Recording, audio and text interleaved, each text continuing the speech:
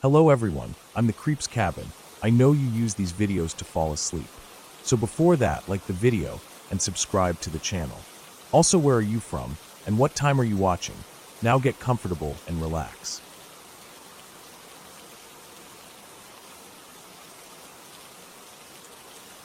I remember the first time I realized how quickly a calm day could turn into something that grips your entire body with fear. I was out on a weekend hike alone in a remote forested area I had been wanting to explore for months. The trail was supposed to be easy, mostly flat with small inclines, winding through dense patches of oak and pine. The map showed a creek cutting through the middle of the trail, and I had planned to follow it for a while before looping back. I had packed lightly, just a small backpack with water, some snacks, a flashlight, a knife, and a first aid kit. I left my phone in the car. I wanted this to be a real escape from everything. At first, the forest was beautiful. The sunlight filtered through the leaves and scattered, golden patches on the ground, and I could hear birds calling to one another in the distance. The smell of damp earth and pine was strong, but comforting. I moved at a steady pace, stepping carefully over roots and small rocks that jutted out from the path. Every so often, I stopped to look around, noticing the way the light shifted and how the shadows grew longer as the sun climbed higher. The forest felt alive, and I felt entirely alone, but in a way that was calming rather than frightening. After a couple of hours, the trail led me to a small clearing near the creek. I could hear the water trickling over rocks, the sound sharp and clear in the quiet of the forest. I sat on a fallen log, took a sip of water, and rested. I had been hiking for nearly 3 hours, and the solitude was soothing. I closed my eyes for a moment and listened. There was the rush of the water, the rustling of leaves, and something else, something faint that I couldn't immediately identify.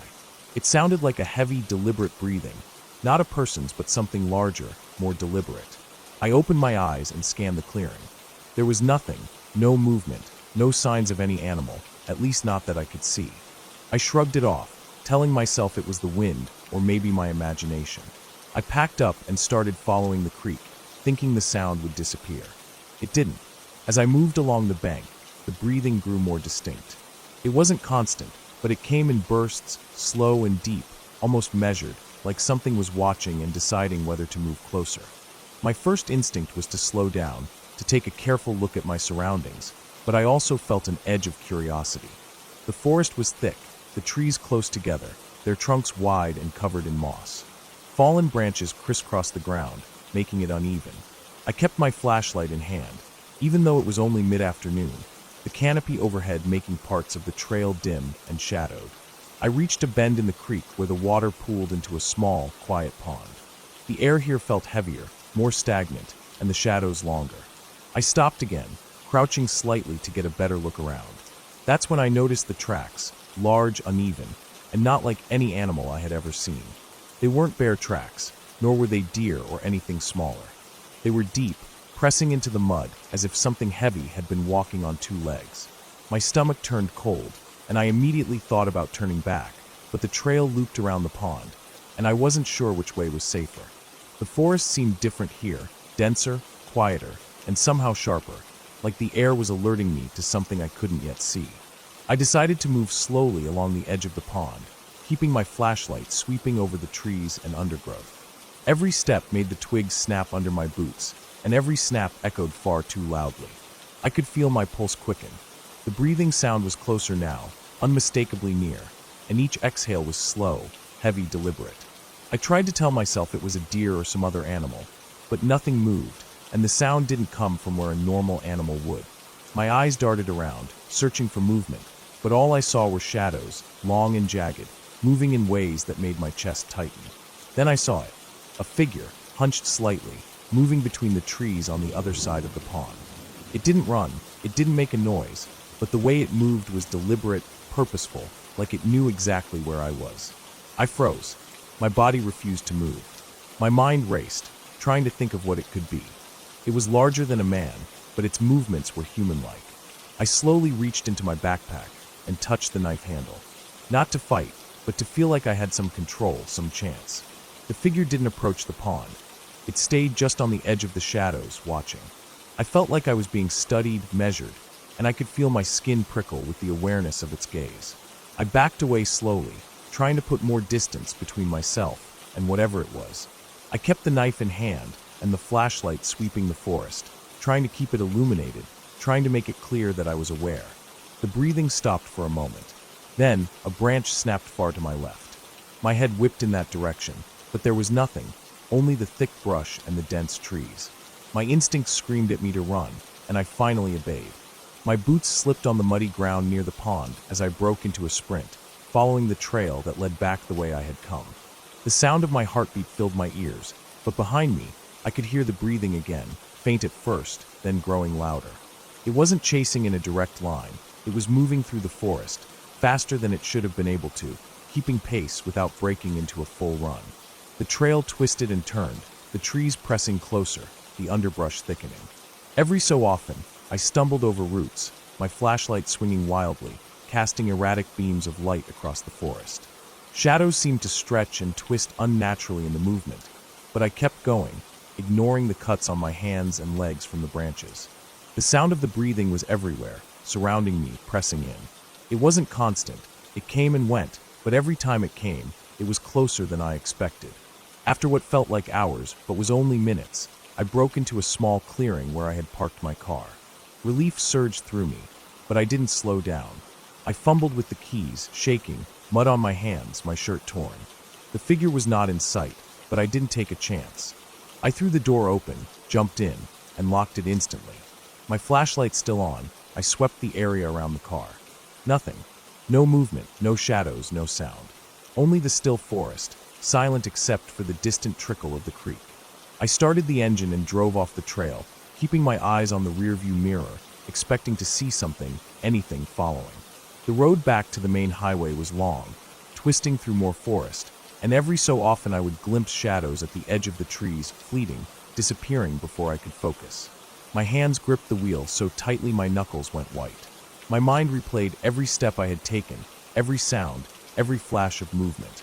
I kept thinking about the tracks by the pond, about the breathing, about the way it had studied me without moving too close. Eventually, I reached the highway. The safety of other cars, of lights, of people, felt overwhelming. I kept driving for miles, refusing to stop until I reached a gas station in a small town, the kind with bright lights and open signs. I parked, leaving the engine running, and went inside to pay for gas and a bottle of water. I kept glancing out the windows, half expecting to see it standing outside, hidden in the shadows. But the lot was empty, the town quiet but normal. People walked past, oblivious, and I could hear cars and voices in the distance. By the time I returned to my car and drove the final stretch home, the fear had subsided into a deep, bone-deep tension, a kind of exhaustion that comes from being aware of something constantly and narrowly escaping it. I unpacked my backpack, cleaned the cuts and scratches, and sat down to try to calm my mind. I realized then that the forest hadn't changed. The trail hadn't changed. Nothing had. But something had followed me, something that moved with a silent intelligence, that knew exactly how to stalk without revealing itself until I was aware. I never went back to that trail. I researched the area and found nothing unusual, no warnings, no reports of dangerous animals or escaped exotic pets. But I know what I saw and heard. I know the way the figure moved, the way it observed me, the way the breathing seemed calculated, almost clinical. And I know that I got lucky, that I escaped. I know now that the forest holds more than beauty and calm. It holds something else, something patient, something aware, and I carry that memory with me every time I step into the woods. Every rustle of leaves, every snap of a twig, every shadow stretching in the fading light reminds me of that day, of how fragile the line between safety and danger can be, and how easy it is to be watched without ever seeing what's watching you. Even now, years later, I drive past forests and remember the creek, the pond, the tracks, and that slow, deliberate breathing that almost caught me. And I remember the way the sunlight played through the trees, almost mocking the fear I felt, hiding the shadow that moved just beyond my sight. I never hiked alone in the wild again. I never wanted to feel that uncertainty, that constant edge, that undeniable knowledge that something else is moving, waiting, and calculating every step you take. It changed the way I see the woods, the quiet, the stillness, the peace. Because peace can be an illusion, and the forest never forgets.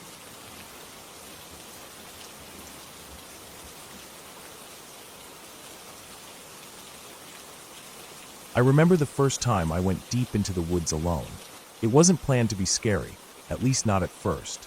I had been hiking around smaller trails for years, always sticking to paths I knew well. But that day I decided to take a route I hadn't explored.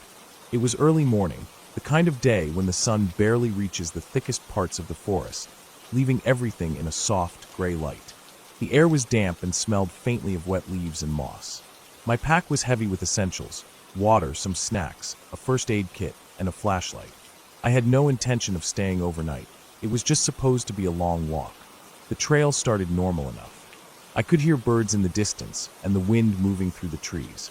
The path was narrow but clear, lined with ferns and fallen leaves. Every so often, I would hear the snap of a branch or the crunch of leaves behind me, but I assumed it was just animals or the wind. The deeper I went, the quieter it got. Birds stopped calling, the wind seemed to die down, and every little sound seemed louder than it should be. Even the sound of my own boots on the trail was deafening. I kept moving, telling myself I was imagining things. After a couple of hours, the path split.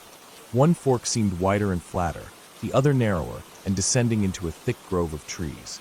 I chose the narrower one. It felt like a shortcut. I was trying to see more of the forest, to feel the isolation and distance from the usual crowded trails. Within minutes, I realized the path wasn't maintained at all.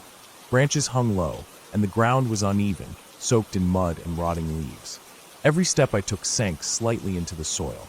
My boots were wet in moments, and I could feel the cold seeping through. I didn't care. I was committed. After another hour, I reached a small clearing. It was almost perfectly circular, surrounded by dense trees on all sides. The sun broke through in a single narrow beam, illuminating a patch of damp grass in the center. Something felt wrong here. The air was heavier, stiller, as if it didn't want to move. The silence was thick. I stopped and listened. At first, I thought I heard footsteps behind me, soft and hesitant. I froze, straining my ears. Then it stopped. Nothing. I told myself it was my imagination, just the wind shifting leaves. I shook my head and kept going. The trail twisted back into the trees and started to descend steeply. My legs were tired, my boots soaked and muddy, and the sky was starting to darken in the thick canopy above. That's when I noticed the sound. It wasn't a branch snapping or a bird calling. It was breathing, heavy, deliberate, slow breaths. I froze. My heart slammed in my chest. The sound was close, coming from behind a clump of trees to my left. I considered running, but the terrain was rough, and I didn't want to fall. I stayed still, listening. The breaths continued, deliberate and low. I could hear them rising and falling, matching some rhythm that felt terrifyingly human. Instinct finally kicked in. I started moving, carefully at first, then faster, trying to put distance between myself and whatever was there. Every step I took on the wet leaves made a loud crunch. I wanted to be silent, but it was impossible. My heart was pounding so hard I was afraid it would give me away. I glanced back. I couldn't see anything, but the feeling of being watched was overwhelming. Every shadow looked like it was moving. Every tree trunk seemed to hide a figure. My imagination was probably exaggerating everything, but that didn't matter. My instincts were screaming at me to get out. I found a narrow path leading down to a small creek. The sound of running water was faintly soothing. I followed it, hoping it would lead somewhere familiar. The path was overgrown, but I had to keep moving. I slipped in the mud once, my hand scraping against a tree bark and leaving a sting. I wiped it quickly and kept going. The light was fading fast, and I realized I was far deeper in the forest than I had intended. The sense of isolation was suffocating. Every step forward felt like a gamble. Then I heard something else. Not breathing, not footsteps, but a low growl. It was muffled, coming from somewhere in the darkness beyond the creek. My stomach dropped. I had never been a big fan of wild animals, and I knew there could be bears, mountain lions, or even wolves in this region. My first thought was to find a place to climb or hide, but there were no trees big enough, and the ground was too uneven. I was stuck between the creek and whatever was out there. My mind raced. I knew running blindly could get me hurt or attract the animal. Staying still seemed almost worse. I remembered the flashlight in my pack. I pulled it out, fumbling to turn it on. The beam cut a narrow path through the darkness, illuminating the creek and the muddy banks. I scanned the area carefully. At first, nothing moved. Then I saw it, a large shadow, crouched low, moving slowly along the edge of the trees. It wasn't running, just watching, tracking. My heart froze. It didn't attack immediately, just followed my movements. I tried to stay calm, taking slow steps backward along the creek. The mud made it difficult, and every movement made a wet squelch sound that seemed deafening in the silence. I realized I needed to leave the forest completely before night fell. I knew the main trail wasn't far from here. I had seen it on the map. I turned carefully, keeping my flashlight low, and started walking along the creek's edge, hoping the shadow wouldn't follow me across the water. The mud was worse than I thought. Every few steps I slipped, catching myself with the pack strap or my hands on the grass. My legs were shaking from fear and exhaustion. The sound of breathing or growling never left me. It was always just behind the trees, always keeping pace, but never making a full attack. After what felt like hours, though it was probably closer to 40 minutes, I saw something I recognized, a large boulder near a bend in the creek that marked the edge of the main trail. Relief washed over me. I broke into a run, slipping and sliding through the mud, barely caring about my soaked clothes or scraped hands. The shadow didn't follow this time. I didn't look back. I just ran until the forest thinned and I reached the trail. Familiar markers, the jagged bark of an old oak, the split log I had passed earlier, gave me confirmation I was back on known ground. I didn't stop running until I reached my car. My boots were caked in mud, my shirt torn, and my hands scratched, but I didn't care.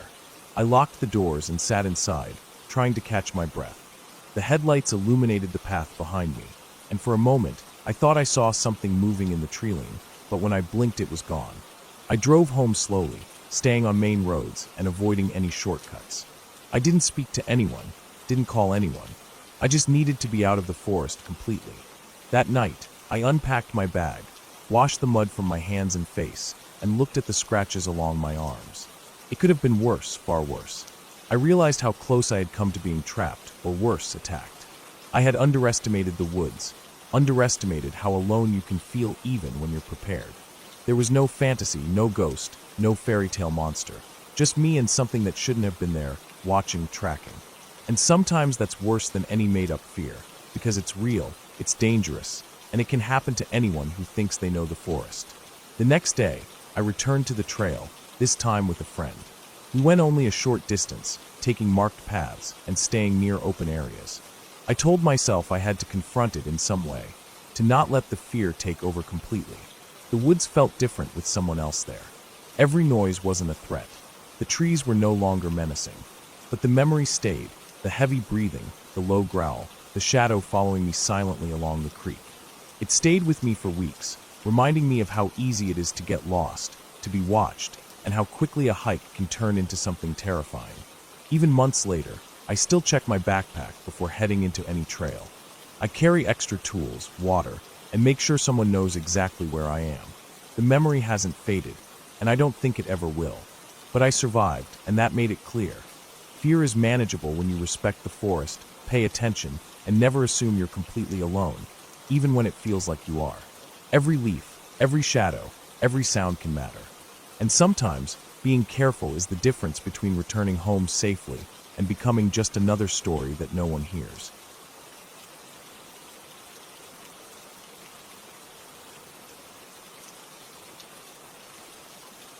I remember the day clearly, though at the time I didn't realize how much it would stick with me. It was midsummer, the kind of heat that makes the air shimmer and the dirt smell dry and dusty. I had decided to take a short trip into the backwoods of a state park I had never visited before.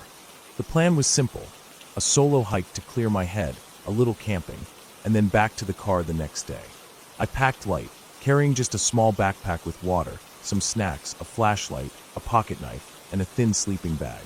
I told myself I was prepared, though I knew deep down I wasn't experienced at all. I had no one to show me the ropes, and the idea of being alone in the woods both thrilled and unnerved me. The drive to the park was easy enough, the roads winding through farmland and patches of forest. I parked at the trailhead in the late afternoon, noting the sun was starting to dip, casting long shadows across the trees. The trail itself was narrow and overgrown in places, with dirt so dry it crunched under my boots. The air was thick with the scent of pine and earth, and I could hear birds calling out, their songs echoing faintly between the trunks. I felt a strange sense of excitement, like stepping into a world removed from the routines of everyday life. At first, the hike was peaceful. The trail climbed gently, winding past fallen logs and shallow creeks. I stopped often, crouching to examine plants or listen to distant woodpeckers tapping against trunks. Eventually, I left the trail behind without really noticing, following a faint path I thought would loop back eventually. I didn't want to admit it at the time, but I was already wandering off course. The forest became denser, the trees closer together, the underbrush thicker and thornier. The sunlight dimmed as it filtered through the canopy, making everything take on a muted, shadowed quality. I realized I had been walking for hours, and the sun was much lower than I had thought. I began to look for a place to set up camp, trying to find a flat patch of ground. It took a while, but I finally found a small clearing surrounded by thick trees and bushes. I set down my pack and began arranging my sleeping bag and supplies. The further the light faded, the more every sound seemed amplified. The rustling of leaves, the snapping of twigs, the distant call of an unknown animal. I kept telling myself I was safe, but the unease in my chest refused to fade. As night fully set in, the forest became almost suffocating in its silence. I lit a small fire with difficulty, the dry wood crackling and sending brief sparks into the air. The warmth was comforting, but the shadows around me felt heavier, as if the trees themselves were leaning closer, watching. I tried to ignore it, telling myself it was just my imagination, that the woods always seemed darker at night. But then I heard the first odd sound, a low, dragging noise somewhere beyond the clearing, moving slowly across the forest floor. My pulse quickened and I froze. I listened carefully, but the sound stopped. I told myself it was probably a deer, or maybe a branch falling. Anything but the thought that crossed my mind. I wasn't alone. I ate my small dinner, trying to focus on the mundane task of eating, but the noises continued. There was a snapping of twigs, the shuffle of leaves, an occasional scraping that made my skin crawl. I shone my flashlight into the darkness, but it revealed nothing beyond the immediate edge of my firelight. Every time I thought I saw movement, it vanished before I could be sure. The fire began to die down, and I realized I hadn't brought enough wood to last all night. I considered moving closer to a bigger pile of fallen branches I had seen near the trees, but the thought of leaving the relative safety of the clearing made me hesitate. Hours seemed to pass like minutes. Every small sound was magnified in the quiet, and I started to feel the weight of isolation pressing down on me. Then I heard it again, the dragging sound, slow and deliberate, coming from one side of the clearing. My first instinct was to run, but my legs refused to cooperate. I gripped my knife tightly, wishing I had brought something heavier. The sound grew closer, accompanied by occasional thumps, like something large moving over the uneven forest floor. I told myself it had to be a wild animal, maybe a bear or a wild boar, though I had never encountered either at night. I tried to reason, tried to calm myself, but my heart was pounding so hard it felt like it might burst. Suddenly, the sound stopped directly at the edge of the firelight. I could hear the crunch of leaves beneath heavy steps. My breathing caught in my throat as I strained to see anything at all. There was a long pause, then a sudden rustle, and a small, fast movement darted across the clearing. My fight or flight instinct kicked in, and I grabbed my pack and ran blindly into the trees, not stopping to look back. The forest closed in around me, branches scraping my arms and face, the ground uneven and treacherous. I fell more than once, cutting my hands and knees on sharp rocks and roots, but I kept running. After what felt like an eternity, I stumbled into a narrow creek bed. I paused to catch my breath, my clothes soaked in sweat and dirt. I listened, but the sounds behind me had vanished. The forest was quiet again, though the silence was different now, heavier, ominous. I followed the creek, hoping it would lead me back to a trail. The water was cold against my hands as I waited, and the current slowed my progress, but I was desperate to get out. Hours passed, and I began to lose all sense of direction. The darkness made everything unfamiliar, and I was increasingly aware that I had no idea where I was or how far I had wandered from my starting point. At some point, I came across a small wooden bridge spanning the creek. I didn't remember seeing it on the trail map, but I hoped it meant I was close to some sort of path. I crossed carefully, testing the planks with each step. On the other side, I spotted faint light filtering through the trees, a glimmer of moonlight reflecting off something metallic. I approached cautiously and realized it was a thin wire fence, likely marking the boundary of a private property or old logging area. Relief washed over me. If I could follow the fence line, I might find a road or another trail. I followed it for what felt like forever, carefully avoiding the thicker parts of the forest. Every shadow made me jump, every rustle made me freeze, but I forced myself to keep moving. Just before dawn, I finally emerged from the trees onto a narrow dirt road. My legs were shaking, my body sore and bruised, but I could see the familiar colors of my car parked at the trailhead in the distance. I ran the last stretch, collapsing into the driver's seat, shaking uncontrollably. I didn't stop to think about what had been following me or what might have been in those woods. I just drove, taking the longest route back to town to make sure I wasn't being watched. When I finally got home, I cleaned my cuts, drank water, and sat quietly, replaying every detail of the night. I realized how easily I had underestimated the forest, how small mistakes like leaving the trail or underestimating the dark could have been deadly. In the following days, I looked up the park online, checking maps and trail guides. I discovered there had been reports of a large bear in that area, one that had been spotted near the trails at night. It all made sense: the dragging noises, the weight I felt nearby, the rustling that seemed almost too deliberate. I felt a mixture of relief and lingering fear. Relief that I had survived, fear that the next person might not be so lucky if they made the same mistake. From that trip, I learned more than I ever expected. I learned to respect the forest, to never assume I could handle it unprepared, and to never underestimate the sounds of the night. The experience stayed with me, shaping the way I approached the outdoors. I returned to hiking, but I did so with caution, preparation, and an understanding that the woods were not a playground. They were alive, unpredictable, and sometimes dangerously close to home. Even years later, I still remember the smell of the dry pine, the cold rush of the creek water, and the feeling of being watched when no one was there. It changed the way I saw solitude, safety, and survival, leaving me with a lesson that was impossible to forget.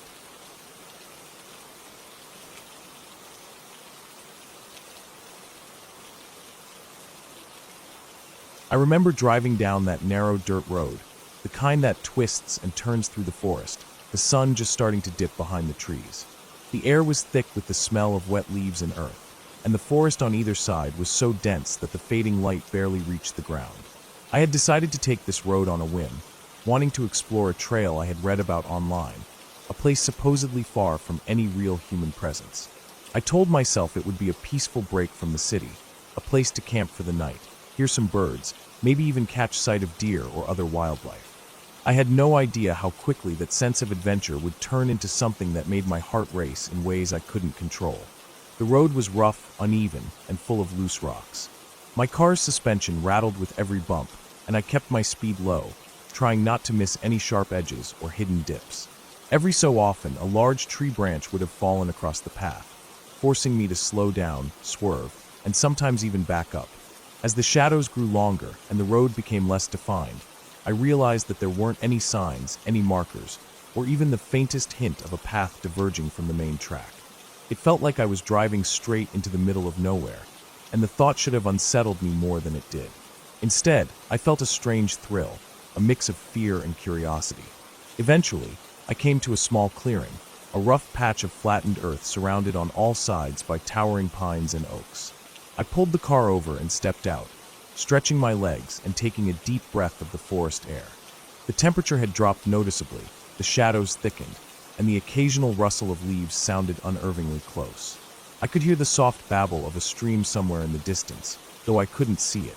I unpacked my small bag, taking out a lantern, a water bottle, and a light camping stove, setting up a simple area for the night. I hadn't planned on staying too long, maybe just enough to enjoy the forest before turning back in the morning. The sun finally disappeared completely, and the forest was swallowed by darkness. The lantern I lit cast a small pool of orange light around my camping spot, leaving the surrounding woods in deep shadow. The sounds of the forest became more pronounced: the soft snap of twigs, the distant call of an owl, the rustle of something moving through the underbrush. I told myself it was just small animals, squirrels, raccoons, deer, things that belonged there. But every now and then, I'd catch the sensation of being watched, the hair on the back of my neck standing up, as though something was observing me just beyond the reach of the light. After making a simple meal on the stove, I cleaned up and decided to explore the immediate area. I stayed close to the clearing, shining my flashlight over roots and rocks, making sure I didn't stumble.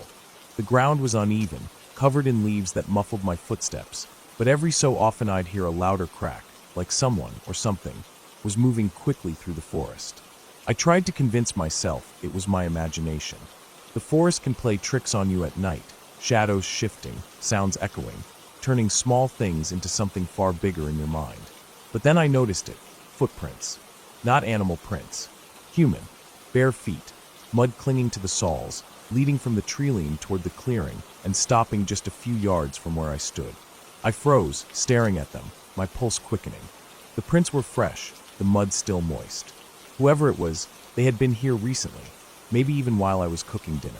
I grabbed a small knife from my bag and held it loosely, the only comfort against the unease rising in my chest. I considered getting back into the car and leaving immediately, but something kept me from moving. Part of me wanted to know who, or what, was out there. The forest had an almost magnetic pull, urging me deeper, whispering that it wasn't too late to see more, to find answers. I took a careful step forward, the lantern light barely cutting through the darkness, and followed the prints toward the edge of the clearing. They led to a fallen log, where they disappeared, as though the person had simply vanished into the night. I scanned the trees, my ears straining for anything unusual. A low breeze rustled the branches, carrying with it a faint metallic scent, like rust or old blood. My stomach churned. I decided to return to the car and wait it out. The forest at night was a different world, quiet in some ways, deafening in others. Every sound felt amplified, the flap of wings, the snap of a twig, the shift of earth beneath heavy feet. I sat in the car, the engine off, my senses on high alert, the knife still clutched in my hand. Hours passed slowly, the darkness pressing in, and though I heard nothing that I could identify with certainty, I couldn't shake the feeling that eyes were on me, watching, tracking. Every now and then, I thought I saw movement in the shadows, brief flashes just at the edge of the light, disappearing as quickly as they appeared. By the time the first hints of dawn began to touch the sky, I had decided that I wasn't staying here any longer. I packed up quickly, my movements sharp, careful not to drop anything or make too much noise. As I started the car and pulled onto the road, I noticed the mud again. The same bare footprints were trailing behind me now, though they hadn't been there when I first arrived. They stretched along the edge of the clearing, sometimes close enough that it seemed the person, or whatever it was walking parallel to me in the shadows. My heart raced as I drove, keeping my eyes on the road and the tree-line, the forest feeling alive with hidden movement. I didn't stop until I reached a small bridge over a creek, a point where the dirt road met a gravel path leading back to the main highway. The prints stopped here, and I didn't see them again. Relief washed over me in a rush so intense I almost started shaking. I glanced at the rearview mirror, half expecting to see a figure standing behind the car, but there was nothing, only the trees swaying gently in the morning wind. Driving back to the highway, I couldn't stop thinking about the footprints, about how close someone had been without ever revealing themselves fully. I realized that they weren't lost hikers, not someone like me. Whoever had been there knew the forest, knew how to move without being seen. The thought made me sick, imagining that for hours I had been sharing a clearing, potentially observed, while I thought I was alone. By the time I reached a gas station, sunlight fully illuminating the world, the forest behind me looked calm, serene, almost inviting. I knew better. I knew that what I had experienced wasn't a fluke, wasn't imagination. That forest had held something unknown, something skilled and deliberate, and it had chosen to stay hidden. I refilled my tank, bought a bottle of water, and sat for a long time, trying to calm my mind, replaying every sound, every shadow, every step. After a while, I drove home, the city skyline welcoming me with familiar noise and light.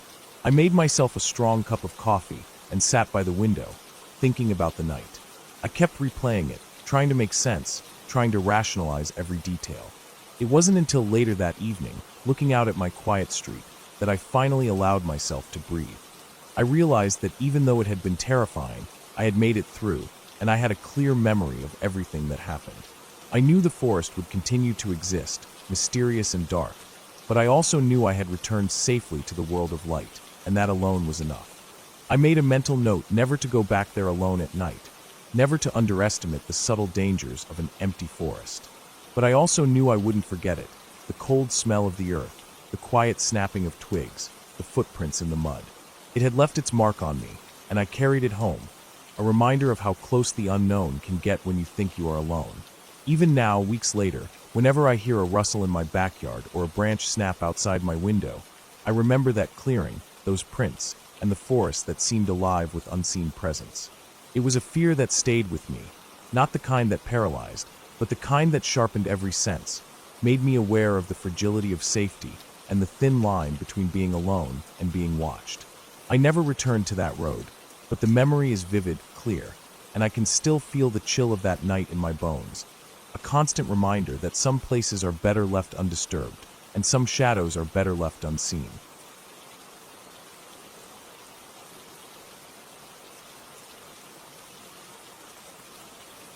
I remember the first time I went out alone into the deep woods near the old logging road. It was late spring, the air still cool at night, and everything smelled like damp earth and pine. I had parked my car at the edge of the forest, where the gravel turned into mud after the last rain, and had walked in with just a small backpack. Inside were the essentials: a flashlight, some water, a pocket knife, a map, and a granola bar or two. I had planned to spend the night somewhere far off the main path, hoping to find a quiet clearing where I could set up a small tarp, lie back, and watch the stars. The first hour was peaceful, almost too quiet. The forest seemed alive, but in a calm, steady way. Birds chirped occasionally, and the wind stirred the tops of the trees. Sunlight had faded into a dusky orange, then a deep blue, and shadows thickened. I kept my flashlight off for now, wanting to preserve my night vision, and I stayed alert, listening to every small snap of a twig or rustle of leaves. My boots sank slightly in the soft, wet ground, and the smell of mud and pine needles clung to me. Everything was fine, or at least it felt fine. As darkness deepened, I came across a stream that wasn't on my map. Its water moved swiftly, reflecting the dim light like tiny sheets of glass. I knelt down to drink some water and felt the cold rush over my hands, cutting through the warmth of the day that lingered in my clothes. When I looked up, the forest on the other side of the stream seemed different. It wasn't just dark, it was heavier, denser, almost like the trees themselves were pressing together, forming a wall I couldn't pass through. I thought about turning back, but I had walked far, and the idea of going back the way I came made me uneasy. Something about retracing my steps in growing darkness felt wrong.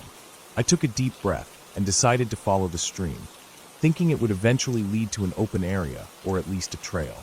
As I moved along the water's edge, my flashlight became necessary. Its narrow beam cut through the darkness, illuminating moss-covered rocks and fallen branches. Each step had to be careful, especially over roots that could twist an ankle in a second. The sound of the water was comforting at first, but after a while it felt too loud, echoing off the unseen walls of trees, filling the silence with a constant, unrelenting noise. I started to notice how still everything else was. No birds, no insects, nothing except the rush of the stream. Even the wind seemed to have stopped. My stomach tightened. I couldn't explain why, but my instincts screamed that I wasn't alone. That feeling didn't go away. Every time a branch cracked somewhere deeper in the woods, my pulse jumped. I kept glancing over my shoulder, but the flashlight only showed dense darkness beyond its narrow beam. I tried to convince myself it was a deer or some small animal, but the movements were subtle and deliberate, not random. They weren't close enough to see clearly, but they were definitely there. Hours passed. At some point, I stopped looking at my map entirely. It had become useless. The forest changed too fast, and landmarks that seemed familiar in the fading light had disappeared entirely. The trees grew taller, their trunks straighter and darker, and the underbrush became thornier. My flashlight's battery started to dim, and I realized I hadn't thought about a backup. My heart began to race at the thought of being completely blind in this forest. I decided to set up my tarp near a cluster of large boulders that jutted out of the forest floor like the remnants of some ancient wall. It wasn't an ideal spot, but it was something solid, something I could wedge myself against to avoid the cold wind that had started to pick up. I didn't light a fire. It was too risky. Fires attract attention, and I didn't want to reveal my presence to whatever was moving out there. Instead, I used my flashlight just long enough to arrange my sleeping bag and sit down. I ate a granola bar, my hands shaking slightly, partly from the cold and partly from the creeping dread I couldn't shake. I was exhausted, but sleep didn't come. Every little noise startled me. I heard something moving in the underbrush, low and heavy, but it wasn't a deer. Deer make noise when they move, but this sound was different, deliberate, measured, patient. It followed me at a distance, always staying just out of the flashlight's reach. I tried to convince myself it was my imagination, but I knew better. The rustling stopped when I froze, and started again when I moved. Whatever it was, it knew I was awake.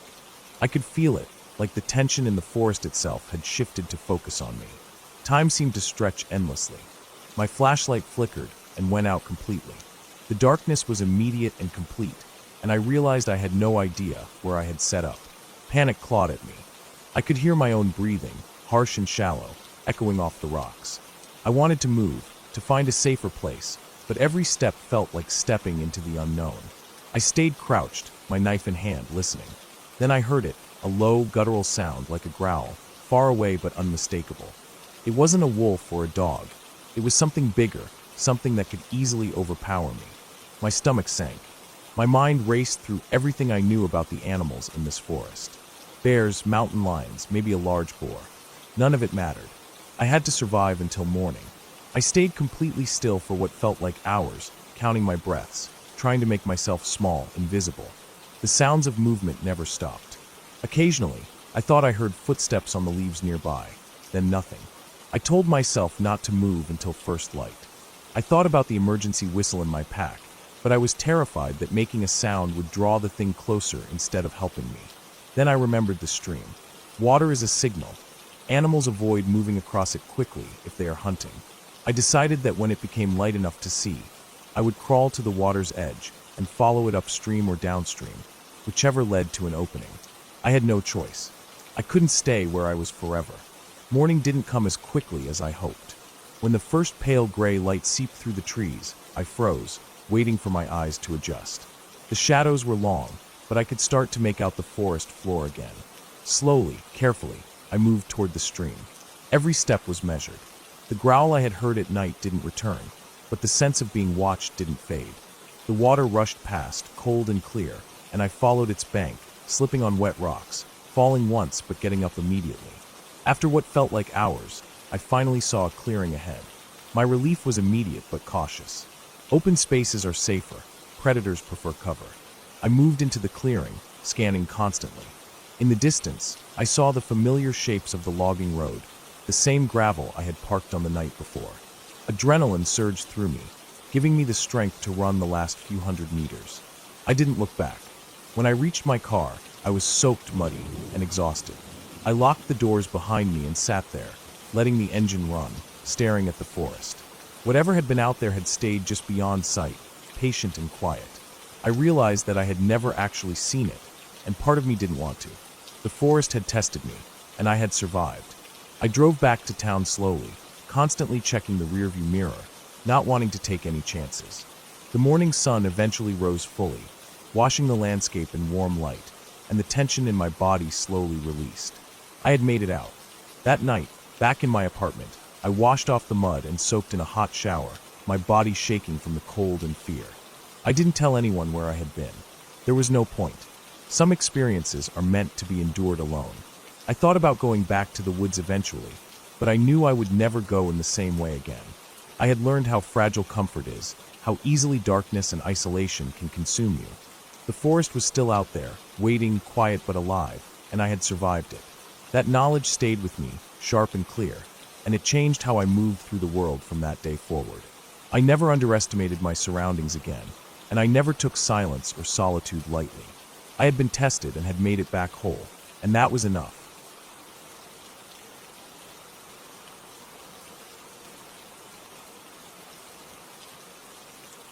I remember that morning clearly, even though it has been years since it happened. I had decided to take a solo hike deep into the forest, the kind of trail that wasn't well marked, the kind where few people ever went, and where cell service was basically non-existent. The air was crisp, carrying a scent of pine and damp soil from last night's rain. I parked my car at a small clearing by the side of a dirt road and set off, my backpack light but filled with essentials: water, some snacks, a first aid kit, a map that was already slightly torn, and a flashlight, even though it was early in the day. The trail started out relatively easy, a gentle incline with soft dirt under my boots and the occasional protruding root or loose rock. I followed a narrow path that twisted through tall trees, sunlight filtering through their branches in scattered golden patterns. Birds called occasionally, their songs seeming too cheerful for what I would eventually experience, and a light wind rustled the leaves, creating a whispering sound I initially found calming. After a few hours, I realized I had gone much further than I expected. The trail became less defined, turning into a series of vague clearings between dense trees. The forest thickened, the air damp and cooler, and a faint, constant hum of insects filled the background. I stopped to check my map, trying to confirm my route, but the lines were confusing, and the landmarks were no longer visible. I realized then that I was likely off the main path. Despite the unease settling in, I continued. I told myself it wasn't a big deal. I had been hiking off-trail before, but as I walked deeper, the feeling of isolation grew heavier.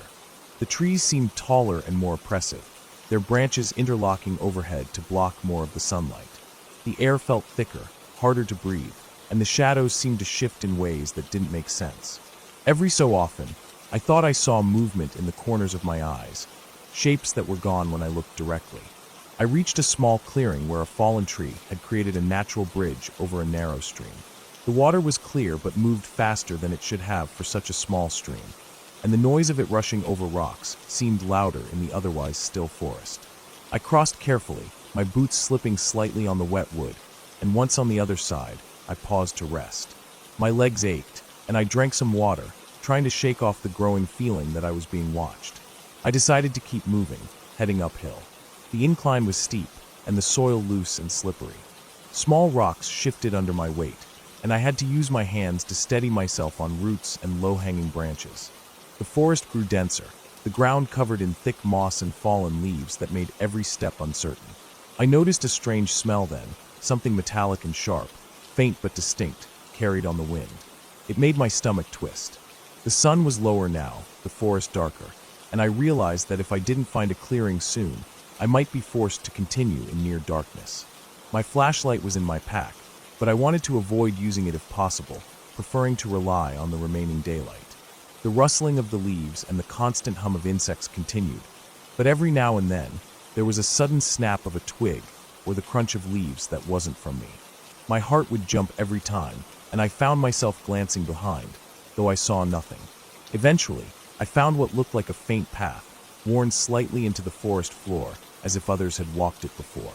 I followed it, hoping it would lead somewhere safer. It wound around a small ridge and led me to a place where the trees thinned, revealing a wide, shallow valley. I paused, scanning the area, trying to figure out if I could make camp here for the night if necessary. The valley floor was uneven, with rocks and roots making it uncomfortable, but it was open enough that I could see any approaching movement. I made a mental note to consider it if I had no other choice. I kept walking, thinking I could find a better spot, and that's when I saw it, a large, dark shape standing near the edge of the clearing, just at the tree line. It didn't move at first, just watching. My stomach dropped, and I froze.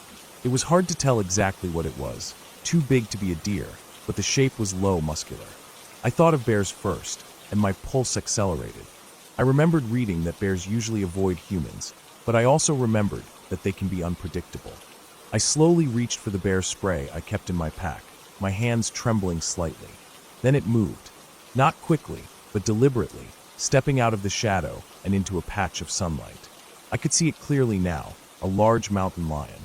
Its fur was tawny, and its eyes locked on me with an intensity that made me feel like every movement I made was mirrored in its own thoughts. It didn't make a sound, but the forest around us seemed to hold its breath. I knew running could trigger a chase, so I froze, slowly backing away while keeping my eyes on it. The lion's tail flicked, muscles tense, and I realized that I had underestimated how close I had come to walking into its territory. I moved sideways, careful not to turn my back, trying to put distance between myself and it. Every snap of a branch under my boot seemed deafening. I remembered reading about making yourself look larger, so I lifted my arms slowly, trying to appear as big and intimidating as possible. The lion crouched slightly, but didn't charge. Its eyes followed every motion, calculating. My mind raced, thinking about the advice I had read, but nothing could prepare me for the sheer presence of a predator that could kill me with a single pounce. Minutes stretched, and I realized I had to get out of the clearing. I scanned the perimeter and saw a path that led toward denser trees on the opposite side, a potential cover, but also more unknowns. I took a deep breath and began moving slowly, deliberately, staying low but maintaining eye contact. The lion stayed at the edge of the clearing, watching, following with its eyes. My heart pounded in my chest, each step feeling louder than the last. Finally, I reached the tree line and ducked into the shadows. I didn't stop moving until I was sure I had put enough distance between myself and the animal. My body shook uncontrollably, but I forced myself to keep walking, following the terrain downhill, hoping to reach the stream I had crossed earlier. I knew water would lead me to lower ground, and potentially back toward the road. Hours passed as I navigated through the forest in near darkness, guided by the faint moonlight filtering through the canopy. Every sound, the rustle of leaves, the snapping of twigs, the distant calls of animals, made me flinch, my mind replaying the image of the mountain lion's eyes. I stayed low, moving carefully, avoiding open areas whenever possible. I stumbled several times, scraping my hands and knees, but kept going, knowing that stopping could be dangerous. Eventually, I reached the stream again. The sound of running water was a relief, a familiar landmark. I followed its course, careful not to slip on the wet rocks. The forest began to thin, and faint traces of the dirt road I had parked on emerged in the moonlight. I allowed myself a small sigh of relief, but kept moving, alert for any sudden movement. Finally, I reached the clearing where I had left my car. The sight of it, illuminated faintly by the moon, brought a wave of relief that almost overwhelmed me. I quickly checked the area, making sure no predators were nearby, and then climbed in, locking the doors. My hands shook so badly I could barely start the engine. I drove slowly, still scanning the edges of the forest, my mind replaying every moment from earlier. By the time I reached the main road, the first hints of dawn were breaking. The world felt safer, the air warmer, and the forest behind me no longer seemed threatening, but distant and quiet. I parked at a gas station, bought some food and coffee, and finally allowed myself to relax. The experience had been terrifying, but I was alive, and that realization grounded me. In the following days, I reflected on how close I had come to disaster, and I knew that my respect for the forest, for wildlife, and for preparation had changed forever. I studied maps more carefully, learned more about animal behavior, and made a mental checklist for any future hikes. Never alone, always aware, always prepared. I never saw the mountain lion again, but the memory of its gaze, so calm yet deadly, stayed with me, a reminder that nature commands respect, and survival sometimes depends on the smallest decisions and the sharpest awareness. It had been a terrifying day, but I had come through it, and that survival brought a clarity I had never experienced before. I understood the fragility of life in ways that no ordinary day could teach, and every time I returned to the forest after that, I did so with careful steps, eyes wide open, and a heart tuned to the subtle rhythm of the wild around me. I had learned that fear, when acknowledged and managed, can be a guide, and that even in the darkest, most isolated places, caution and awareness can carry you back into safety. The forest had not defeated me, but it had demanded everything I had to offer, and I left it that day changed, wiser, sharper, and profoundly grateful for the life I had been fortunate enough to return to.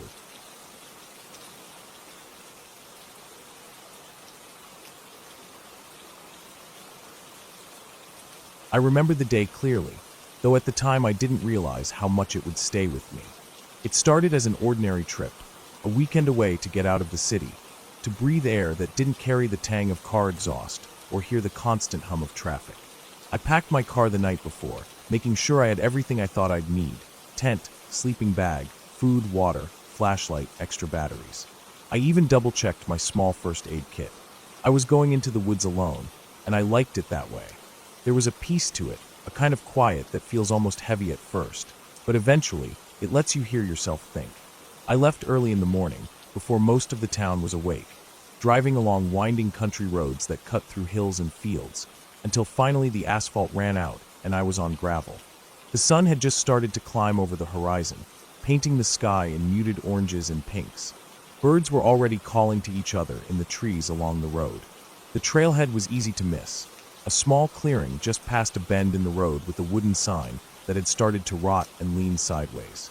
I parked the car and took a moment to stretch, noticing that the forest in front of me was quiet except for the rustle of leaves in the breeze. I had been here before, but only briefly, and never this deep. The plan was simple: hike in a few miles, set up camp near a stream I remembered seeing on a map, and spend the night. I wanted to be alone, to feel the kind of solitude you only get when the nearest person is miles away. when the forest itself feels like it's holding its breath. The hike started easy enough. The trail wound through dense pine and oak, the ground soft with fallen needles. I noticed animal tracks now and then, deer, maybe a coyote, but nothing that made me worry. My pack was heavy, but manageable, and I made steady progress. About an hour in, the sunlight was breaking through the trees, slanting across the ground in long golden shafts. The air smelled of wet earth and moss, and I breathed deeply, enjoying the scent. I passed a fallen log, twisted and covered with mushrooms, and paused for a moment to look at it. It was easy to lose yourself in details like that in the forest, and for a while I did. After several hours of hiking, I reached the stream. It was smaller than I expected, just a narrow ribbon of water tumbling over stones, but it was perfect for a campsite. I set down my pack and began collecting firewood, stacking dry branches and pine needles in a tidy pile. I felt a sense of satisfaction at setting up the tent and getting a small fire going. It was mid-afternoon, and the sunlight was fading into softer shades as the day moved toward evening. I ate a simple meal, sitting on a rock near the water, listening to it gurgle and the occasional bird calling from somewhere deeper in the forest. Night came faster than I expected. By the time the sun disappeared completely, the woods were dark, almost black, except for the firelight flickering across the tent and nearby trees. I felt that familiar shiver of isolation, that prickling of awareness that comes when you're the only person in a wide, quiet place. I didn't mind it. I liked the feeling of being watched by the forest itself, or at least imagining it. But that night, the feeling didn't fade. I had just crawled into my sleeping bag when I heard it, a faint snapping of a branch somewhere not too far from the fire. I froze. The noise was soft, but deliberate, like something had stepped carefully and then stopped. I strained my ears, trying to place it, but the forest was full of shadows and quiet, and the sound didn't come again immediately. After a few minutes, I told myself it was probably a deer, maybe a raccoon, and that nothing would bother me as long as I stayed near the fire. Then I heard it again. This time, it was closer, and it wasn't a snap like a branch falling naturally. It was the sound of something large moving through the underbrush. My heart rate spiked, but I told myself to stay calm. I was in a safe position near the stream, in a flat area with visibility from several angles. I grabbed my flashlight and unzipped the tent slowly, peeking out into the darkness. The light cut through the night, reflecting off the water of the stream and glinting on wet leaves. Nothing moved. I stepped out, the cold night air hitting me immediately. I swept the flashlight across the surrounding trees, rocks, and fallen logs. The beam caught shadows and shapes, but none of them moved, at least not visibly. I kept telling myself that the sound I'd heard was nothing, maybe a branch cracking under its own weight, or some small animal. I tried to convince myself until the next noise came. This time it was unmistakable, a low, deliberate crunch, like a heavy boot pressing through dry leaves. It was slow, steady, methodical. It wasn't a deer or a raccoon. Something was walking toward the camp, and it wasn't small. I froze, listening. The sound came from the far side of the stream, moving parallel to the water. I couldn't see anything, but I could hear every step, the way the leaves crunched, the sound of small twigs snapping under weight. I crouched behind a tree, keeping my flashlight low, trying to make myself as small and quiet as possible. My pack was still near the tent, and I knew I needed it if I wanted to move quickly. Minutes passed, though it felt like hours. Then, something shifted in the darkness. A large shadow moved across the stream bank, barely visible in the firelight. It didn't run or make a noise like it was startled. It simply moved, deliberate and quiet. My mind raced through possibilities. Bear, mountain lion, human. There was a rhythm to its steps that didn't feel natural for a wild animal. It was deliberate, calculated. My gut told me it wasn't an animal. I waited until the shadow moved farther down the stream before I made my move. Slowly, I grabbed my pack and crept toward the tree line on the far side of the fire. The night was impossibly dark, and I had no idea how far I'd have to go before I felt safe. The air was cold against my skin, making me shiver even under my jacket.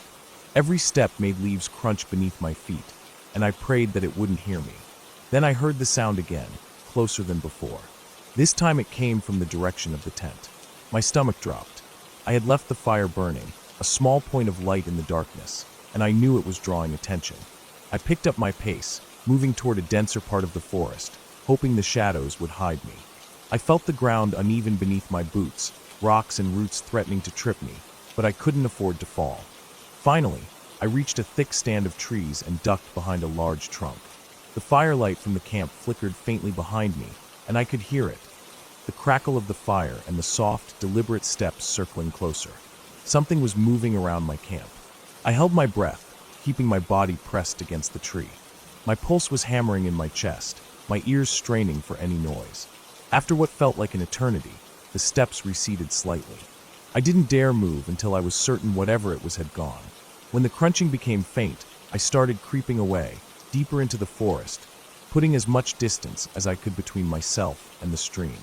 I kept moving, following a faint trail I remembered from earlier in the day, until the sounds finally disappeared entirely.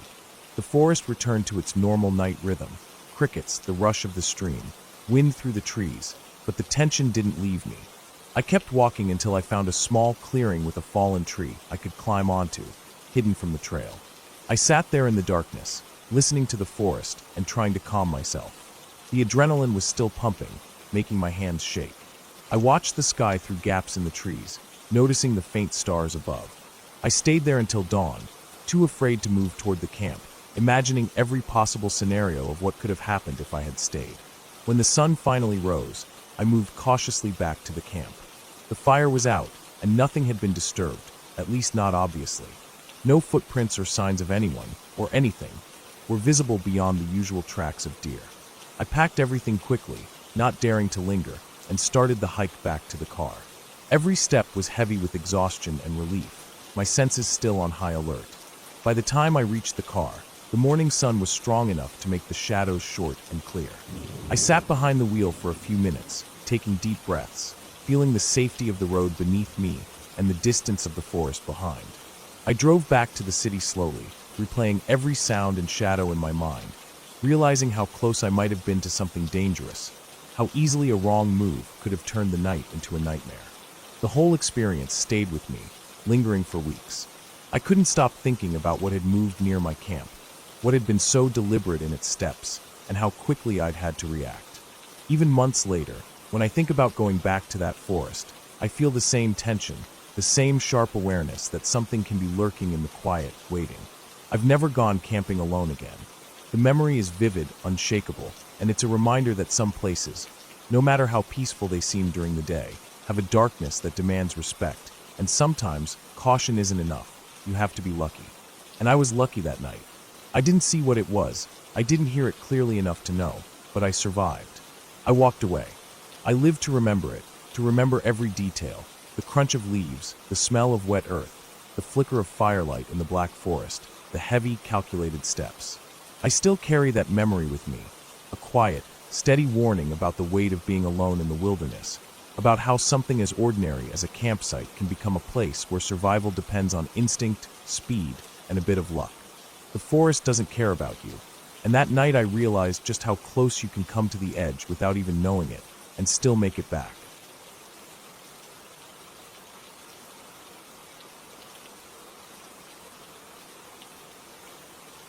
The first time I realized how alone you could feel in the woods was when I went camping by myself in a remote part of the mountains. I had planned this trip for months, checking maps, looking at trails, and making sure I had enough supplies to last a couple of days. I wanted the solitude, the kind of silence that city life could never offer. I thought I was prepared for it, but nothing could have prepared me for how quickly a place that seemed peaceful on paper could turn into something entirely different at night. I arrived at the trailhead late in the afternoon, parking my car on the edge of a narrow dirt road. The sun was already low, spilling orange light through the scattered pine trees, casting long shadows across the forest floor. My pack felt heavier than I expected as I hoisted it onto my back and started down the narrow trail. The path was uneven, littered with roots and rocks, winding steadily upward. I could hear the faint rush of a river somewhere in the distance, but the sound didn't reach the trail until much later. Birds chirped overhead, and I saw the occasional squirrel darting between trees. I tried to focus on the trail, but I couldn't shake the feeling that something was watching me, though I kept telling myself it was just nerves. By the time I reached the clearing I had picked for my campsite, the light was fading fast. I set my pack down and began unloading, taking out the tent, sleeping bag, and stove. The clearing was small, surrounded by thick trees on three sides and opening onto a gentle slope toward the river I had heard earlier. The ground was uneven, covered in small rocks and dead pine needles, but it was the best flat spot I could find. I set up my tent, hammered in the stakes, and got my sleeping area organized. Everything felt routine at first, the kind of quiet satisfaction that comes from being organized and self-sufficient in nature. I even managed to start a small fire, collecting dry sticks and kindling from around the clearing. Flames flickered, casting shadows across the trees, and for a moment I felt completely at peace. But as the sun disappeared entirely, the peace began to feel fragile. The forest seemed to shift around me as darkness swallowed the clearing. The wind picked up slightly, rattling the branches above. The birds were gone now, replaced by the occasional rustle of small animals in the underbrush. Every crack of a twig made me tense, my mind filling in shapes and movements that weren't really there. I kept telling myself it was just animals, that this was normal, that I had chosen to be alone in the woods, and I needed to accept the sounds as part of the environment. Still, there was something in the way the shadows moved, something that didn't feel random. It felt deliberate, as if whatever it was knew I was there. I ate a quick meal by the fire, trying to ignore the feeling that I wasn't alone. When darkness fully settled in, I decided to climb into my sleeping bag, hoping that sleep would calm my nerves. The fire had burned down to glowing embers, and the forest seemed to press in on all sides. Lying in the tent, I could hear the wind rustling the branches above, the distant murmur of the river, and the soft crunch of leaves underfoot. Footsteps that didn't belong to me. At first, I thought it was a deer or some other animal, but the sound had a cadence that made me freeze. It was slow, deliberate, careful, like someone moving through the forest with purpose. I tried to tell myself it was probably nothing, that I was just letting my imagination run wild, but I couldn't shake the feeling that I was being watched. I unzipped the tent slightly, just enough to peer into the night. The clearing was dimly lit by the embers, and the trees beyond stood like dark sentinels. That's when I saw movement at the edge of the clearing. It wasn't fast or sudden, but slow, almost like the figure was testing the boundaries. My heart raced, and I held my breath. It wasn't an animal, I knew that immediately. The shape was too upright, too deliberate. Whoever or whatever it was didn't step on the twigs. It moved around them, careful, calculating. I couldn't see a face, just a silhouette blending into the shadows. I considered staying perfectly still, hoping it would move away, but it didn't.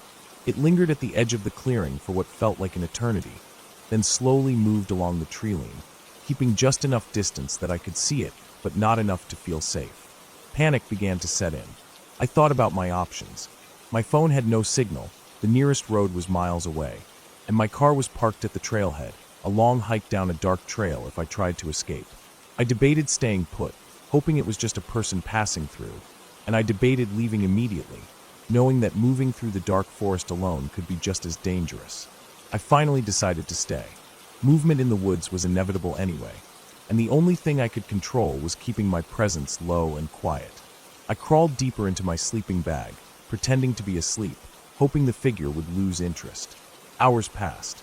I could still hear it, sometimes far off, sometimes closer.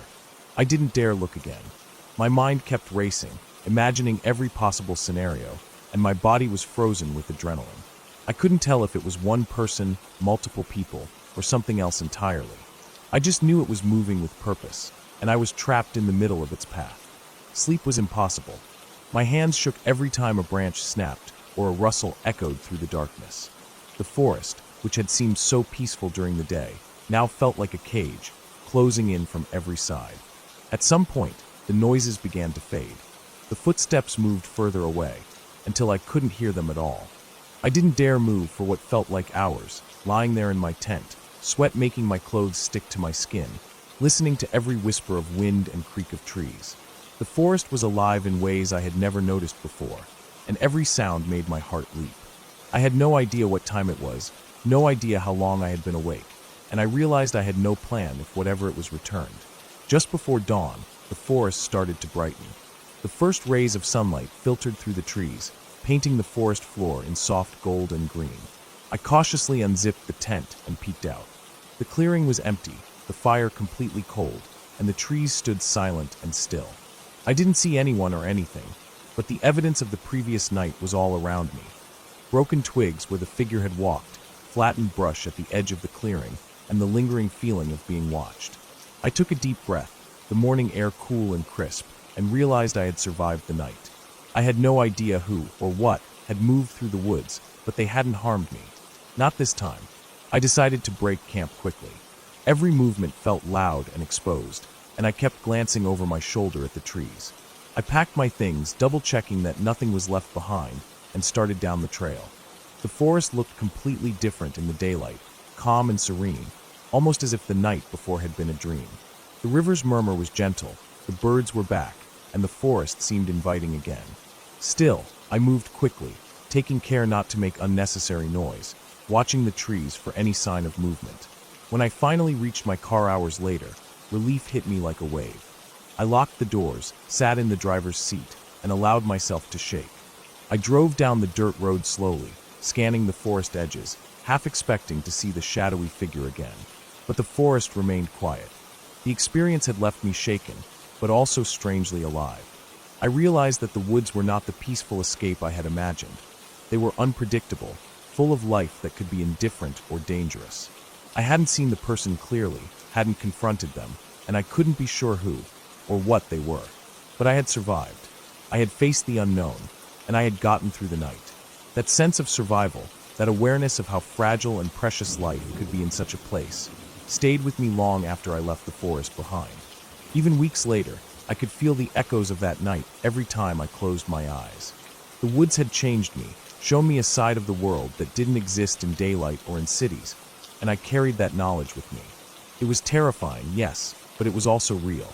And in the end, the fact that I had made it through, unharmed, gave me a clarity and respect for the world that I would never forget. I had walked alone into a place I didn't fully understand, faced the uncertainty and fear of the night, and come out on the other side. That was enough.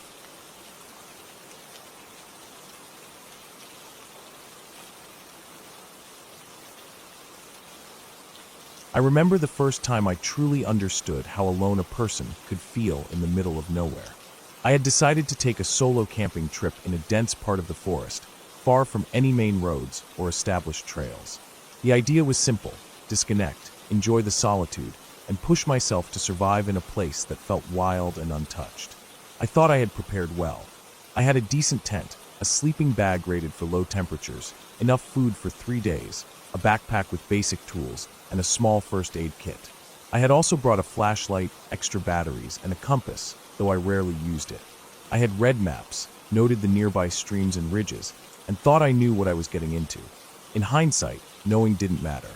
Nothing prepares you for being truly alone in the middle of a forest that seems to stretch endlessly in every direction.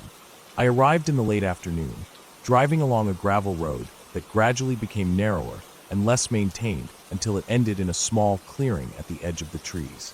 The forest there was thick with tall pines and oaks, their branches tangled so tightly that the sunlight barely reached the ground.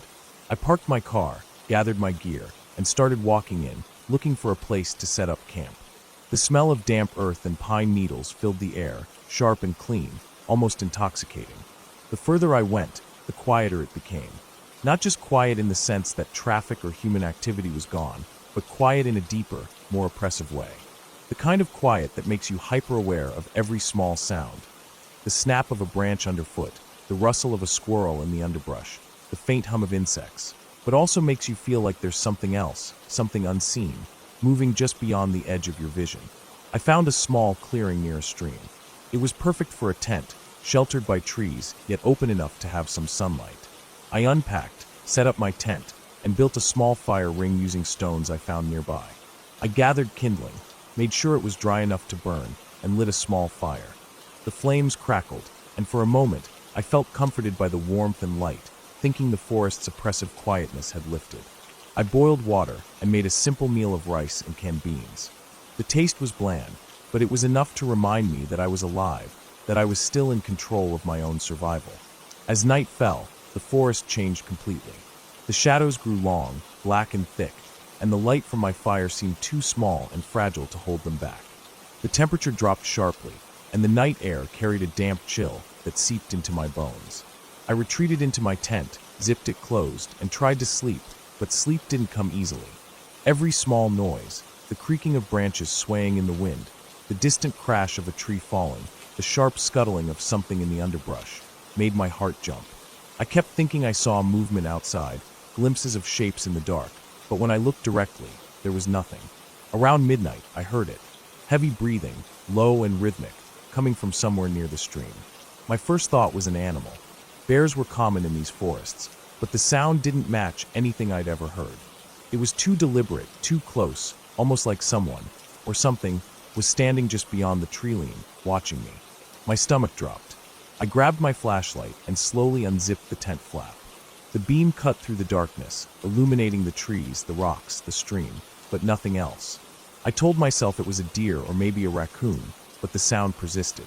The breathing was heavy and uneven now, almost as if the creature, or person, was moving closer. My mind raced.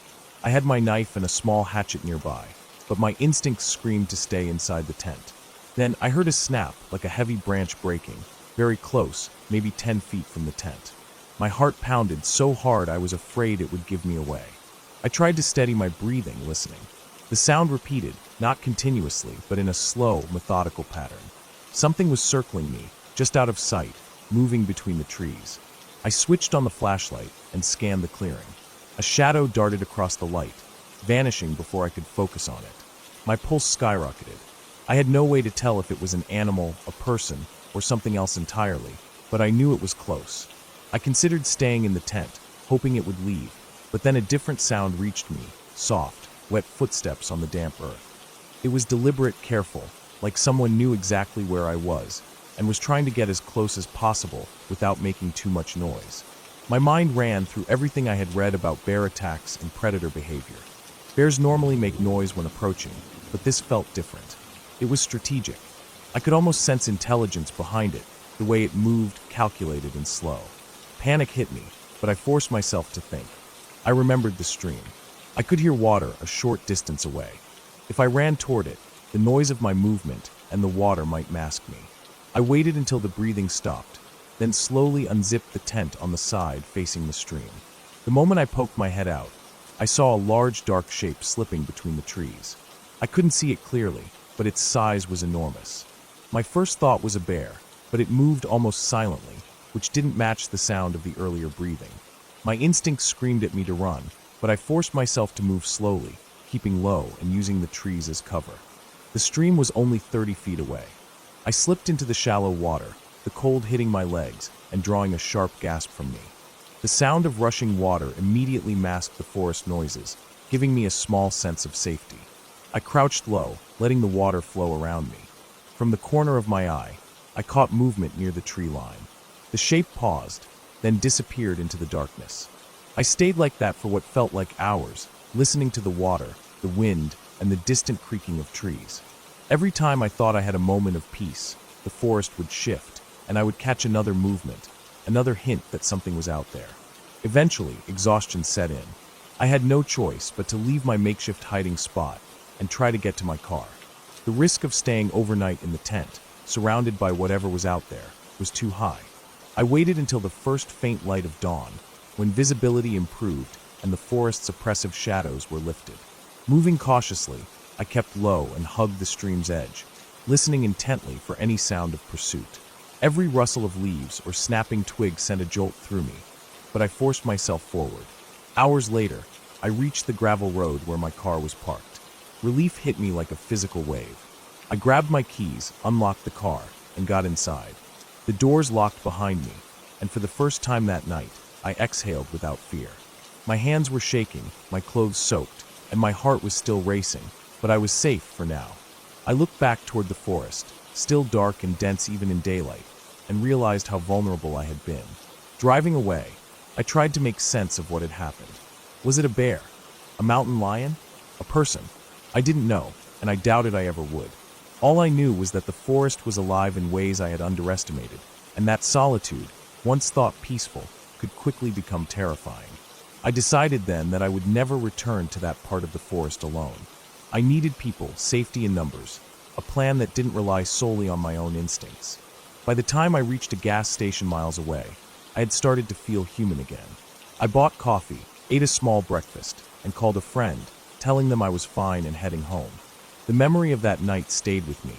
a stark reminder of how small and fragile a person is when confronted with the untamed world.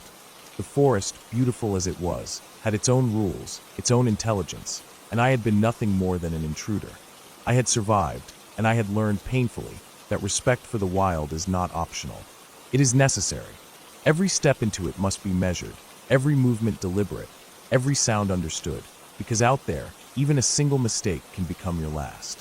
When I finally got home, I unpacked my wet clothes, washed the mud and grime from my hands, and sat for a long time thinking. The experience had changed me.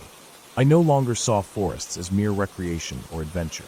I saw them as something far older, far more dangerous than I had ever imagined.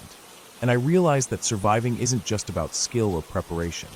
It's about awareness, caution, and the humility to understand that no matter how ready you think you are, the wild is always one step ahead.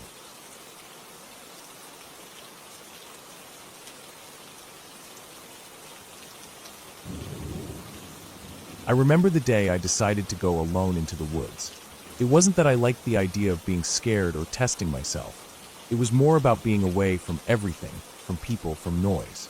I had packed lightly, just a small backpack with water, some snacks, a flashlight, and a jacket.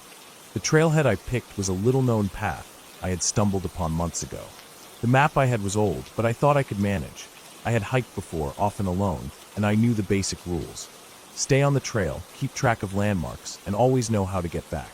The first few hours were peaceful, almost too peaceful. The air was crisp, filled with the smell of wet earth and decaying leaves. The sunlight filtered through the trees, casting long, uneven shadows across the ground. Birds called occasionally, their cries echoing off the trunks, but otherwise it was silent. I walked steadily, feeling the crunch of leaves and twigs beneath my boots. Every so often, I stopped to look around, noticing how dense the forest got, how the trees leaned over paths, almost creating tunnels. There were signs of animals everywhere, tracks in the mud, chewed leaves, broken branches, but nothing I could see. Around midday, I reached a small clearing. The sun was high enough to light everything clearly, and I took a moment to rest and eat. The clearing had an odd feeling to it.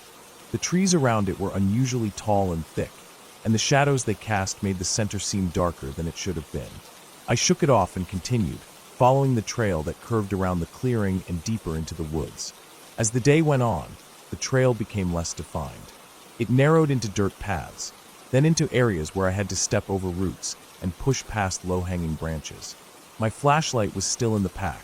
I wasn't expecting to need it so soon. I passed a small creek, its water running clear and cold, and followed it for a while, thinking it might lead to a larger path or road. It didn't. By the time late afternoon came, I realized I had gone farther than I had intended. The sun was starting to drop behind the trees, and the forest felt different somehow. The sounds I had grown used to, the birds, the wind through the leaves, were quieter, and the shadows longer and deeper. I noticed a slight chill in the air, a dampness that seemed to seep into my jacket. I decided it was time to turn back. That's when I noticed something unusual. A large section of the trail was flattened, as if someone or something had recently walked there. The leaves were pressed down, and the soil was disturbed. It didn't look like an animal track. It was too large, and it didn't follow the patterns of deer or bear footprints I had seen before. My stomach sank a little, but I told myself it could just be another hiker. Still, my pace quickened, and I kept my eyes on the path ahead. I walked for what felt like hours, though it was probably only 20 minutes, and I realized I had lost the trail entirely. The sun had nearly disappeared, leaving a dim, gray light filtering through the canopy. I stopped to look around. Trees were everywhere, and everything looked the same. I tried to retrace my steps, but each direction looked identical, each shadow deeper and more threatening than the last. My heart started to beat faster, and I realized that panic was creeping in. I pulled out my flashlight, flicked it on, and the beam barely penetrated the darkness. It highlighted roots, broken branches, and patches of mud. I tried calling out, just to hear my voice, but it felt swallowed by the forest. Then I heard something, a rustle, a shift in the underbrush. It wasn't far, but it wasn't close either. I froze, listening. Nothing followed for a moment, then a low, snapping sound, like a branch breaking under weight, echoed from somewhere behind me. I didn't look back. I started moving, stepping carefully but quickly, trying to keep my footing over the uneven ground. The sounds followed intermittently, snapping twigs, rustling leaves, something moving. I couldn't tell if it was an animal or a person, but the uncertainty made my chest tighten. I pushed myself harder, my legs burning, lungs heaving, flashlight beam bouncing wildly as I ran. The darkness deepened around me, the forest closing in. I stumbled over a root, fell, and scraped my hands and knees, but I didn't stop.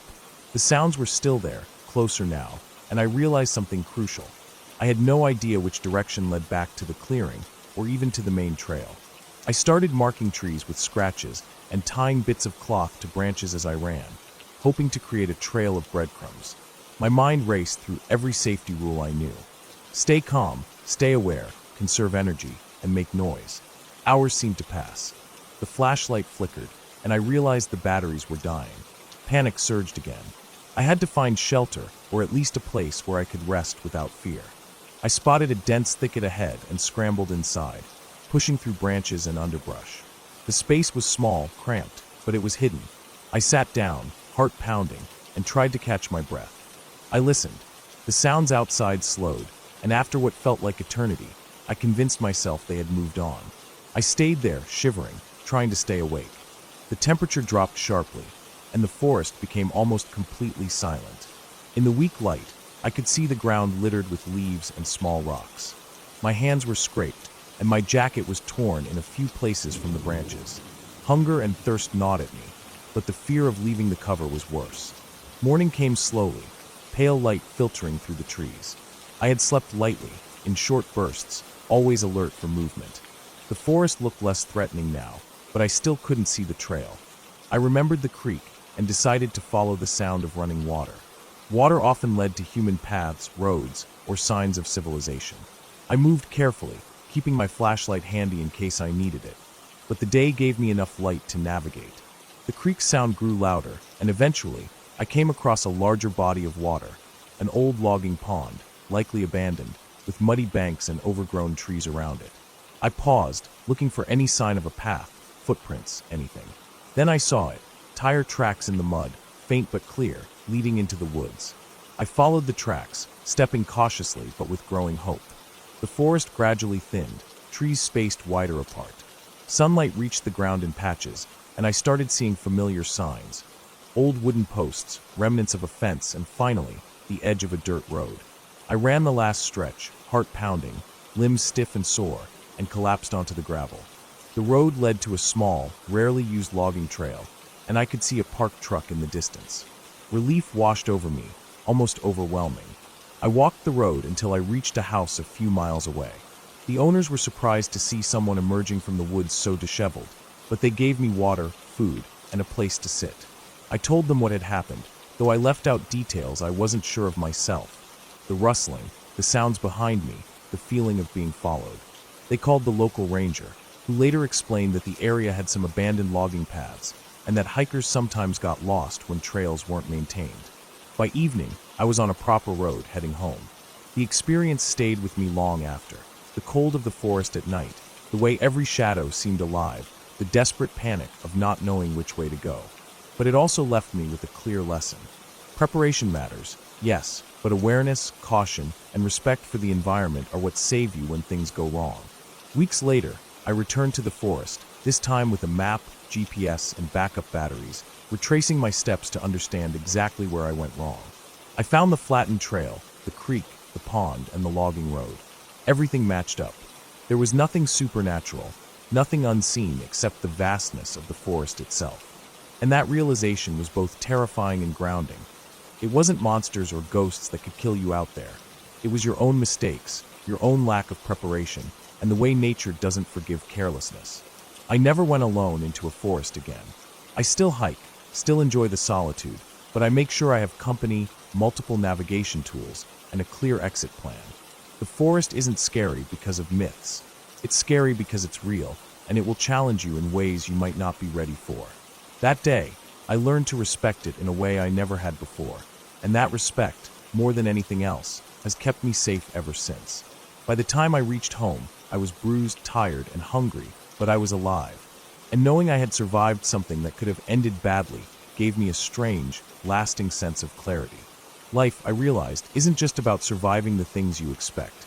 It's about surviving the things you never saw coming. And in that forest, in that darkness, I had seen just enough to understand exactly what that meant.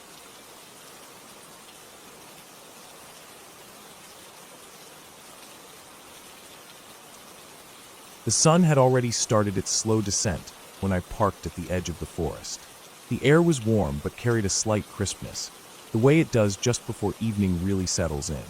I had been hiking all day, taking a route that veered off the main trail to find a small clearing I'd read about in an old guidebook. The clearing was supposed to be perfect for a short solo camping trip, isolated but not too far from a road, with a small stream nearby. I wanted quiet, I wanted solitude, and I thought I knew the forest well enough to handle myself. The forest itself felt ordinary at first, pine needles underfoot, leaves rustling softly in the wind, and the occasional bird call that seemed to echo longer than it should in the thinning light. I dropped my pack on the ground, shaking loose some of the dirt and pine needles, and started to set up my tent. I work fast, mostly because I like the rhythm of it and the satisfaction of seeing a small space of order form out of chaos. The tent went up with a few swift movements, the poles clicking into place, the rainfly stretched taut over the top. I brushed off my hands and stepped back to look at it, the structure suddenly appearing more permanent than it really was, standing like a small, fragile defense against the vastness of the woods around me. The stream I'd read about was only a short walk from the clearing, running with a soft, constant murmur. I filled my water bottle and rinsed some of my gear, the sound of the flowing water layering with the wind in the trees. It felt peaceful, almost too peaceful. That evening sky was growing dim, the last hints of sunlight brushing gold over the tops of the trees. Shadows deepened, the world flattening slightly as night edged closer. I started a small fire in the stone circle I found near the center of the clearing. Sparks flew up into the darkening sky as I added kindling, the smell of burning pine and wood settling into my senses. It was quiet, but that quiet felt alive in a way that the day's light had not. After I ate a small dinner and cleaned up, I decided to take a walk around the perimeter of the clearing. The ground was uneven, covered with roots and old leaves, and the shadows between the trees grew long and strange. My flashlight cut a sharp, narrow path ahead of me, the beam bouncing off the rough bark and catching on patches of moss. I felt something almost immediately, a small shift in the air, like the forest itself had exhaled. It wasn't fear exactly, but a sudden awareness that I was not alone. I stopped listening. The wind whispered through the branches, and in that soft hum, I thought I could hear something else. Footsteps? I shook my head, telling myself it was just the wind, or perhaps a deer moving through the trees. But the feeling lingered, prickling against the back of my neck. I returned to the clearing and settled near the fire, letting it warm my hands. The shadows of the flames flickered across the trees, and I felt a strange dissonance, the calm of the scene countered by a subtle tension that I couldn't quite place. I heard it then, the first clear sign that something was moving closer. A crack of a branch, unmistakably human in rhythm and timing, but careful, deliberate. I froze, eyes scanning the dark tree line. Nothing, only the faint glow of the fire and the darkness beyond it. My heart picked up pace. I didn't have a weapon, just a hiking stick and a small knife, but I also had the knowledge that most people in these woods were careful not to be seen. Still, the sound persisted, shifting slowly around the edge of my vision, always staying just out of reach. I tried to calm myself, telling myself I was alone, that it must be an animal, but the movement didn't sound like an animal. There was weight to it, and intention, the kind of slow, deliberate motion that made you notice the sound even when you weren't looking for it. I looked back toward my tent. My pack was still there, my gear untouched, but the hair on my arms was standing straight. I felt exposed. I started moving slowly, careful not to make sudden movements that would draw attention. My flashlight swept over the trees again, and this time I caught it, a faint silhouette, just beyond the reach of the firelight, blending perfectly with the dark shapes of the trees. I froze, breath caught. It was tall, thin, moving slowly but purposefully, stopping when I stopped. I didn't scream. I didn't run. I just watched, heart hammering, mind racing through all the scenarios I could think of. The figure didn't step closer, didn't make a sound, just stood there, watching. Minutes passed, though it felt like hours. The fire burned lower, and I felt the chill of the night pressing in around me. I knew that once it got darker, I'd be vulnerable. Every instinct I had screamed at me to get to the car, to drive away, to put distance between myself and whoever, or whatever, was out there. I took a deep breath, trying to steady my hands as I reached slowly for my pack. The figure moved then, stepping sideways behind a tree, just a flicker of movement, not enough to see clearly.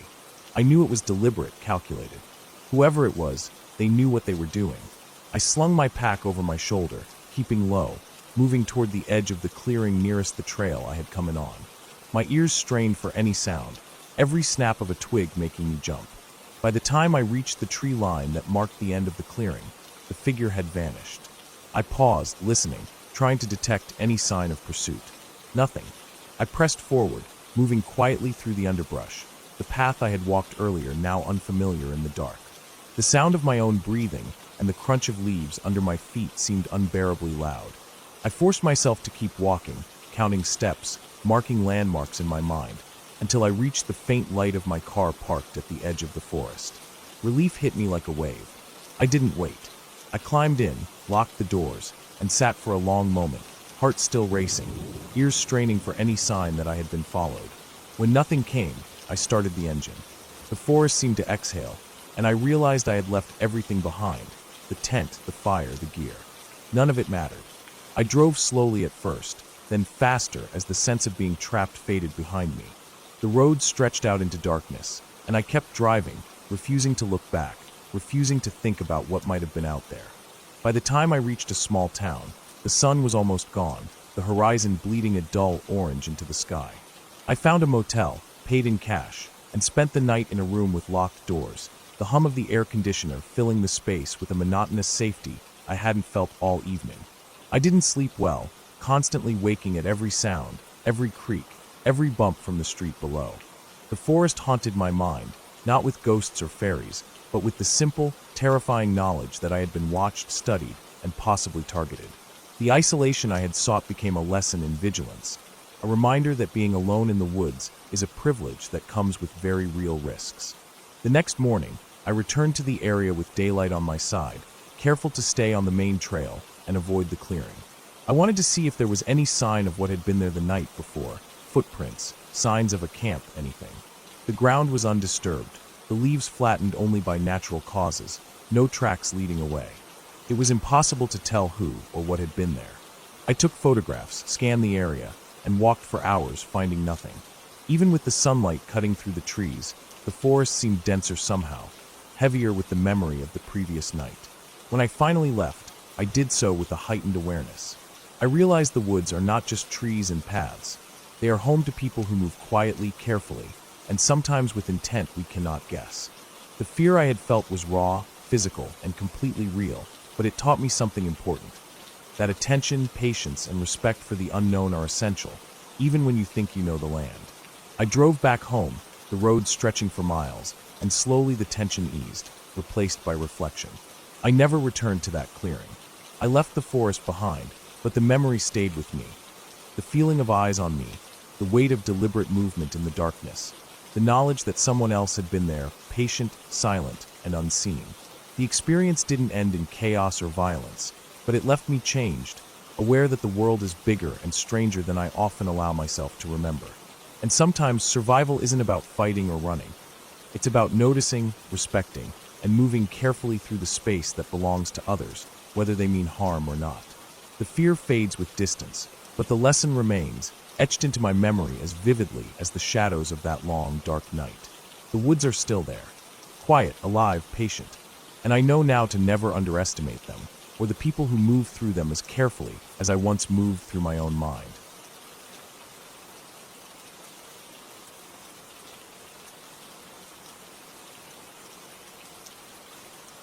I remember the first time I went out alone into the backcountry.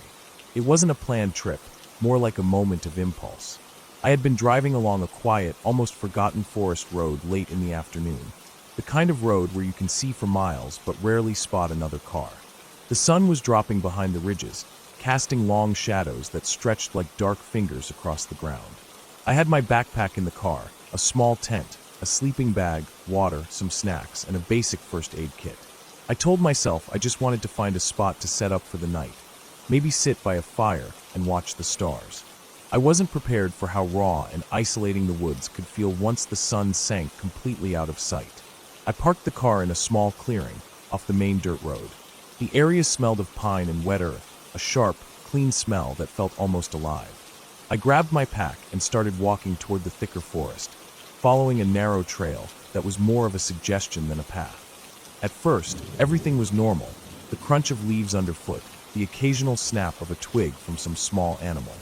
The sky was fading from gold to deep orange, then a deepening blue as the last light disappeared. By the time I reached a suitable clearing to set up my tent, it was almost dark.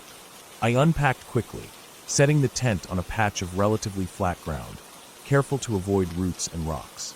The smell of damp soil and pine was stronger here, almost overpowering in the enclosed stillness of the forest. I lit a small portable stove to cook some instant noodles, the small flame flickering and casting shadows across the trees. For a while, I felt at peace. The quiet was almost complete, broken only by distant bird calls and the occasional rustle of small animals. After eating, I sat for a long time staring into the darkening forest. The tent felt protective at first, like a small barrier between me and everything outside. But soon, the sounds of the woods became sharper, closer. Leaves rustled just beyond the light of my small lamp. I told myself it was nothing, maybe a deer or a raccoon, but instinctively I knew the forest around me had grown larger and more active in the darkness. I decided to go for a short walk, just around the edge of the clearing, to stretch my legs.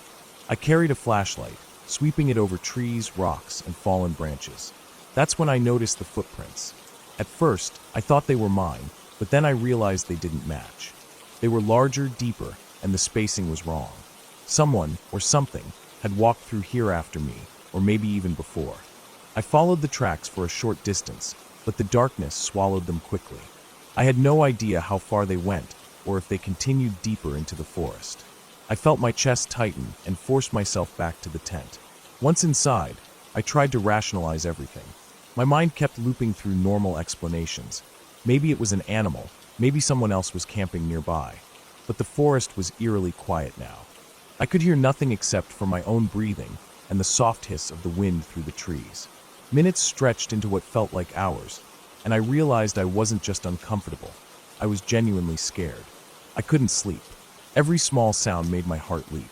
The tent's thin fabric did nothing to block the rustling outside, and at some point, I could have sworn I heard something move closer to my campsite. Not running, not walking, a deliberate, careful movement. I tried to convince myself it was a deer, but I knew deer didn't move like that. They didn't pause and listen.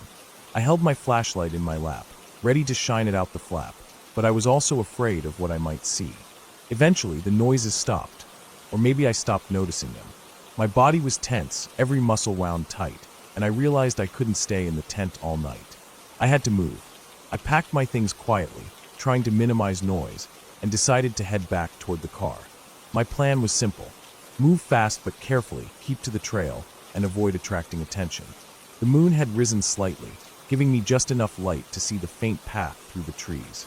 Walking through the dark forest felt completely different from the late afternoon hike. Shadows stretched and shifted with every beam of my flashlight. Every tree became a giant, looming figure. The air was thick with moisture and the faint smell of decaying leaves. I tried to keep track of my bearings, but the forest seemed to change subtly as I moved. The path twisted, then split in ways I didn't remember. I could have sworn I was walking in circles. My heart pounded not just from exertion, but from a creeping awareness that I was being watched. Then I heard it again, a sound that froze me mid-step.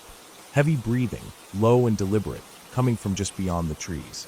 I stopped and held my breath, trying to pinpoint the source. The sound didn't move as I expected. It stayed in one area, then seemed to shift slightly. My mind raced, imagining wild animals, maybe even a bear, but the pattern of the breathing was wrong. Too human, too careful. I started moving again, faster this time, sticking to the faint trail I thought I remembered. I tripped over roots, stumbled through thick undergrowth, but I kept going. Every few steps I risked glancing back, but the flashlight's beam was swallowed by the darkness almost immediately. The forest felt alive in a way that was almost conscious of me, aware of every movement, every sound. I wanted to run, but I forced myself to keep a steady pace. Panic would only make me sloppy. After what felt like an eternity, I saw a faint glow ahead. Relief washed over me. It was my car, parked exactly where I had left it, the taillights reflecting the last sliver of moonlight. I ran the final few meters, slamming the door shut behind me and locking it. I sat there, chest heaving, hands trembling on the steering wheel. For a long time, I just stared into the darkness beyond the headlights, waiting for something to emerge, but nothing did. I started the engine and drove slowly back toward the main road. My mind replayed every sound, every shadow, every step. The forest behind me seemed to shrink with every mile. When I finally reached the first streetlights of civilization, I felt a wave of exhaustion and relief unlike anything I had experienced. I had survived, and the forest remained untouched behind me, vast and impenetrable. It took me hours to calm down enough to sleep that night. Even then, I kept waking up, half expecting to hear that deliberate, slow breathing outside my window. But I never saw it again. I realized later that the woods weren't filled with monsters or ghosts. They were just wild, alive, and indifferent. I had been a trespasser in a place where every sound, every shadow could mean something dangerous. The fear I felt was real, grounded, and unrelenting, but it wasn't supernatural. It was the forest itself, demanding respect, demanding awareness, demanding survival. Since that night, I've been back to the woods, but never alone, never without preparation, and never after dark. I keep the memory close, not as a tale of horror, but as a lesson. The forest doesn't need to be haunted to be terrifying. It only needs to exist, and to remind me that sometimes the most realistic fear is simply being human, alone, and unprepared in the presence of something greater than yourself. Even now, years later, when I drive past that old dirt road, I feel it. The quiet, the shadows, the heavy breathing of a place that doesn't care about you. And I know I was lucky. Lucky to make it out. Lucky to see the car and leave. Lucky to return to a world with light and warmth. The fear has never left me entirely, but it's a careful, disciplined fear now. One that keeps me alert, aware, and alive. It's a fear that I respect, because it reminds me of that night when the forest was more real than anything else in my life. It's not a story with ghosts, or myths, or monsters in the conventional sense. It's just the woods, dark and vast, and the knowledge that sometimes survival itself is the scariest thing you'll ever experience. And the ending, the only real ending, is the drive back into light, into safety, into the normal world, carrying with me every detail, every shadow, every sound, and every heartbeat that reminded me just how close I had come to losing it all. The forest never leaves you completely. It follows in your memory, in your caution, in the moments when you stop and listen to the wind and remember that one night, in the deepest shadows, you were utterly alone and completely human.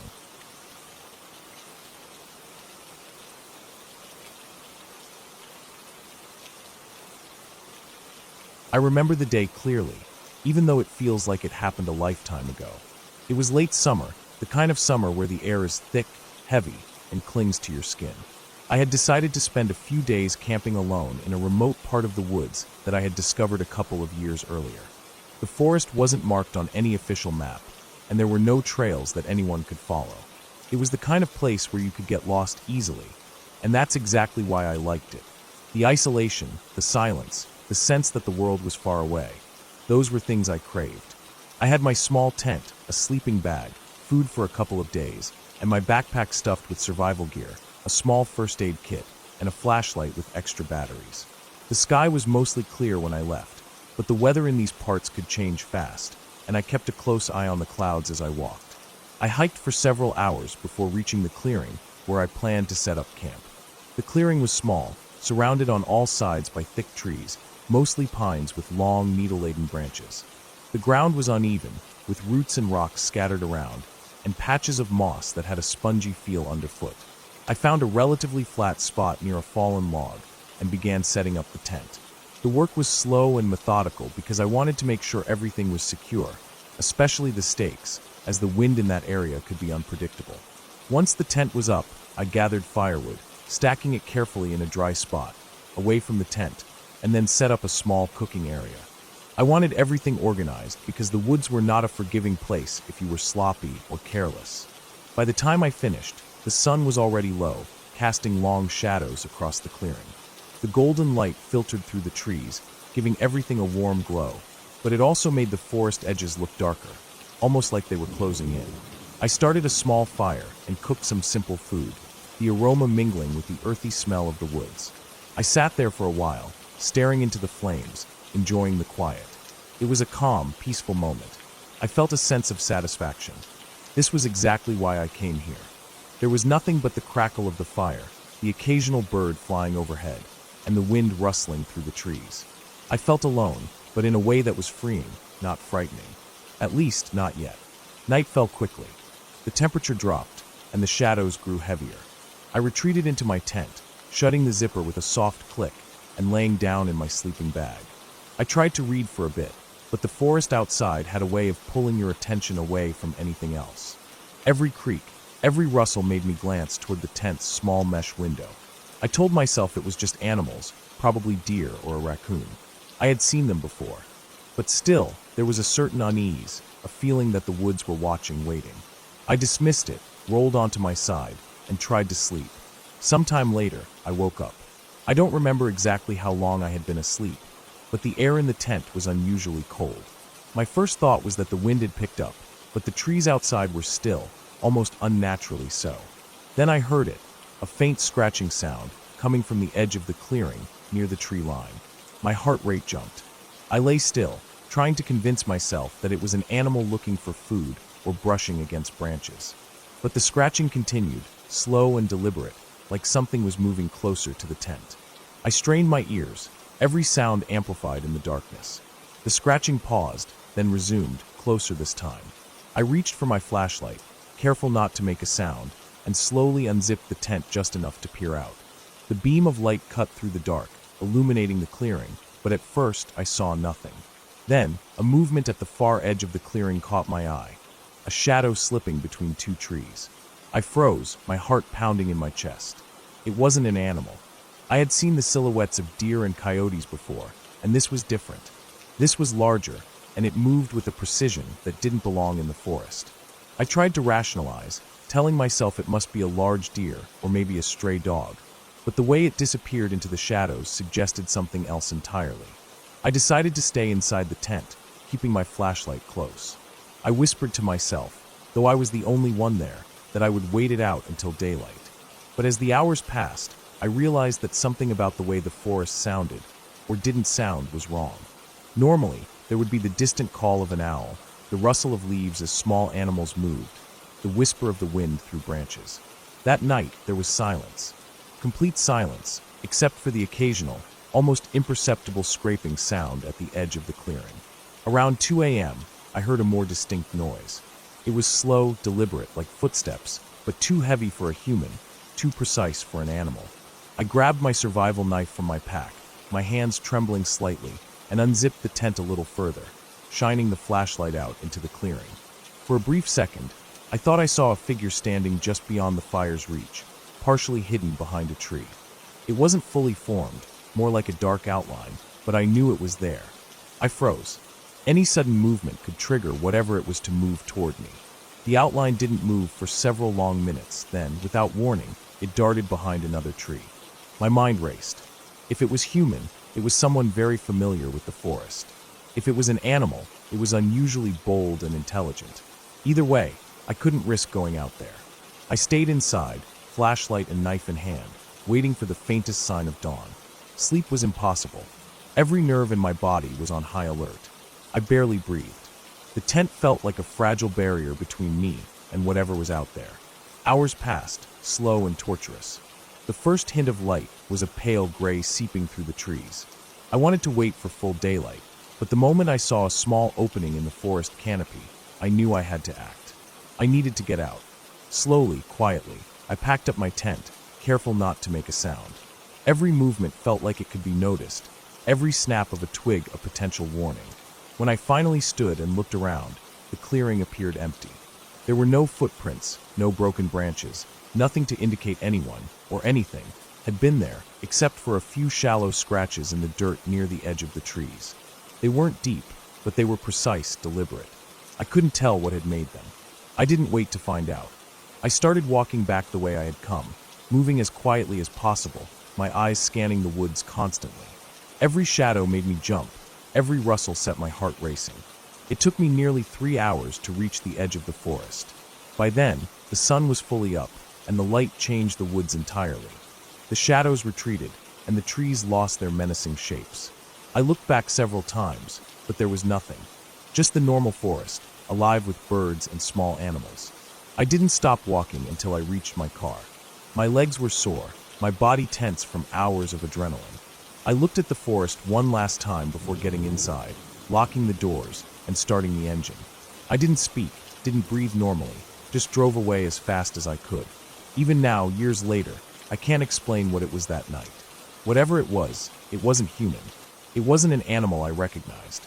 But it was intelligent, aware, and deliberately testing me. I never went back to that clearing, and I made sure to avoid that part of the woods entirely. I told no one where it was, and I still keep that knowledge to myself. The memory of that night stays with me. The stillness, the silence, the shadow moving at the edge of my vision, the slow, deliberate sound of something brushing against the earth, testing boundaries. I survived because I stayed calm, because I didn't make any sudden moves, because I respected the forest and whatever lived in it. The lesson was clear. Some places are not meant to be disturbed, and some presences, however real or tangible, are better left alone. Even now, I remember the terror, but also the clarity. I walked away alive, aware, and cautious, and that is a rare kind of victory in a place like that. The experience taught me respect for the wilderness in a way I had never understood before. It showed me that fear is not always an enemy.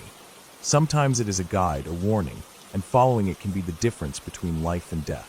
Every time I think about that night, I feel the weight of the dark forest pressing in, but I also feel the relief of having survived it. That night will always be with me, not as a ghost story or a legend, but as a reminder of how real the world can be, how alive the forest is, and how careful a person must be when they step into it. I learned to read the subtle signs, to trust my instincts, and to move through the world with both caution and awareness. And that ultimately was the only way I made it through the night.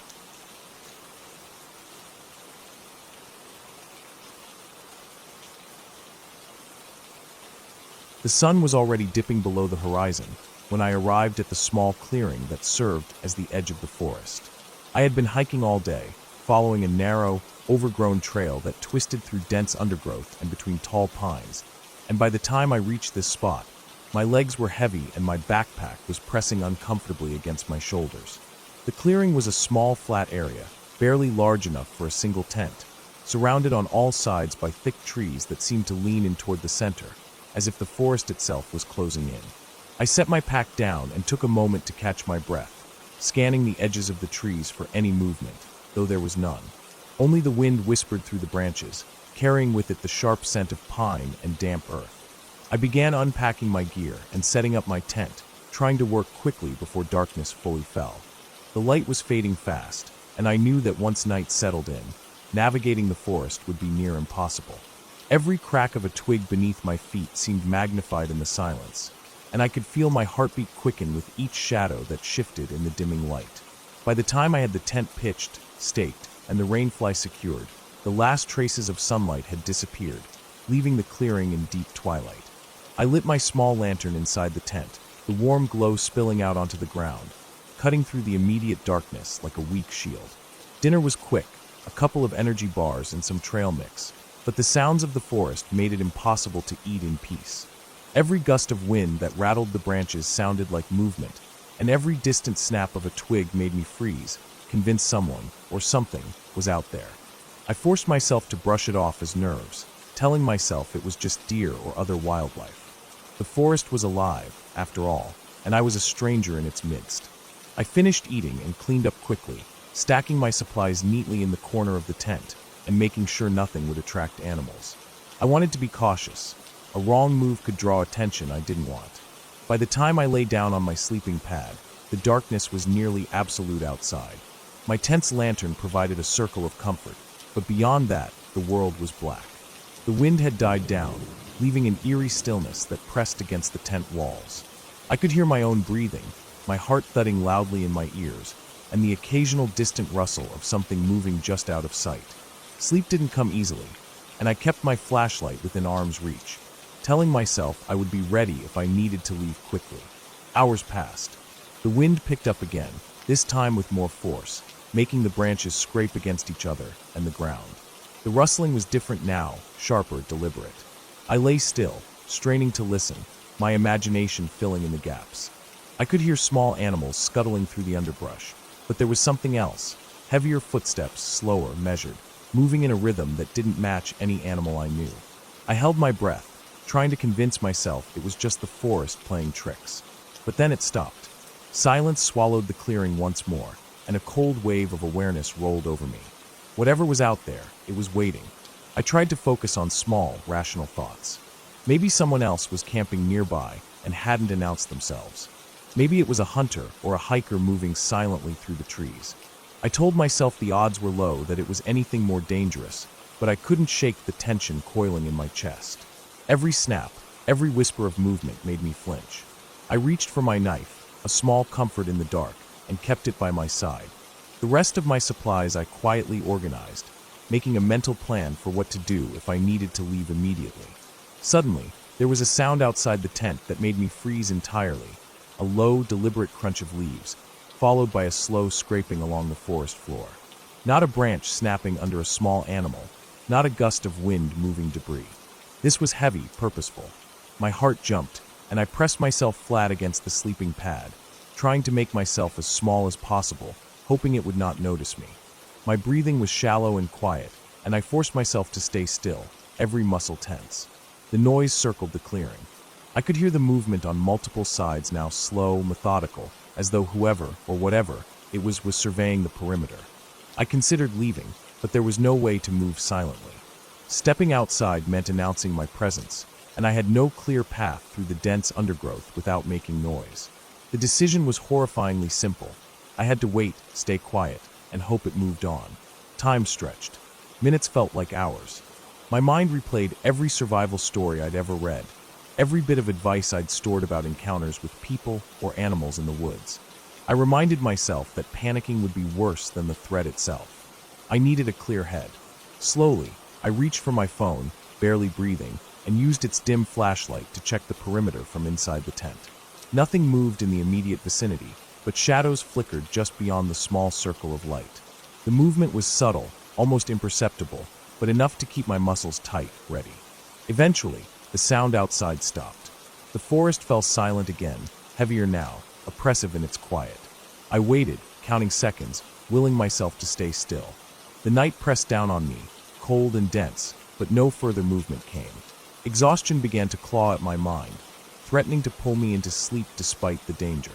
I told myself to stay alert, eyes fixed on the faint glow of the lantern, ears straining for the smallest sound.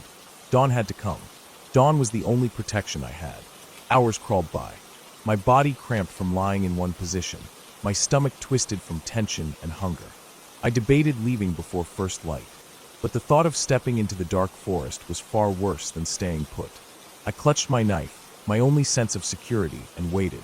The wind shifted occasionally, carrying distant scents, smoke from a far-off fire, the earthy musk of wet soil, the faint tang of something metallic that I couldn't identify.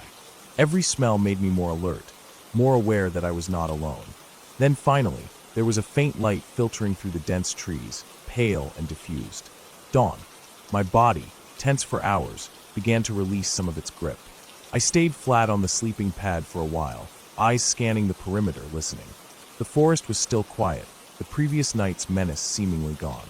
I waited until the light was strong enough to clearly see the clearing and the edges of the trees. No movement, no footprints, nothing left behind. The forest had returned to its natural rhythm, birds beginning to chirp, insects buzzing, the wind stirring the branches gently. I packed up my camp slowly, careful to keep everything organized and to avoid leaving any sign of my presence. My hands shook slightly from adrenaline and sleeplessness, but I forced myself to focus. As I hoisted my backpack, I took a final look around the clearing, searching for any sign of the night's visitor. Nothing. Just the empty forest, serene and peaceful under the morning light. Relief washed over me, though it left a lingering edge of fear, a memory of how close the night had come to overwhelming me. I started down the trail, moving carefully but with growing confidence. Every step was measured, alert, but the forest felt less threatening in the sunlight. Birds sang louder now, the sun warming the cold dampness of the ground. The path ahead was still rough, tangled with roots and rocks, but I could navigate it without the same paralyzing fear that had gripped me the night before. I kept my knife close, my senses sharpened, but the terror had faded enough for me to walk with purpose. By mid-morning, I emerged from the dense forest into open fields, the horizon stretching wide and bright. I paused, taking a deep breath of the fresh, sun-warmed air. The forest loomed behind me, a dark and silent presence, but it no longer held immediate danger. The night's terror was behind me, and I had made it through, alert, careful, alive. Every sound, every shadow, every heartbeat of that night had been real, tangible, and terrifying, but I had survived. I felt a renewed respect for the forest, a reminder that its beauty came with the rawness of the wild.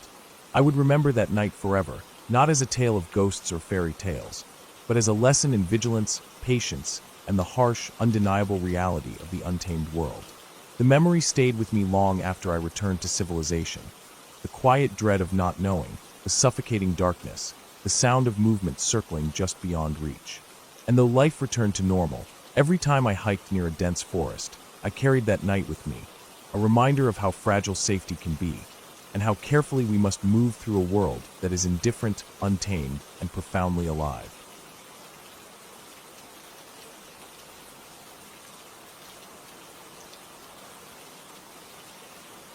I had planned the trip for weeks, mapping out a route to a small patch of forest I had discovered on a satellite map, far from any town, any road, any sign of people. The idea was simple: escape, even for a few days, from the constant noise and obligations of city life. The forest promised solitude, a chance to feel the raw quiet that I hadn't realized I was missing until I stood at the edge of it. I packed lightly but carefully: tent, sleeping bag, a small stove, water, some food. I even brought a flashlight, though I preferred to rely on natural light. I drove for hours, the road twisting and narrowing as I got deeper into the country, the trees on either side thickening, the air cooler, the hum of traffic fading into nothing. By the time I parked at the small clearing that marked the trailhead, the sun was low, orange slanting light falling through the branches, and the forest felt like a different world, quiet but not empty. There was a sense of something ancient and indifferent all around, something patient. I set off down the narrow trail, stepping over roots and fallen branches. The ground was uneven, damp from a recent rain, and the smell of wet leaves and earth was strong. Birds moved through the canopy, the occasional rustle of small animals in the underbrush. The trail wound uphill, and soon I was above the line of sight of the clearing where I had parked. There was no human sound here at all, just the rhythm of my boots crunching over leaves and the distant rush of a stream somewhere below. I felt the thrill of being completely alone, the freedom to move without anyone noticing, but also a tightening in my chest, a low-level tension that I tried to ignore. By late afternoon, I found a small plateau, a flat space large enough to pitch my tent. It was surrounded by trees, but there was a break in the canopy above, letting in enough light to see clearly. I unpacked my gear, setting the tent carefully, staking it into the soft ground. I gathered firewood, dry enough to catch, and stacked it neatly. The forest was quiet, but in a way that felt almost alive. The wind rustled the branches in a pattern that was hard to follow, and I kept noticing shapes moving in the corners of my vision, small but deliberate, always gone when I turned to look. Night came faster than I expected. The sun slipped behind the trees, leaving only a faint glow on the horizon. I lit a small fire, the sparks dancing up into the dark, the smoke smelling sharp and clean. Shadows stretched long across the clearing, and I realized just how deep the dark of the forest could be. Every sound was amplified: the crack of a branch under an animal's paw, the whisper of leaves, even the occasional distant hoot of an owl. I ate a simple meal, sitting close to the fire, staring into the flames. The deeper darkness brought a weight, almost physical, pressing down from all directions. My imagination started to fill in gaps. The way a tree's shadow could become a figure standing just at the edge of vision, the sound of a branch snapping in a pattern that felt too deliberate. Hours passed, the fire dying down, the cold settling in. I lay in my tent, the fabric creaking as the wind shifted. The forest was alive outside, but there was something off. The rustling was too close, too consistent. My ears caught a rhythm, footsteps, not quite human in cadence, moving around the edge of the clearing. I held my breath, straining to hear, but every time I tried to pinpoint the sound, it moved. I convinced myself it was an animal, a fox, maybe a raccoon, but the movements felt heavier, the timing too purposeful. I reached for my flashlight, turning it on for a moment, sweeping the clearing. Nothing. Just the forest, black and patient, untouched by my light. Sleep was uneasy. Every crack, every rustle, made my heart jump. At one point, I woke to the sound of something brushing against the tent. Not hard, just enough to make the fabric shift. My mind raced. There's no way it could be a human, I told myself. But it felt deliberate. I sat up, flashlight in hand, scanning the perimeter. Nothing. The forest returned to its indifferent quiet. I tried to convince myself to lie back down, but my body refused to relax. I ended up sitting there for hours, watching the shadows stretch and compress as the fire died completely. Around 2 a.m, I heard it again.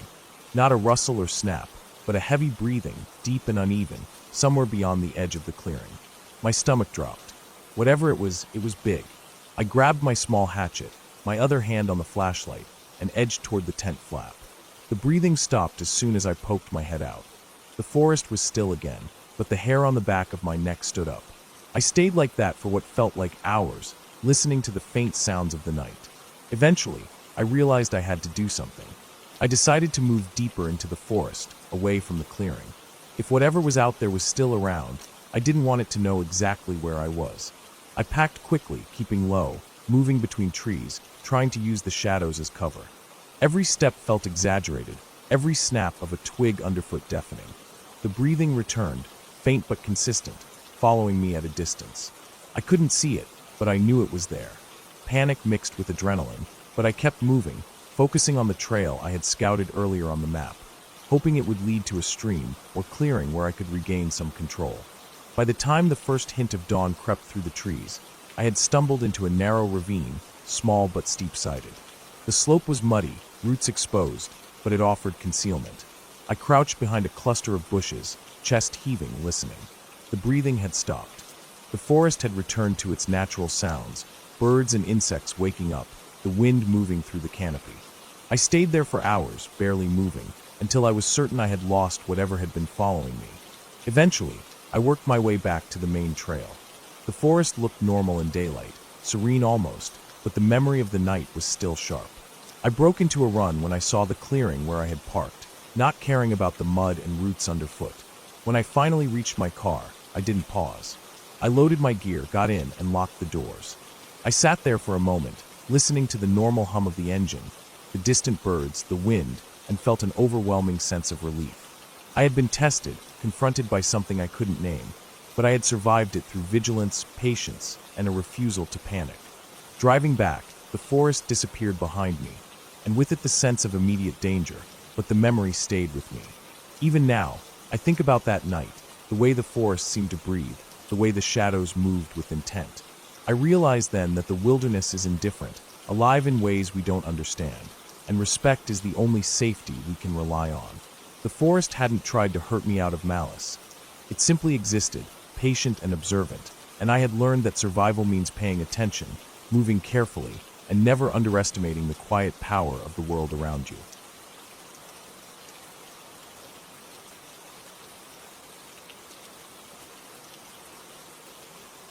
I remember the first time I really felt the weight of being alone in the woods.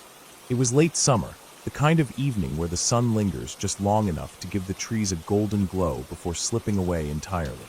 I had planned this trip alone, something I thought would be peaceful, just me, a tent, and miles of forest stretching out in every direction. I had been through smaller hikes and campouts before, but nothing like this, nothing this deep into the woods.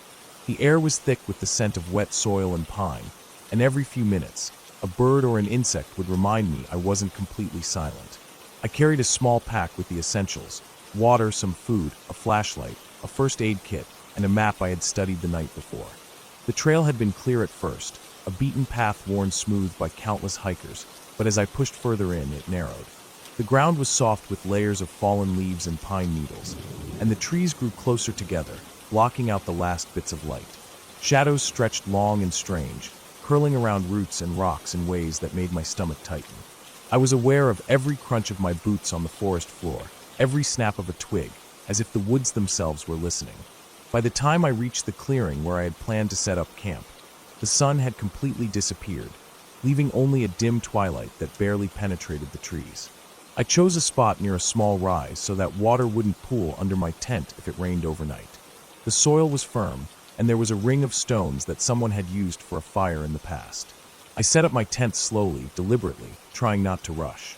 I wanted to make sure it was secure because I had no idea what the night would bring. Once the tent was up, I unpacked my things and started a small fire. The flames threw a warm glow against the trees and cast flickering shadows that moved like living things. I thought about how peaceful it felt here, the isolation, the quiet, how even the wind seemed to move differently without buildings and streets to interrupt it. Hours passed, and the forest grew darker. The firelight was the only constant in the night, and beyond its circle, the woods seemed to swallow every detail.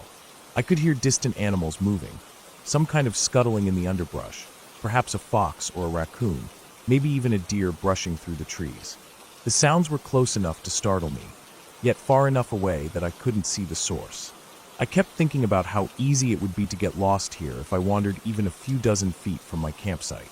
That thought made me tighten my jacket and check my flashlight again. I had just started roasting some small pieces of food over the fire when I heard it, a snapping of a branch, loud and deliberate. My heart jumped into my throat. I froze, listening. It was close, very close, just beyond the firelight. I told myself it was probably an animal, something small, but the sound had a rhythm that didn't feel natural. Another snap, then another, steady and careful, like someone or something was testing the ground as it moved. I grabbed my flashlight, sweeping the beam over the nearest trees. Shadows leapt and shifted, but I saw nothing. Still, the sound kept coming, moving slowly around the perimeter of the clearing. I stayed as still as I could, trying to make no sound, hoping whatever it was would leave. Minutes felt like hours. The snapping of the branches moved closer, and then I heard a low rustle, the kind of noise that comes from something big pushing through brush. My pulse was pounding, and every instinct told me to run, but I knew that running blindly into the woods could be even more dangerous. I gripped a heavy stick I had used to clear the area earlier, my only protection. The rustling stopped for a moment, then started again, this time closer than before. It was circling me, keeping out of the firelight, moving just at the edge where shadows were thickest. I considered the possibility that it could be a bear, but there were no deep growls, no warning roars, nothing that unmistakably said predator. Still, the size of the sounds, the deliberate movement through the underbrush, it was enough to make my skin crawl. I tried to stay calm, telling myself to think logically. Bears are generally more interested in food than in humans unless provoked. I didn't smell like anything particularly edible, aside from a little of my dinner cooking, but the thought of them investigating made me anxious. I kept the fire going, throwing on more wood to keep it bright and loud, hoping it would be enough to deter whatever was out there. Hours passed like this. The creature, or whatever it was, never fully revealed itself. The sounds would come close, then retreat, testing the boundary of the firelight, then disappear altogether, only to return moments later. I stayed awake, wrapped in my jacket, barely breathing, listening. At some point, I realized my water bottle was empty. I couldn't risk leaving the fire, but I knew I needed to hydrate. Slowly, I inched toward my small stream a few feet away, keeping the fire between me and the darker parts of the woods. My ears strained for every sound. My hands shook slightly. I dipped my bottle in the stream and took quick sips, scanning the shadows the whole time. Every rustle of leaves made me jump. Every gust of wind felt like a hand brushing against me. When I returned to the fire, I noticed something that made my stomach drop. Around the perimeter of the clearing, just beyond the firelight, the ground looked different, flattened in places, with indentations that hadn't been there before. Something had moved through here while I was at the stream. The marks were too heavy for a small animal, yet there was no clear shape, no paw prints I could identify with certainty. My mind raced through possibilities: bear, human, or something else. I told myself not to panic, but panic was creeping in anyway. I decided I had to be more prepared. I moved my tent slightly closer to the fire, keeping it within the brightest circle of light I could make. I checked my flashlight batteries, ready to signal if anything came too close. I kept my stick within reach and wrapped my jacket tightly around myself, the rough fabric pressing against my skin. I stayed awake, scanning every shadow, every movement, until the first light of dawn began to filter through the trees. The forest changed immediately in the daylight. The shadows shrank, the strange noises of the night vanished, replaced by birdsong and the rustle of small creatures going about their morning.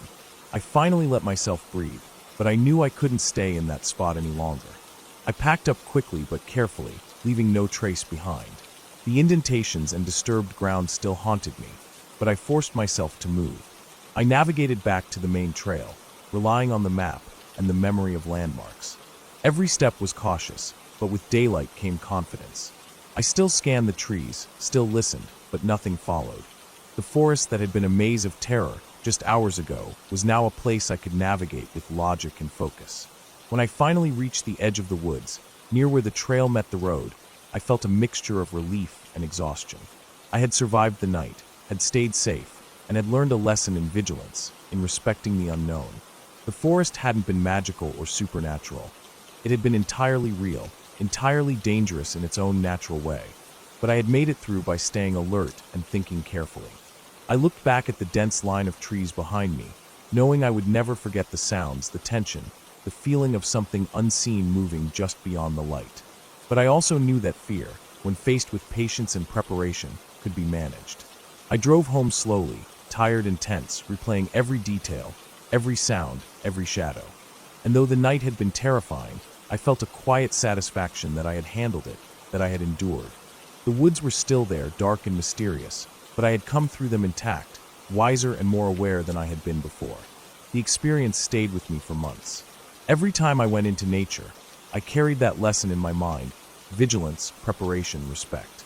The fear of that night never fully went away, but it transformed into a cautious respect rather than paralyzing panic. I learned to move carefully, to listen, to observe, and to understand that the unknown didn't have to be supernatural to be frightening. It only needed to be real. And in that realization, I found a kind of clarity, a kind of strength, knowing that I had faced the raw, unfiltered reality of the wilderness and had come out the other side with my senses and my wits intact.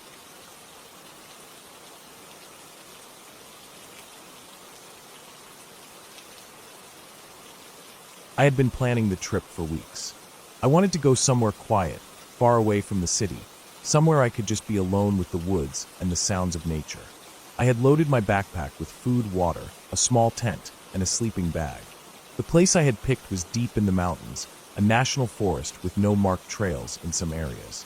I drove for hours, the road narrowing into dirt and gravel, the trees closing in until the sunlight barely reached the ground. I could feel the tension in my shoulders easing with every mile, the stress of work and the noise of the city fading behind me.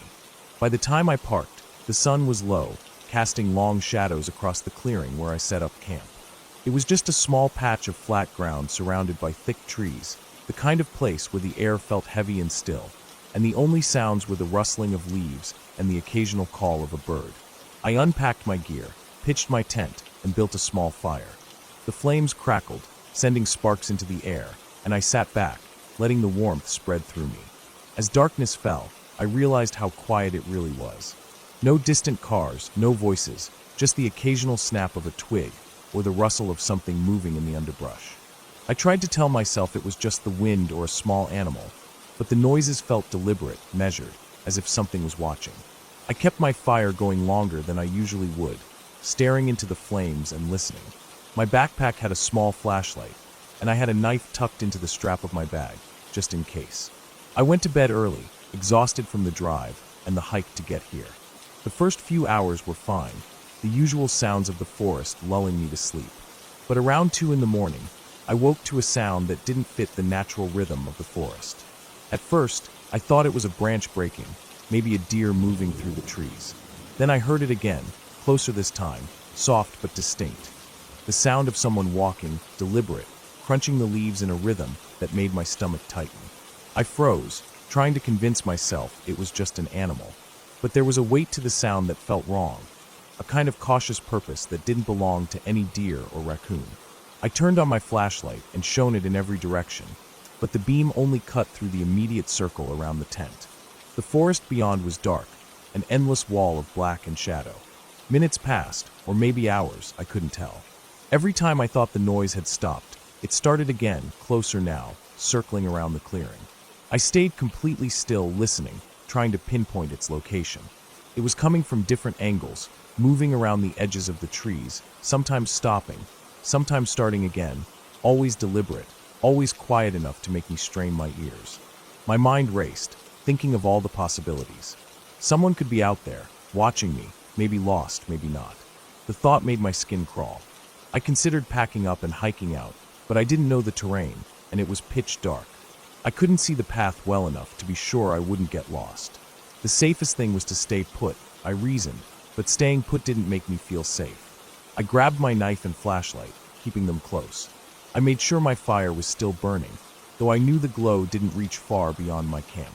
Every few minutes, I'd hear a snap in the darkness, just a branch breaking under a heavy step. The sound was close enough that I felt it reverberate through the ground beneath me. Hours passed like this. I didn't sleep. My body ached from tension, my mind spinning with scenarios that ranged from being lost and stalked by a stranger to wild animals bigger and more dangerous than I expected. Every rustle of leaves, every sudden movement in the shadows, made my heart jump. At one point, I caught a faint glimpse of movement beyond the trees, a shadow larger than a deer, moving carefully but with purpose. I couldn't make out anything more, but it was enough to make me freeze in place, gripping my knife and willing the fire to last. Morning came slowly. The darkness lifted, and the first light revealed the forest in a way that made it seem ordinary again. The shadows were gone, the eerie shapes that had haunted the night vanished. I stepped out of the tent, shaking, and scanned the area. Nothing. No footprints, no signs that anyone had been there. My fire had burned down to ashes, and the cold morning air made me shiver. I packed up my gear quickly, my hands trembling slightly. I kept my eyes on the edges of the clearing as I moved, scanning the trees for any movement. When I finally reached the path back to the car, I noticed something that made my stomach drop. There were footprints, faint but clear, leading from the edge of my clearing into the deeper forest. They weren't animal tracks. They were human, and they were fresh. I didn't stop to think. I kept walking, moving faster now, my heart hammering. Every step back to my car felt heavier, the silence around me growing oppressive. When I finally reached the road, I didn't even check for the car at first. I just ran until I could see it. I jumped in, locked the doors, and drove away, leaving the forest behind.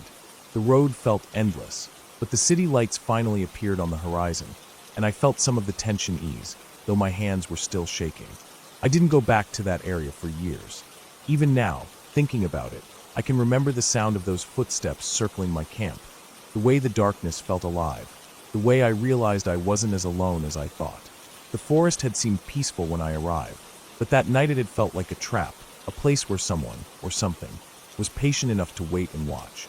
Eventually, I told myself it had to be someone lost, or maybe someone looking for trouble. The thought didn't help much, but it was all I had. What I learned that night is simple. Even in the quietest, most beautiful places, there's always the possibility that someone else is there, and not everyone is harmless. I became careful after that, choosing campsites closer to roads, never camping alone in areas without trails, always keeping my phone charged and my knife within reach.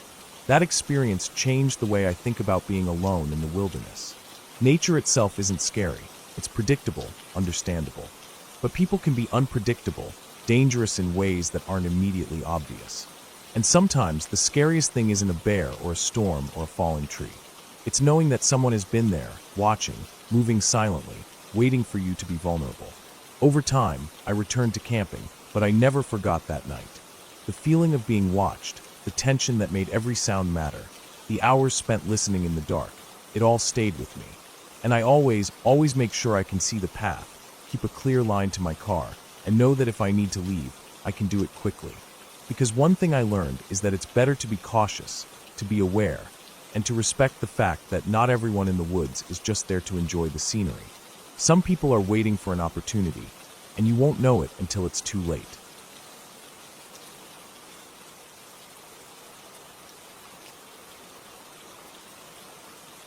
I remember the first time I truly felt fear like it was a living thing pressing against my chest. It was a summer I had decided to go camping alone in the northern part of the state, far from roads, far from people. I had been hiking for hours, the forest thick and dark even in the afternoon, sunlight barely breaking through the canopy. My pack was heavy, loaded with the basics: a tent, sleeping bag, food, water, and a small first aid kit. I had told no one where I was going beyond a vague plan of somewhere up north. Part of me liked it that way. Solitude had always been more comforting than company. But I didn't know then how quickly isolation could turn into something else entirely. The path I had been following for most of the day petered out into nothing but underbrush and uneven ground. I had to navigate carefully, ducking under low-hanging branches and stepping over moss-covered roots. Every crack of a branch, every rustle of leaves made me pause. I knew the sounds of the forest, but in that kind of solitude, they sounded different, sharper, closer, almost as if they were waiting for me. My plan was to find a flat clearing to set up camp before night fell, but the further I went, the fewer flat spots I found. Eventually, I spotted a small area near a shallow creek. The ground was slightly sloped but manageable, with enough dry patches for a tent. I dropped my pack and began setting up, careful to tie down the corners tightly because the forecast had promised rain later.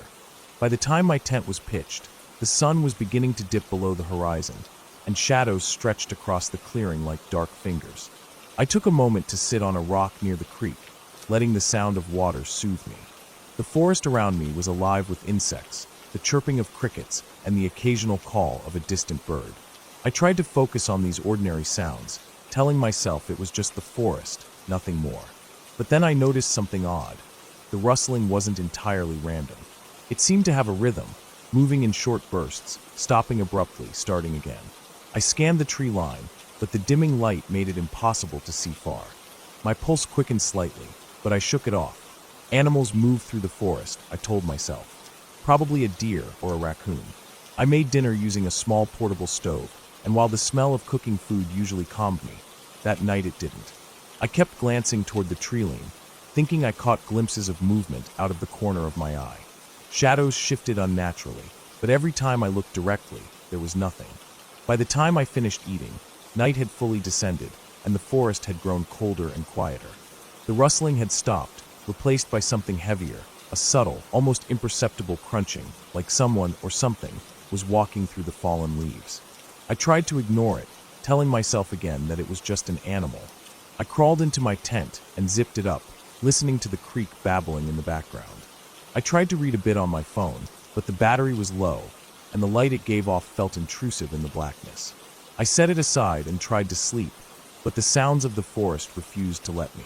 Every few minutes, I heard a snap, a twig breaking closer than the last. My heart would jump, and I would hold my breath, straining to listen. It was like the forest had shrunk to just my clearing, and whatever was out there was circling, pacing, testing me.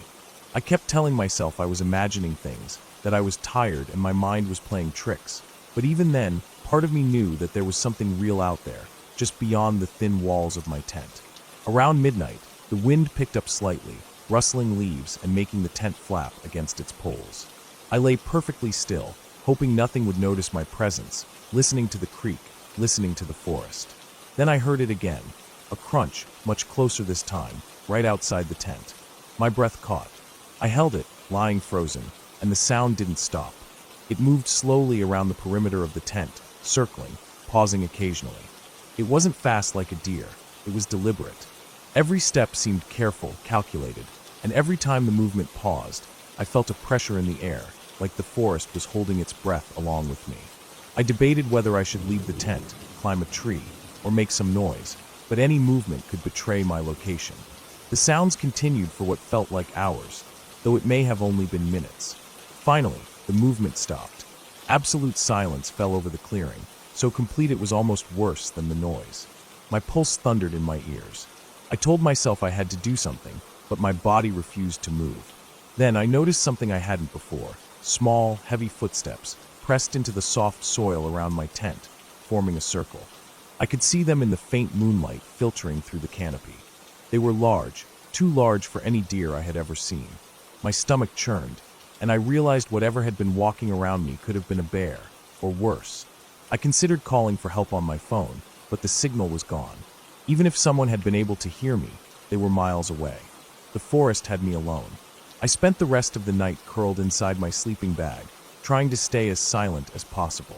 The footsteps didn't return, but the anxiety hung over me like a dark cloud, making every small sound unbearable. At some point, I must have dozed lightly because I woke to the first hints of dawn filtering through the trees. The forest had returned to its normal sounds, birds calling, leaves rustling in the wind, insects chirping, but I still didn't move. I had survived the night, yes, but I knew better than to assume it was safe just because the darkness had lifted. By mid-morning, I had broken camp quickly, keeping my movements deliberate and loud enough to announce my presence. I stayed near the creek, following its path, hoping to find a more navigable trail. Every rustle of leaves, every bird call, felt like a potential threat. After a long, tense hike, I stumbled upon a faint trail leading out of the dense forest. Relief washed over me. I didn't stop until I saw the edge of a road, and eventually, a car passed by. I stuck out my thumb, catching a ride from a driver who looked at me with concern when they saw the exhaustion etched into my face. I didn't tell them much about what had happened. I didn't want to sound insane. When I finally got home, I sat in my kitchen for a long time, trying to process everything. I realized how close I had been to danger, how quickly a peaceful night in the forest could turn into something terrifying and uncontrollable. I had underestimated the isolation, underestimated the wildlife, underestimated how easily fear could take root in your mind. But I had survived. I had made it through the night, and I had learned something vital. Respect the forest, respect its power, and never assume that solitude is the same as safety. From that day on, I never went into the woods alone. I always told someone exactly where I would be, and I carried more equipment, more precautions. But even then, every time I returned to the forest, even with friends, there's a moment when the trees seem to close in, the wind shifts just slightly, and I remember the night when the forest itself felt alive, watching me, circling me, waiting. And I know that no matter how safe you try to be, the wild has its own rules, and it doesn't care about you, your plans, or your courage. Survival is simply about respecting that, and being lucky enough to get through it.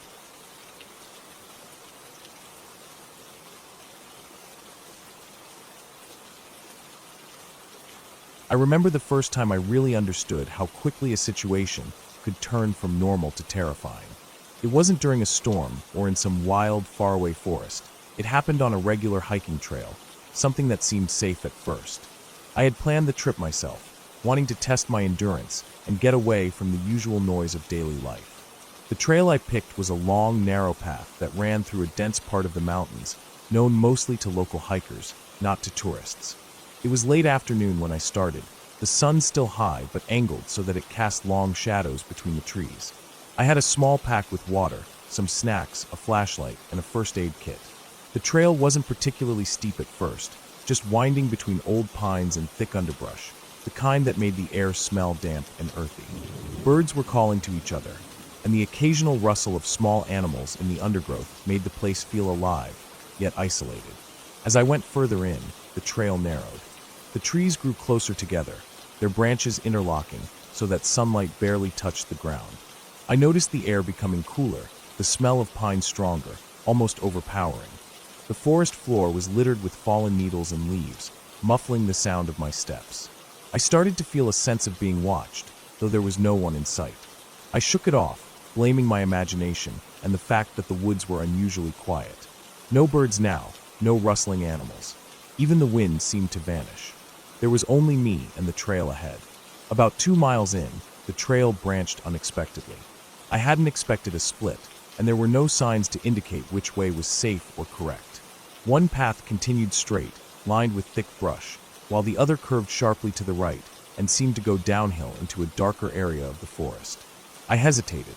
My instincts told me to stay on the straight path, but something made me choose the right. Maybe it was curiosity, maybe the idea of finding a shortcut, but either way, I stepped onto the downward path. Immediately, the ground became uneven, covered with loose rocks and exposed roots.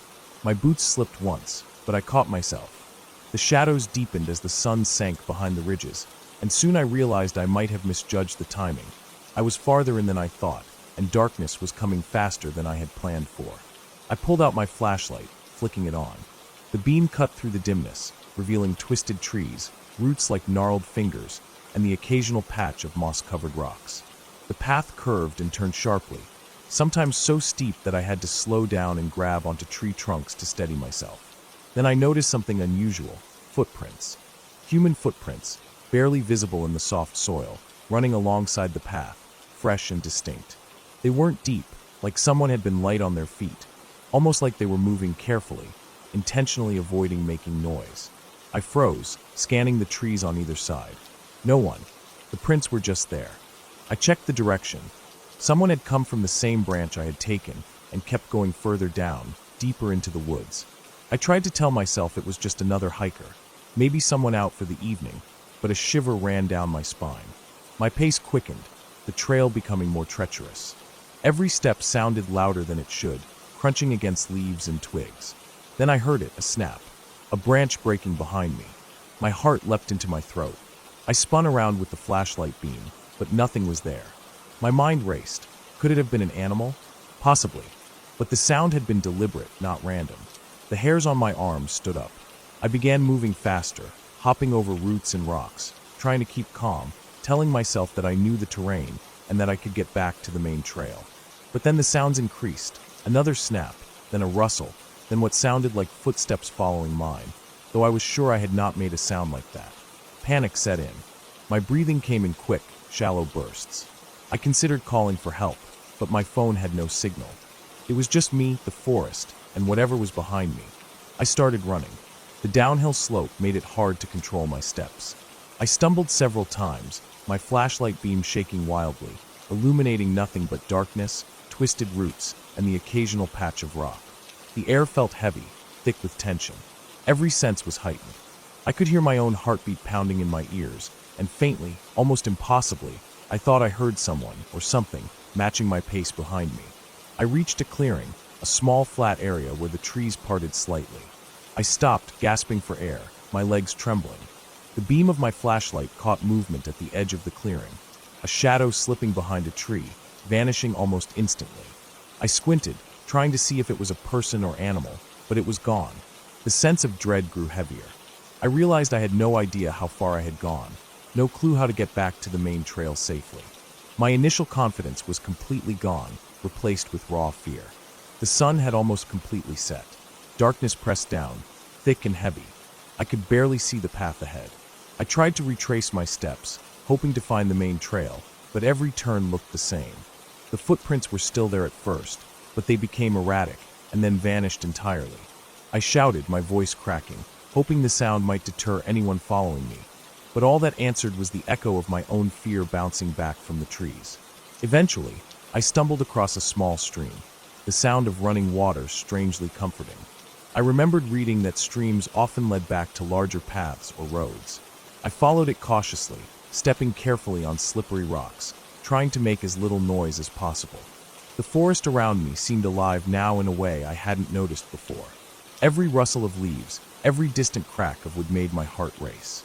I kept glancing over my shoulder, half expecting to see someone emerge from the shadows, and sometimes I thought I did, but it was always my imagination. Hours seemed to pass.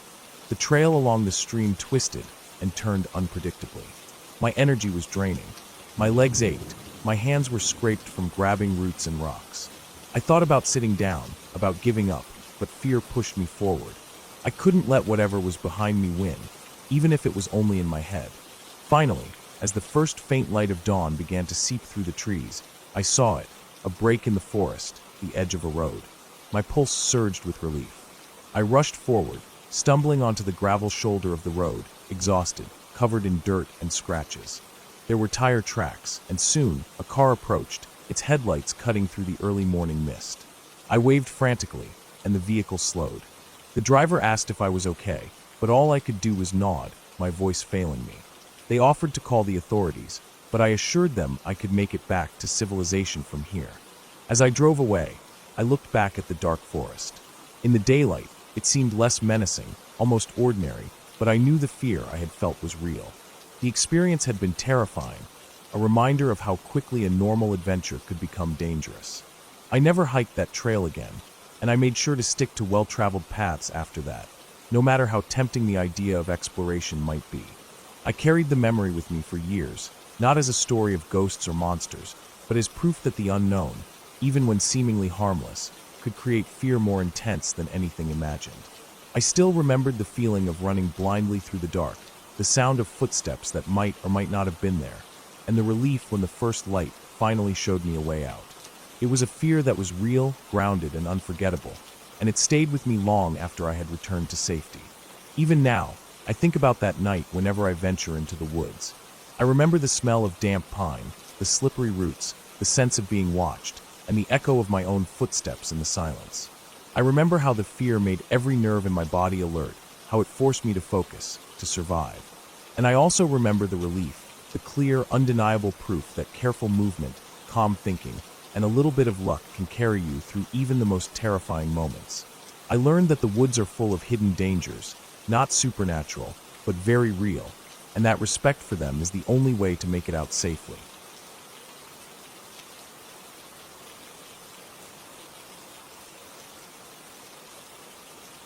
I remember the first time I went hiking alone in the mountains, thinking it would be a simple escape from the noise of the city. I had planned everything carefully, or so I thought. The day started perfectly normal. The sun was low in the sky, casting long shadows over the trailhead as I strapped my pack onto my back. I double-checked my gear: water, snacks, first aid kit, flashlight, map, compass. I had done shorter hikes before, nothing extreme, so I felt confident about navigating a small mountain trail on my own.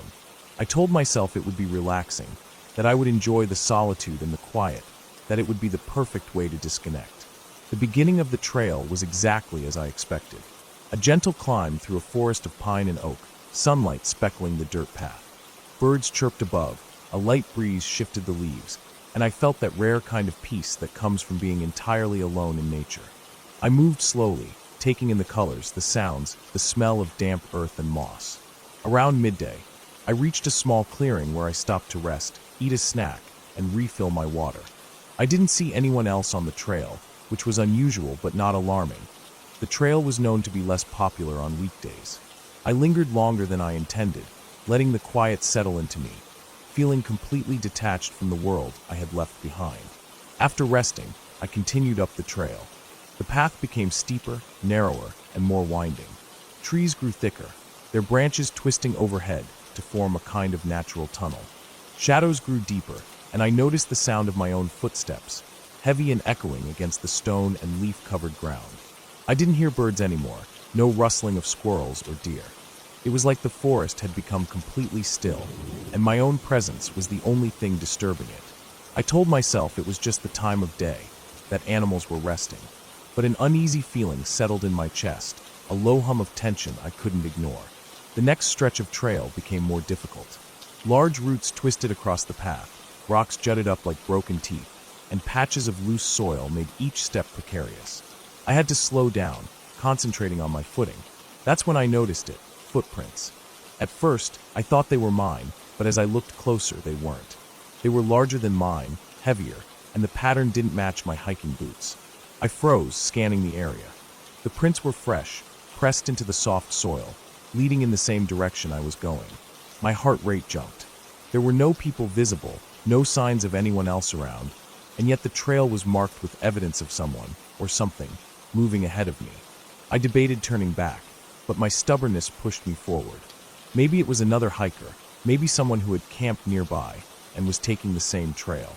I tried to rationalize it, telling myself it was perfectly normal, but a subtle tension gripped me, tightening with every step. The forest seemed to change. The canopy thickened, cutting off more sunlight, and a cooler, damper air settled around me.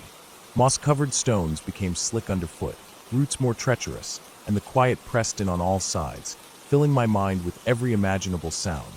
The crack of a branch, the rustle of leaves, the whisper of the wind. I reached a point where the trail split. One path continued upward, steeper, almost climbing toward a ridge. The other veered slightly downward into a narrow valley, darker, overgrown with thick shrubs and brambles. I checked my map and compass, but the markings were confusing, vague, not like the clear trails I had followed earlier. Hesitating, I realized I had no idea which path would reconnect with the main route I had planned. I chose the ridge, thinking higher ground would give me a better view and allow me to spot anyone or anything approaching. The climb was grueling. The incline steepened sharply, my legs burned, and sweat soaked my shirt. Rocks shifted under my boots, forcing me to test each foothold before trusting it. My pack dug into my shoulders with every upward motion, and my breaths came in short, panicked bursts. At some point, I stopped to rest, gripping a tree trunk and looking around. The forest stretched endlessly, thick and dark, and I realized I couldn't see the clearing I had rested in an hour ago. It was as if the trail had disappeared behind me, swallowed by the dense wilderness. That's when I heard it, a low, guttural growl. My chest tightened, and my heart slammed against my ribs. It wasn't distant. It was close, impossibly close, echoing between the trees. I froze, straining my ears. Then came another sound, a rustle in the underbrush, deliberate and slow. Something was moving, and it wasn't cautious, it was deliberate. The prints I had seen earlier suddenly made sense. Whatever had made them was still ahead, and now I knew I was being followed. Panic clawed at my throat, but I forced myself to think. I had my whistle in my pocket. I could make noise to scare something away if it approached. I had a flashlight, though it was still daylight, and I had a sturdy branch nearby if I needed to defend myself. I kept moving, deliberately slow, trying to make my presence known without revealing panic. But every step I took, I felt eyes on me, felt the weight of something tracking my every move. Shadows shifted strangely. Trees looked like they leaned in closer, and every snap of a twig underfoot felt amplified, warning me that the creature, or person, was matching my pace. My throat was dry, my muscles screaming for rest, but I couldn't stop. Not now. I reached the ridge finally, the incline leveling slightly, the forest thinning enough to give me a faint view of the terrain below. I paused, scanning for movement. Nothing. The prints had vanished. Relief washed over me, brief and fragile. I told myself it must have turned off somewhere, that I had finally lost whatever was behind me. I lowered my pack and took a deep breath, letting the adrenaline ebb slightly. Then I saw it, a flash of movement far across the ridge, something tall, dark, gliding almost silently between the trees. I froze. It wasn't human, not entirely, not in the way it moved. It wasn't running, it wasn't jumping. It was smooth, calculated, and it stopped as soon as I looked directly at it. My stomach churned, and I realized that it had been tracking me for hours, maybe longer. The prints, the sounds, the subtle pressure on my awareness, it had been there the whole time. I debated staying put or running. Staying meant waiting and hoping it didn't approach. Running risked exposing myself in the uneven terrain. My survival instincts won. I took the steepest, quickest path downward, relying on memory and rough instincts rather than the map. Every step was precarious, every rock a potential twist of my ankle, every root a trap. I could hear the wind through the trees, the rustle of animals scattering at my passage, but I didn't dare look behind me. My focus was on moving, on surviving, on putting distance between me and whatever had been following me. Hours passed. My legs screamed with pain, my chest burned, my throat dry. I stumbled over roots and rocks, slid down slick patches of dirt, and scraped my arms and hands along brambles and rough bark. Eventually, I reached a small stream. I paused to drink and to collect myself, splashing water on my face. The sun was low now, orange and fading, casting long shadows across the forest floor. I knew I couldn't stay in the forest overnight. I wasn't prepared for that. I had to find the road, the trailhead, anything that would bring me back to civilization. I followed the stream, hoping it would lead to a larger body of water or a road. The terrain leveled slightly, and I began to recognize faint signs of human presence. Broken branches, a discarded water bottle, tire tracks on the muddy banks. My hope surged, but I kept moving cautiously, knowing that fear could cloud judgment. As night fell completely, I finally saw the faint glow of headlights in the distance. I sprinted toward it, adrenaline overriding exhaustion. The car was parked on a small gravel path, engine running, the driver unaware of me. I didn't stop to think. I leaped into the driver's side, locked the doors, and leaned back against the seat, gasping for air. My legs trembled, my chest heaved, and the fear that had accompanied me for hours finally began to drain. I looked at the forest behind me. It was dark, silent, and endless. Whatever had been there was gone, or perhaps it had never followed me this close. I didn't know, and I didn't want to know. I drove slowly down the gravel path, still shaking, scanning the edges of the forest for movement. Nothing, just the trees, the shadows, and the night. By the time I reached the main road, I felt a strange mix of relief and disbelief. I had survived, yes, but the fear lingered, etched into my memory. I realized how easily a simple hike could have turned into something far worse, how quickly the quiet of the forest could turn into a trap if one wasn't careful. When I finally reached home, exhausted and dirty, I sat on my porch and let the night settle around me. I couldn't stop thinking about the ridge, the prints, the movement in the shadows, and the low growl that had followed me for hours. I knew I would hike again, eventually, but I also knew I would never take the forest for granted.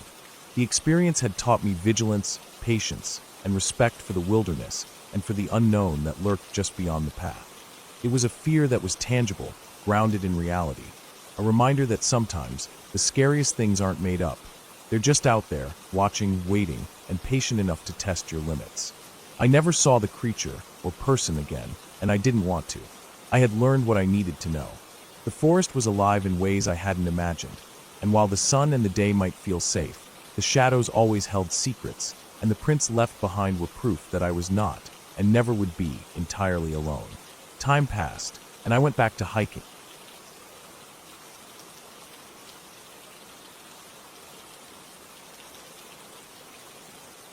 The night had already begun to settle over the forest before I realized just how alone I was. I had set out earlier in the afternoon to hike a trail I had never been on before, a path that split off from a main trail and wound deeper into the woods. It wasn't particularly long according to the map I had checked earlier, but something about it called to me, a quiet, almost empty stretch that promised solitude. I hadn't expected the isolation to be this complete. The way the forest swallowed every sound except the occasional creak of branches or the rustle of leaves underfoot. By the time I reached what I thought was the halfway point, the sun was already dipping behind the thick canopy of trees, leaving long, dark shadows to stretch across the trail. I knew the walk back would be tricky, but I convinced myself it would be fine. I had a flashlight in my backpack, a small bottle of water, and my phone, which still had signal. That should be enough. The trail itself had become narrower than I remembered from the map, almost overgrown in some parts. Thorny bushes clawed at my arms as I passed through, and the uneven roots of ancient trees threatened to trip me with every step. At some point, I noticed something odd, small patches of disturbed earth along the trail, as if someone or something had been digging. I paused to look closer, crouching down to examine the soil. It was fresh, loose, and scattered in clumps, but there was no sign of tools or footprints that I could clearly identify. A shiver ran down my spine, but I forced myself to move on, telling myself it was just an animal, maybe a deer digging for roots or a raccoon searching for insects. As I walked further, the canopy overhead thickened, letting in almost no light, and the air grew cooler, damp with the scent of moss and decaying leaves. The trail began to twist and turn in ways I didn't remember from the map, and the deeper I went, the more I felt a tightening in my chest, a nervousness I couldn't quite explain. I started to notice subtle sounds, the snap of twigs somewhere off the trail, a low, indistinct rustling that seemed to move with me. Each time I spun around, expecting to see an animal, there was nothing. My pace quickened, not to run, but to get out before it got darker than it already was. Eventually, I came across a clearing, small and hidden, almost like a forgotten patch of the forest. In the center was a shallow depression in the ground, a pit of sorts, partially hidden by tall grass. My stomach sank when I realized it was much larger than the small animal burrows I had seen before. The edges were uneven, the dirt jagged as if something had clawed its way in and out. I stepped closer, flashlight in hand, and caught a glimpse of something metallic glinting at the bottom. My pulse quickened. I approached cautiously, and as I peered into the pit, I realized it was a rusted, dented metal container, the kind people use to store chemicals or fuel. Its top was slightly open, and inside I could just make out the dark, sticky residue of some unknown substance. I stepped back immediately, the hairs on the back of my neck standing on end. I turned to leave the clearing and felt my foot sink slightly into soft earth. Looking down, I saw the ground wasn't uniform. There were depressions like small footprints around the pit, not human-sized, smaller, perhaps animal-like, but there was something off about them. They weren't consistent. The spacing and depth varied, like the creature, or person, who had made them hadn't walked naturally. My instincts screamed at me to leave, yet the trail back seemed harder to find, as if the forest itself had shifted. Panic began to creep in. The first time I heard it clearly, it was just a soft, deliberate rustle. Leaves brushing against each other, coming from behind a thick stand of trees near the edge of the clearing. I froze, holding my breath, straining to see anything in the darkness. A moment later, the sound moved slow, careful, deliberate. Not the erratic movement of an animal, but the measured pace of someone, or something, following me. My heart began to pound, every instinct screaming at me to run, but my legs felt like lead. I whispered to myself that it must be a hunter or a forest worker, someone passing through late. Rationality wavered under the weight of the fear. I turned and began walking back along what I thought was the trail, scanning with my flashlight. Every shadow seemed to stretch toward me, twisting in the beam of light.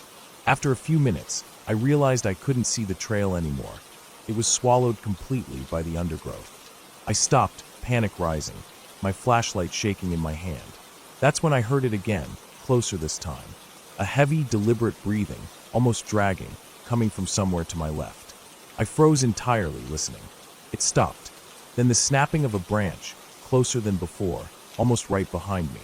I swung the flashlight, catching a glimpse of a dark shape disappearing behind a tree. My chest tightened.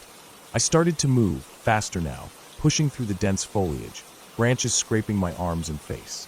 My flashlight flickered briefly, sending the shadows dancing wildly across the trees.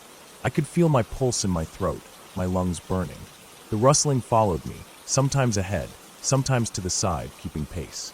I kept telling myself it was an animal, a bear maybe, but nothing about the sounds matched the erratic movements of wildlife.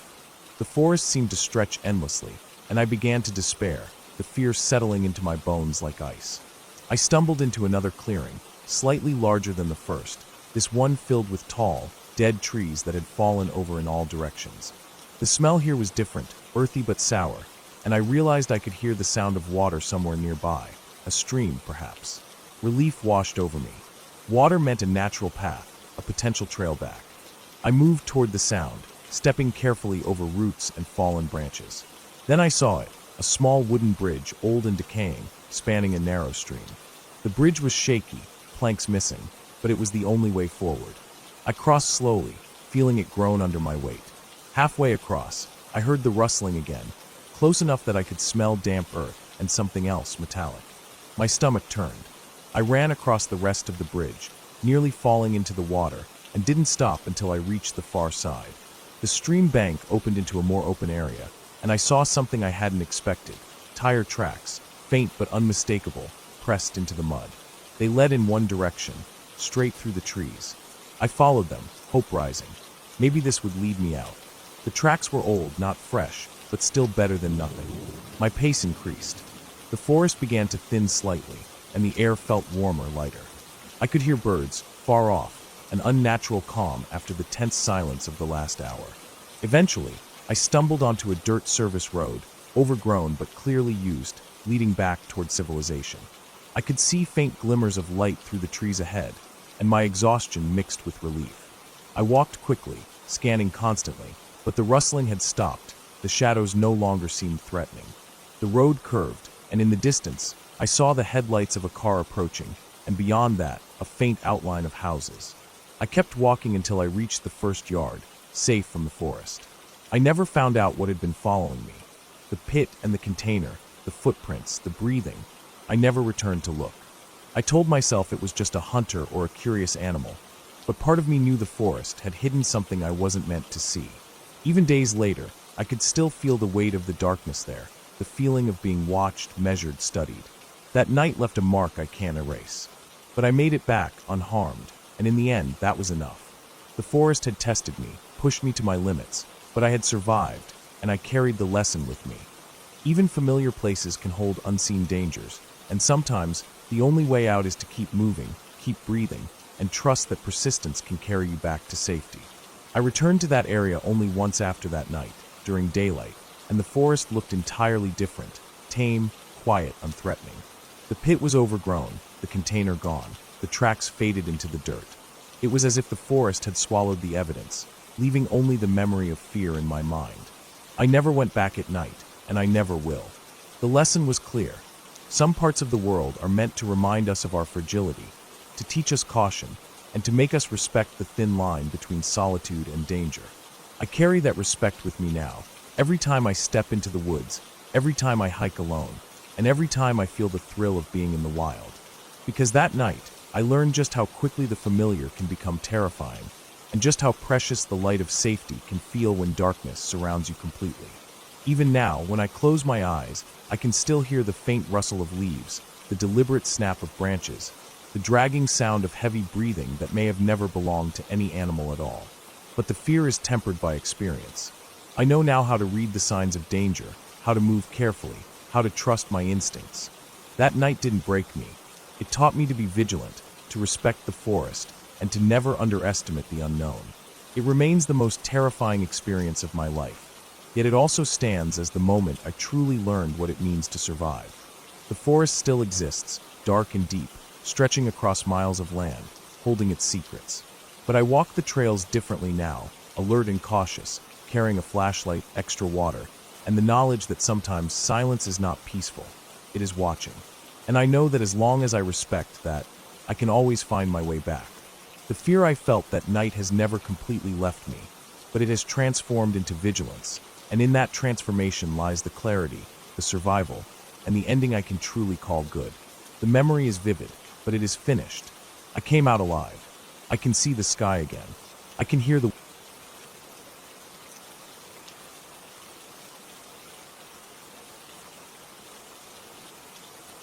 I remember the day clearly, though at the time it felt like nothing extraordinary.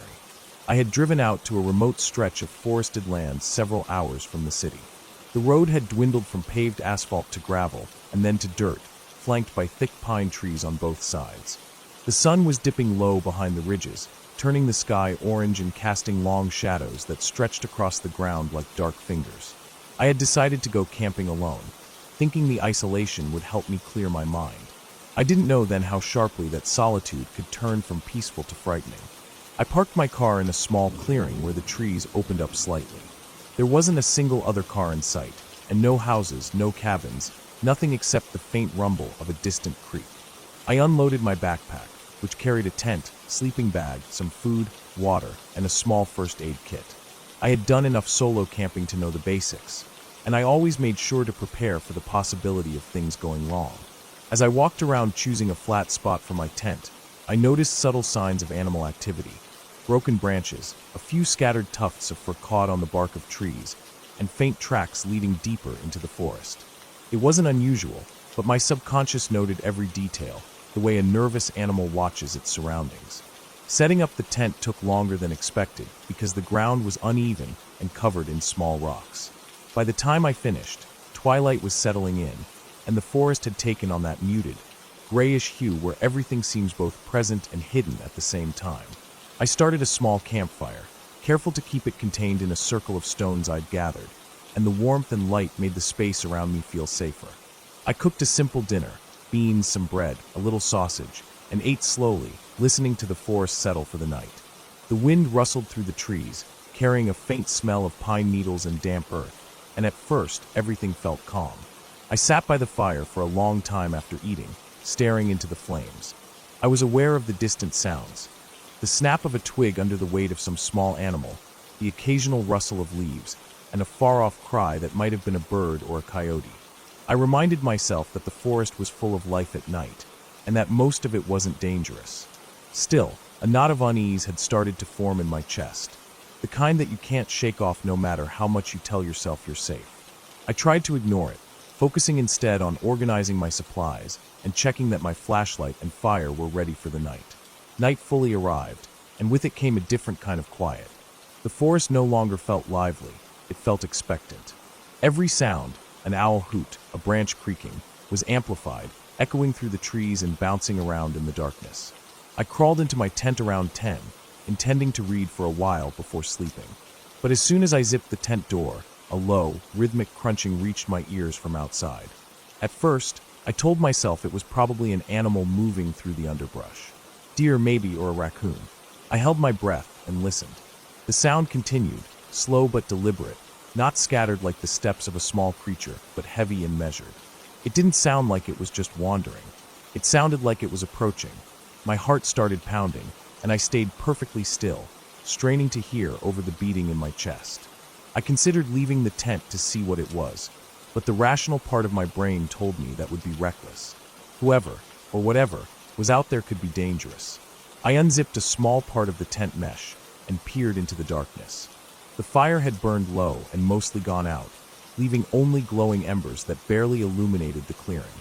At first, I saw nothing. Then, out of the corner of my eye, a shadow shifted near the treeline, too large and deliberate to be a deer. It didn't move like a normal animal. My stomach clenched.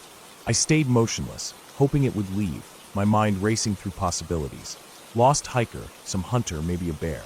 I remembered I had left my flashlight on the edge of the tent. I slowly, carefully reached for it. The sound of fabric against my movement made me freeze again, thinking for a moment that it might have alerted whatever was out there. When I finally held the flashlight, I shone it toward the shadow. The beam swept through the trees, catching nothing at first. Then, further back, between two thick pine trunks, I saw the figure. A man, standing perfectly still, just beyond the clearing, looking in my direction. His face was hidden in darkness, and he wore dark clothes that blended into the night. My hands went numb, and I dropped the flashlight for a second, then picked it up again. The man didn't move, didn't make a sound, but he was there, clearly watching me. I realized I had to think fast. I knew my car was a few hundred feet down the dirt path, but leaving the tent would mean crossing open ground with no cover. I also knew the nearest main road was at least 2 miles away, and at night, it would take much longer to reach. I decided to stay put, thinking maybe he would leave if I stayed calm and didn't make any sudden moves. I tried to remember the pepper spray in my pack, but my hands were shaking so badly I struggled to reach it. Minutes passed like hours. Every crack of a branch, every rustle of leaves made me jump. My ears picked up distant sounds I hadn't noticed before. The low scrape of something dragging across the ground, the subtle snapping of sticks closer than before. The figure hadn't moved. Then, just as suddenly as he had appeared, he turned and vanished into the darkness of the trees. My body didn't relax. I knew he hadn't gone far. I waited for a long time, holding my flashlight in one hand and my pepper spray in the other. The air felt heavier, colder, as if the forest itself had decided to watch me. Eventually, the noises stopped, or at least receded. I stayed awake the entire night, listening, praying I hadn't fallen asleep. The moment the first light of dawn touched the sky, I unzipped the tent and looked around. The clearing was empty, and there were no tracks near my tent. I wanted to believe it had been a trick of my imagination, but I knew what I had seen. I packed quickly and didn't take time to eat. My hands shook as I drove the car back down the dirt path toward the paved road. Every shadow and bend in the road made me tense, half expecting him to appear. I kept the doors locked and the windows up. 2 miles, then 10, then 20. I didn't stop until I reached a small town with a gas station and enough people around to feel safe. I bought coffee and sat in the parking lot for a while, trying to calm my mind. Later, after I had returned home, I learned something that confirmed my fear. The area I had camped in was known for occasional violent incidents involving people trespassing and hiding in the woods. Hikers and campers had reported seeing strangers lurking around at night, and in one case, someone had been attacked near a campsite. I had been lucky. My preparation, my calm under pressure, and my decision not to confront or chase had kept me safe. I didn't go back to that forest for months, and even then, only during the day. I told a few friends, but it was hard to describe the feeling of being watched without being able to prove it. What I do remember most vividly is the way silence in the forest can feel oppressive and alive at the same time, how the dark can hide both beauty and danger, and how quickly peace can shift into fear when someone unseen is observing. That night taught me the importance of caution, awareness, and trusting instincts. Even now, when I drive past forests or empty clearings, my chest tightens just a little. I know the world is full of people who are careful, kind, and harmless, but I also know there are those who wait in silence, unseen, and that luck and preparation are often the only things separating you from harm. That night, in that clearing, I survived not because of courage alone, but because I paid attention, stayed calm, and moved wisely. And though it was terrifying, the clarity of daylight, the sight of the road ahead, and the eventual return to safety made the fear manageable, and the memory a lesson I carry with me every time I head into the wild. I can still picture him standing there, perfectly still, as if part of the shadows, a reminder that the forest holds many secrets, and sometimes the scariest things are not imagined. They are very real, watching, waiting, and disappearing just as silently as they appeared. The experience changed the way I approach solitude and nature. I always plan meticulously now, always tell someone my route, and never underestimate how quickly the quiet of the woods can become a place where fear walks alongside you. I also learned that sometimes the only way to survive a terrifying night is to trust in your preparation, move deliberately, and wait for daylight to bring clarity. By the time the sun fully rose, I realized I wasn't just relieved, I was alive, unharmed, and wiser for it. Being able to make it back to safety under my own decisions gave me a profound sense of control in a situation where control seemed impossible. I felt gratitude for the skills I had practiced, for the calm I maintained, and for the chance to see morning light again. That clear, safe ending was a stark contrast to the tension of the night and made every minute of fear worth enduring. I never forgot the forest that night, the feeling of being hunted, the sharp awareness of every sound and shadow. It remained vivid in my memory, a testament to the fine line between peace and fear, between solitude and vulnerability, and between darkness and the first light of dawn. The lessons from that night are still with me, etched in every future camping trip, every quiet walk through the woods, and every moment I find myself in a place where shadows seem too deep and silence too heavy. I know now that preparation, awareness, and patience can turn a night of terror into a story of survival, and that even in the darkest moments, daylight and safety are always possible if you act wisely. I never encountered him again, and the memory of him standing there.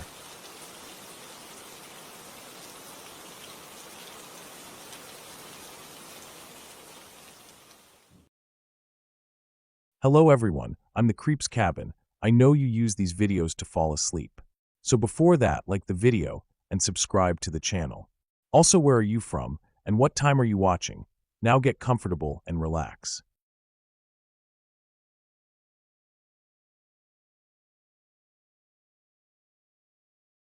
I remember the day starting out so normal that it almost felt impossible something bad could come from it. The air had that heavy, late summer feeling to it, warm but not unbearable, with the faint smell of dry grass hanging around. The kind of day where everything felt lazy and slow, and nothing seemed dangerous. I had gone out in the morning to take care of a few errands, then spent most of the afternoon wasting time, just sitting around at home, not really doing much. By the evening, I felt restless. I wanted to get out of the house, stretch my legs, and clear my head. I told myself I'd just take a short walk, maybe head down the trail by the woods that bordered the edge of town. I set out as the light was fading, the sun already dipping low enough that the sky was turning gold at the edges and darker overhead. I didn't even bring a flashlight at first, which was stupid, but at the time it didn't seem like I'd need one. I figured I'd be back before it got too dark. My phone was in my pocket, but the battery was low, less than 20%, and I didn't want to waste it by using the flashlight on it unless I had to. I didn't expect to be gone long. The trail was familiar. I had walked it plenty of times before. It cut along the back of a few open fields before dipping into the thick line of trees that marked the beginning of the forest. I always thought of that line of trees as the real edge of town, because once you crossed it, you left behind the open sky and easy paths and stepped into a place that felt closed in and unpredictable. I wasn't planning to go deep, just far enough to feel like I was somewhere different, somewhere quiet.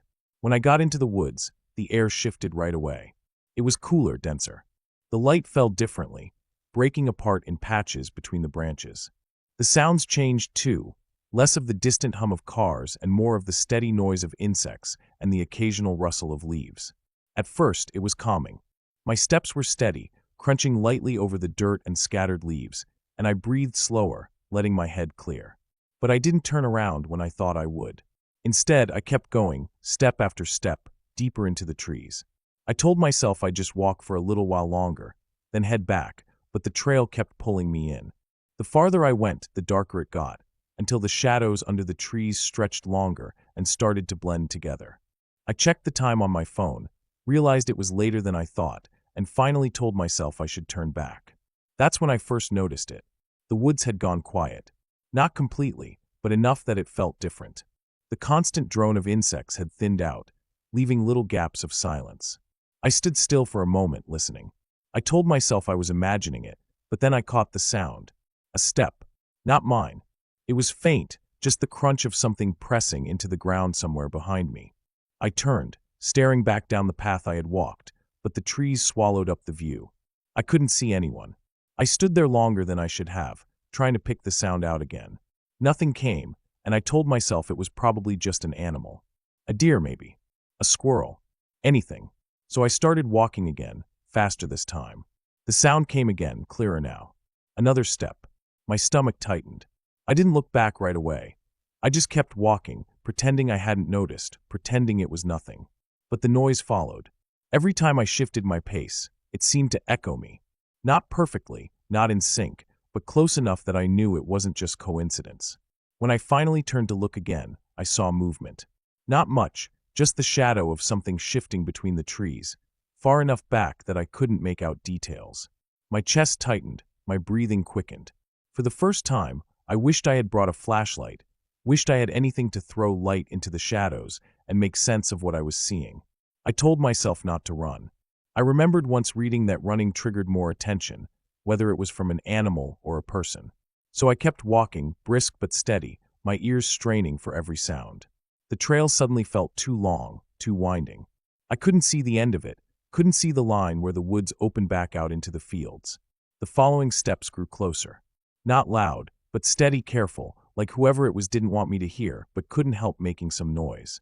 My skin prickled all over. I tried to breathe quietly, tried not to let my shoulders shake with how tense I was. I cut off the trail suddenly, stepping into the undergrowth. My shoes sank into the soft dirt and crunched against twigs, much louder than I wanted. I crouched low behind a thick tree trunk, heart hammering so hard I swore it would give me away.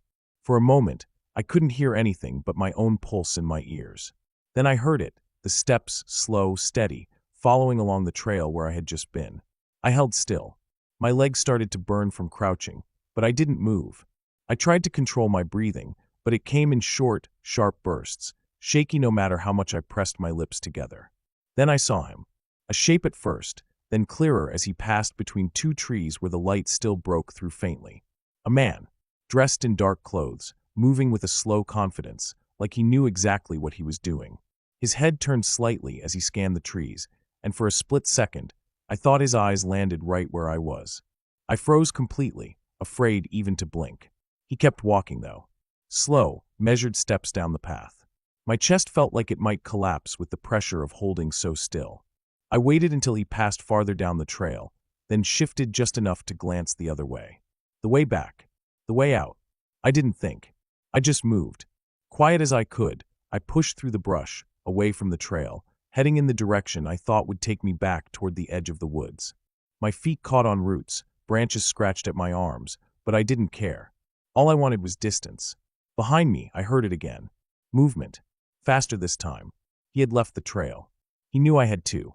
I broke into a run, every instinct in me screaming to move faster, to get out. The woods felt endless, the trees pressing in tighter with every step. My breath tore in and out of my throat, painful and hot, my chest burning. My foot slipped on a patch of loose dirt, and I went down hard, hands scraping against the ground. I scrambled up, ignoring the sting, forcing myself to keep going. The sounds behind me grew louder. Twigs snapping, leaves crushing. He was closer. Too close. Then finally I saw it. The faint thinning of trees ahead, the faint glow of open space beyond them. The edge of the woods. I pushed myself harder, legs screaming, vision blurring with sweat. I broke through the tree line and stumbled into the field. The sky was darker now, but it was open wide, no longer pressing in on me. I didn't look back. I just kept running, across the grass, toward the faint lights of town in the distance. My lungs burned, my legs threatened to give out, but I didn't stop until I reached the road. I bent over, hands on my knees, gasping, trembling so badly I could barely hold myself up. I turned back once, just once, to look at the woods. The trees stood silent, dark, as if nothing had happened at all. I couldn't see him anymore, but I knew he was there, watching, waiting. Maybe he had turned back into the shadows the moment I broke free, knowing he had been close, knowing he could try again another time. That night, I locked every door and window in my house, checked them twice, then sat awake in the dark, listening to every sound, every creak. My body ached, my mind replayed it all again and again, and I couldn't stop shaking. The woods weren't the same after that. Every time I saw the tree line, even in the daylight, I felt that cold knot in my chest. I stopped walking the trail altogether. And even now, years later, I can't shake the memory of those steady footsteps behind me, the shape moving in the shadows, the feeling of being hunted by someone who wanted me alone, away from anyone else. I survived that night, but only because I ran when I did. If I had waited longer, if I had tried to convince myself it was nothing, if I had hesitated even a little, I don't think I would have made it out of those woods. Not alive.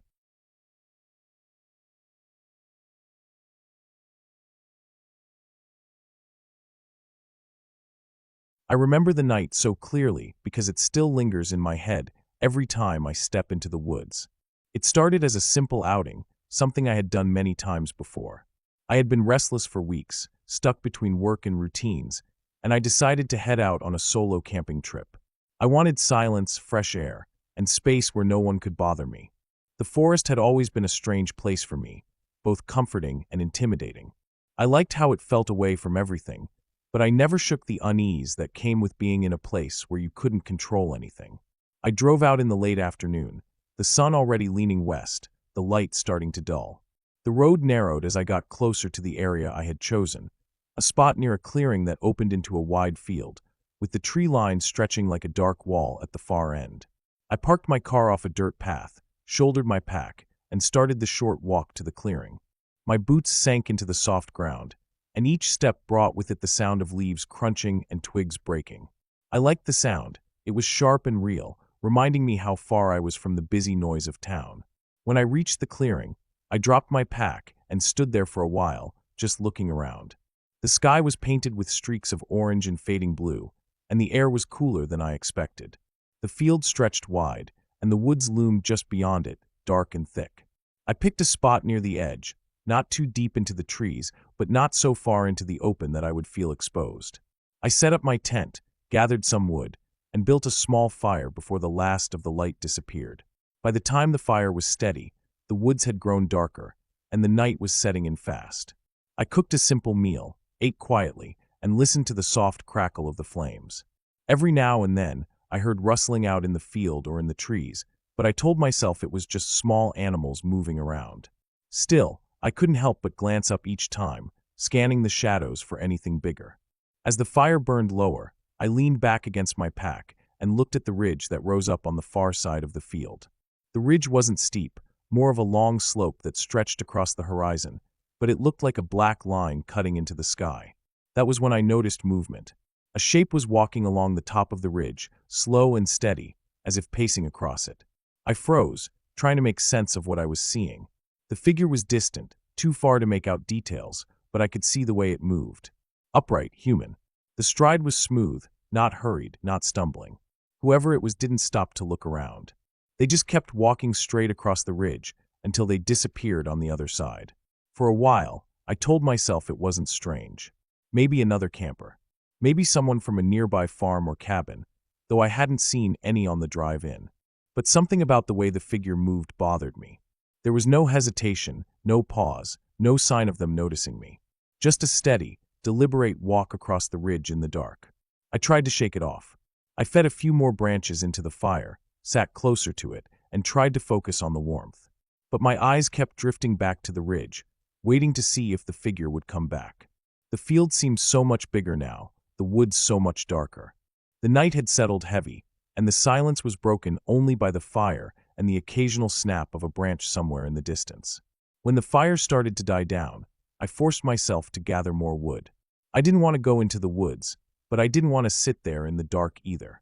I grabbed a small flashlight and headed toward the trees. The beam of light cut through the dark in a narrow cone, showing the ground, roots, and branches just ahead of me. The deeper I went, the colder it felt. I started picking up dead branches and sticks, trying to keep my hands busy and my mind from drifting. But then I heard it. A sound behind me. Heavy breathing. Slow, deliberate, and close enough that I felt the hair rise on my neck. I swung the flashlight around, but the beam landed on nothing. Just trees and shadows. Still, the sound was there, low and steady, like someone standing just far enough back that I couldn't see them. I held my breath, straining to listen, and I caught a glimpse of something moving between the trees. Not a full shape, not clear, but a shift of shadow that didn't match the others. The breathing started to fade, moving deeper into the woods. Each exhale seemed more distant, and soon it was gone. I stood there frozen, trying to decide if I should follow it or run back. My heart was hammering so hard I could hear it in my ears. I tightened my grip on the flashlight, then forced myself to grab the branches I had collected and head quickly back toward camp. When I reached the clearing, I tossed the wood down and stoked the fire until it was blazing again. The light and heat gave me some comfort, but I couldn't shake the unease. I kept replaying the sound in my head. Breathing. Not animal-like, not the fast huff of a deer or the growl of a predator. It was too measured, too human. I sat there until the fire burned low again, eyes darting to the tree line every few seconds. I couldn't relax. Every rustle, every snap in the distance made me tense. At one point, I thought I saw movement again, just at the edge of the woods, but when I shone my flashlight, the beam caught only branches. Sleep didn't come easy that night. I crawled into my tent, zipped it shut, and lay there with my sleeping bag pulled tight. The silence pressed against me, and I could hear every sound outside. The crack of twigs, the whisper of wind through the grass, my own shallow breathing. Hours passed like that, with me half asleep, half awake, always listening. Every time I started to drift off, I thought I heard something outside, footsteps in the grass, faint and deliberate. At one point, I was certain I heard the breathing again, just outside the tent. I didn't move. I didn't unzip the flap. I just lay there, frozen, staring at the thin fabric between me and whatever was out there. When the sky finally began to lighten, I felt like I hadn't slept at all. The fire was long dead, and the clearing looked different in the pale morning light. I unzipped the tent slowly, half expecting to see someone standing there, but it was empty. The field was quiet, the ridge still dark against the sky, and the woods still thick and heavy. Nothing moved. No signs of footprints, no broken branches where someone might have walked. But I couldn't shake the feeling that someone had been there, watching, moving just close enough to remind me I wasn't alone. I packed up quickly, hardly stopping to eat. The unease never left. Every time I turned my back, I felt the weight of eyes on me, even though there was nothing there. The figure on the ridge, the breathing in the woods, the footsteps near my tent. By the time I reached my car, I was exhausted but alert, glancing over my shoulder every few steps. I didn't stop until I was on the road, miles away, the forest shrinking behind me in the rearview mirror. Even now, I don't know who or what it was. I tell myself it was just another camper, maybe a hunter or a hiker who happened to be nearby. But the way they moved across the ridge, the sound of their breathing so close behind me, the silence that followed, it didn't feel like a coincidence. It felt like I had stumbled into someone else's space. Someone who didn't want me there. Someone who made sure I knew it without ever showing their face. And that, more than anything, has kept me from ever going back to that place again.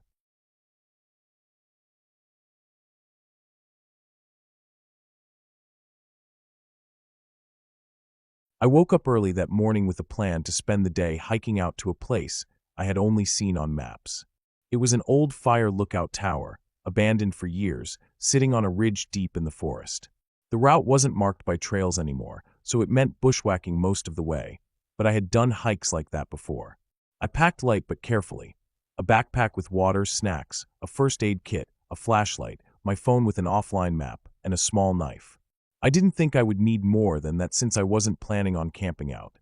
The idea was to reach the tower, spend some time exploring it, then head back before dark. The day started out calm.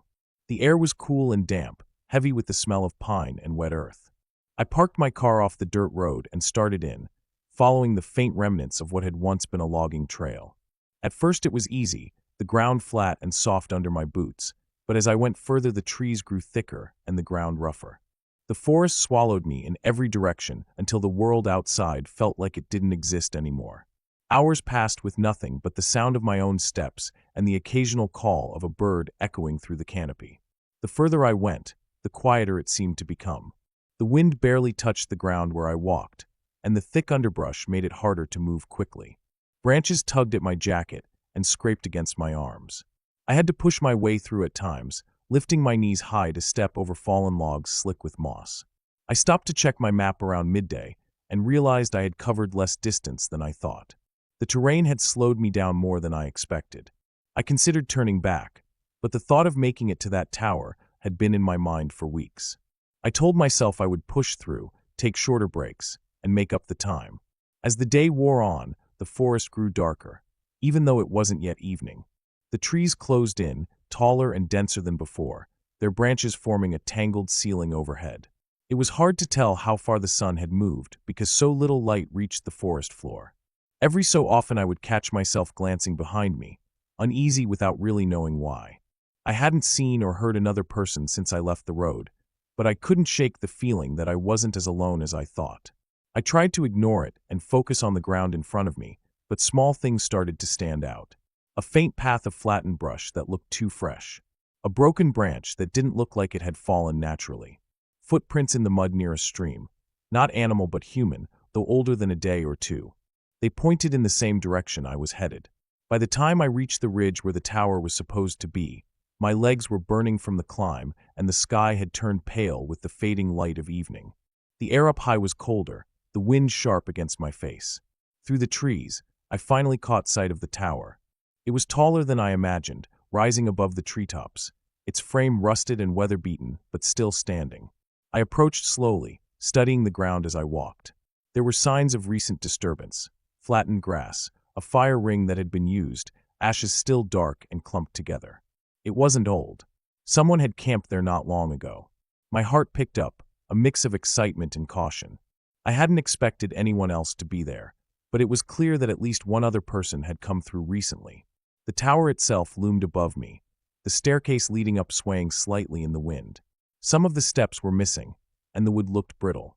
I tested each one carefully as I climbed, gripping the railing that creaked and flaked rust into my hands. By the time I reached the top, the view was breathtaking. Forest stretched out in every direction, endless waves of dark green fading into the horizon. The sun dipped low, casting long shadows that swallowed the valleys. Inside the cabin at the top, dust coated the floor, but there were more signs of recent use. A blanket folded in one corner. An empty can of beans left on the windowsill. A plastic bottle on its side. Someone had been staying there. Maybe even still was. I stood still for a long moment, listening. The wind rattled the thin metal walls, but underneath it, I thought I heard something else. A shuffle. A step on wood. Not inside with me, but below, near the base of the tower. I crouched low, holding my breath, straining my ears. The sound came again, heavier this time, deliberate. Someone was down there. I peeked out through the gaps in the wall. The light was dim, shadows stretching long, but I caught movement below, just a figure slipping between the trees at the edge of the clearing. I pulled back quickly, pressing my back to the wall, every nerve in my body alive with fear. I hadn't seen details, just the shape of a person. They weren't making themselves known, and that was what unsettled me most. Minutes dragged by as I waited in silence, heart pounding. I kept telling myself it could have been another hiker, someone else curious about the tower. But hikers don't creep around without announcing themselves, and hikers don't camp miles into the woods with no trail to follow. Whoever it was had chosen this place for a reason. I decided I couldn't stay up there. The tower felt like a trap, one way up and one way down. If someone wanted to corner me, I would have no escape. Slowly, carefully, I descended, every step groaning under my weight. The air seemed to grow thicker with every foot closer to the ground. I kept scanning the shadows, but there was no one in sight when I finally reached the clearing. I didn't wait. I tightened my backpack straps and started back the way I came, forcing my tired legs to move faster. The forest was almost black now, the last scraps of daylight disappearing, and I had to use my flashlight. Its narrow beam cut through the dark, catching on branches and tree trunks, throwing shadows that made the woods feel alive around me. Every few minutes, I heard it, the crack of a stick breaking, the rustle of brush, a faint sound of footsteps that weren't mine. Always behind me, never close enough to see. My pace quickened, my breathing ragged, but no matter how far I went, the sounds stayed with me. They matched my movements, stopping when I stopped, starting again when I forced myself to keep moving. I knew I wouldn't make it back to the road before full darkness. My best chance was to find a spot to hide, stay silent, and wait until daylight. I veered off the faint path I'd been following, pushing through brush until I found a cluster of boulders wedged together, forming a narrow space I could squeeze into. I crouched low, turned off my flashlight, and pulled my knees to my chest. The forest swallowed me in blackness. My ears strained for any sound. At first, all I heard was my own heartbeat. Then, after what felt like forever, the footsteps came again. Slow, steady. They crunched the leaves closer and closer until they were right outside my hiding spot. I covered my mouth with my hand, holding my breath, not daring to move. The steps stopped. For a moment, there was nothing. Then I heard it breathing. Heavy, uneven, just feet away from where I was curled up. The air felt like it was crushing me, pressing in on all sides. I stayed frozen, every muscle aching, until the sound finally faded, the steps moving away. I didn't move for hours. I sat there, cramped and shaking, until the first faint glow of dawn touched the forest. Only then did I crawl out, stiff and sore, my clothes damp with dew. I didn't stop to check my map or eat or drink. I just moved, forcing one foot in front of the other, until I finally broke out of the trees and saw the dirt road where my car was parked. When I reached it, the relief was so strong it nearly knocked me over. But as I pulled open the door and dropped into the seat, something caught my eye. On the ground, next to my tire, were footprints. Fresh ones. They circled the car, overlapping each other, pressed deep into the dirt. Whoever had followed me through the woods had made it there first. I drove away without looking back, every nerve still on edge. Even now, I can't stop thinking about it. How deep in those woods, miles from anyone, someone was waiting, moving silently between the trees, watching me every step of the way. I don't know who they were, or what they wanted, but I know I'll never go back there.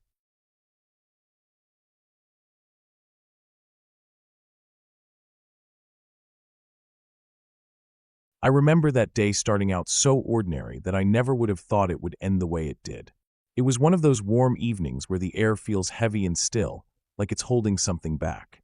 I had decided to go for a long walk outside of town, out toward the trails that wound their way past the fields and into the low hills.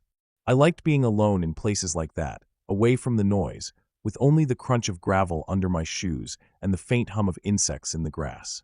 The sky was beginning to turn soft with evening light, that strange in-between gray where you can still see clearly, but the shadows are growing longer. I kept walking past the fields until the ground rose, and the trail started climbing into the hills. The dirt path narrowed there, trees gathering on either side, their branches reaching close enough that sometimes they brushed against my shoulders. I told myself I would just walk a little farther, then turn around before it got too dark. But when you're out in a quiet place like that, you lose track of time.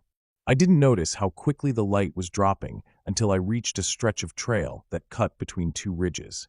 The slope of one side was sharp and rocky, the other side a heavy tangle of brush. It felt suddenly tighter there, like the air itself had grown closer around me. That was when I first heard something behind me. At first I thought it was just the echo of my own steps bouncing off the rocks, but when I stopped walking, the sound didn't stop. It came half a second later, like something had delayed just enough to give itself away.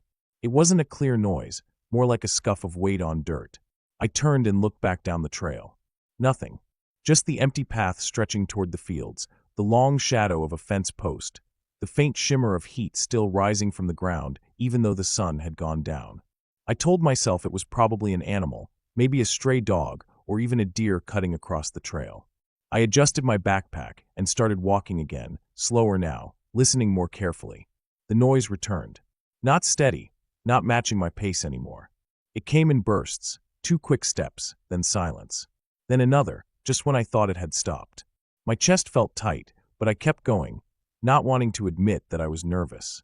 The trail began to climb more sharply, curving around the side of the ridge. I knew if I followed it another half-mile, it would loop back down toward the gravel road where I'd started. I tried to convince myself that I just had to keep walking until then. The air grew cooler as the trees thickened overhead. The last light was slipping fast now, and the trail was shaded so deeply it felt like dusk had fallen hours earlier. I noticed how quiet everything had become. The bugs had stopped buzzing, no birds stirred in the branches, no wind moved through the leaves. The silence pressed down harder than the dark. Then I heard it again, closer this time. Definite steps, heavier than mine. They crunched down hard, dragging slightly like weight was behind them. I froze where I was and turned sharply, my eyes straining to pierce the shadows on the path.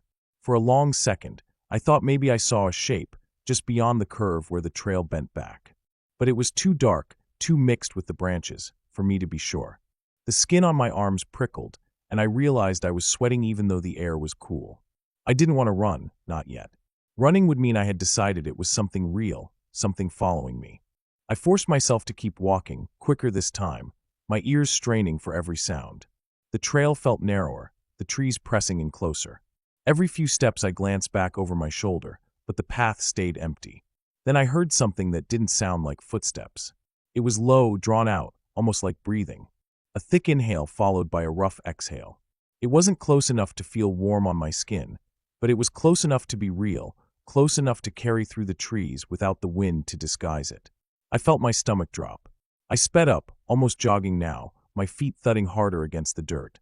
My backpack bounced against my shoulders, the straps digging into my collarbone. My mouth went dry as I listened, and sure enough, The steps followed, quicker now matching me. My body surged with panic. I broke into a run, my legs pounding the path, my breath loud in my ears. The trail twisted back and forth, and every time I rounded a corner, I expected to see someone waiting ahead. I kept running until my lungs burned, and when I finally risked a glance behind me, I thought I saw it again. A shadow pulling back into the trees, something tall moving where it shouldn't have. My heart thumped so hard I could feel it in my throat. The trail leveled out suddenly, spitting me into a small clearing where the trees opened up and the last pale light of evening lingered. My chest heaved as I stopped, bent over, listening. The sound had stopped. No steps, no breathing, nothing. Just me, standing alone in that silent patch of grass with the ridge rising dark and steep behind me. I knew the road wasn't far. Just down the slope, past the last bend, I could reach it. But standing there, I felt exposed, like the open clearing was worse than the narrow trail. At least on the trail, I could hear if something came up behind me. Here, anything could be standing at the edge of the trees, watching. I forced myself to move again, taking quick steps toward the far side of the clearing. My legs shook with every stride. My ears strained, waiting for the sound to return, but the silence hung heavy and endless. I reached the other side and plunged back into the trees, the darkness swallowing me again. The trail sloped down sharply now, the loose dirt sliding under my shoes. I stumbled, caught myself on a branch, and kept going, half sliding down the hill until I burst out onto the gravel road. I stopped there, hands on my knees, gasping for air. The road stretched empty in both directions, the fields on either side washed in dim gray. I looked back once at the trailhead, the trees black and crowded together. Nothing moved. No sound came. Just the heavy dark, thick and waiting. I walked fast down the road toward town, not daring to look back again. The whole way, I kept expecting to hear it behind me. The crunch of steps on gravel, the scrape of breathing in the still air. But nothing came. I didn't stop until I saw the first porch light glowing at the edge of town, and only then did I let myself slow down. When I finally reached my own street, the ordinary world felt wrong, too normal compared to the thick silence of the hills. I went inside and locked the door behind me, my hands trembling as I slid the bolt shut. I stood there for a long time, listening to the hum of the refrigerator, the faint tick of the clock, normal sounds that felt almost foreign after what I had just left behind. That night, I barely slept. Every time I closed my eyes, I saw the curve of the trail behind me, the hint of movement in the shadows, the sound of breathing drifting just close enough to hear. I never went back to those trails again, not after dark, not alone. Even now, when I think about it, I know deep down that something was out there, and it wasn't my imagination. It was real, and it was following me. And the worst part is that I never found out what it was. I never saw its face. I never knew how close it came. I only know that I made it out that night, because I didn't stop running. If I had paused a little longer, if I had waited one more moment on that trail, maybe I wouldn't have made it to the road at all. That thought has never left me. It still lingers every time I walk alone at night, every time I hear a sound in the dark that doesn't fit. Because once you've felt it, that presence just behind you, close enough to breathe the same air, you don't forget. You never forget.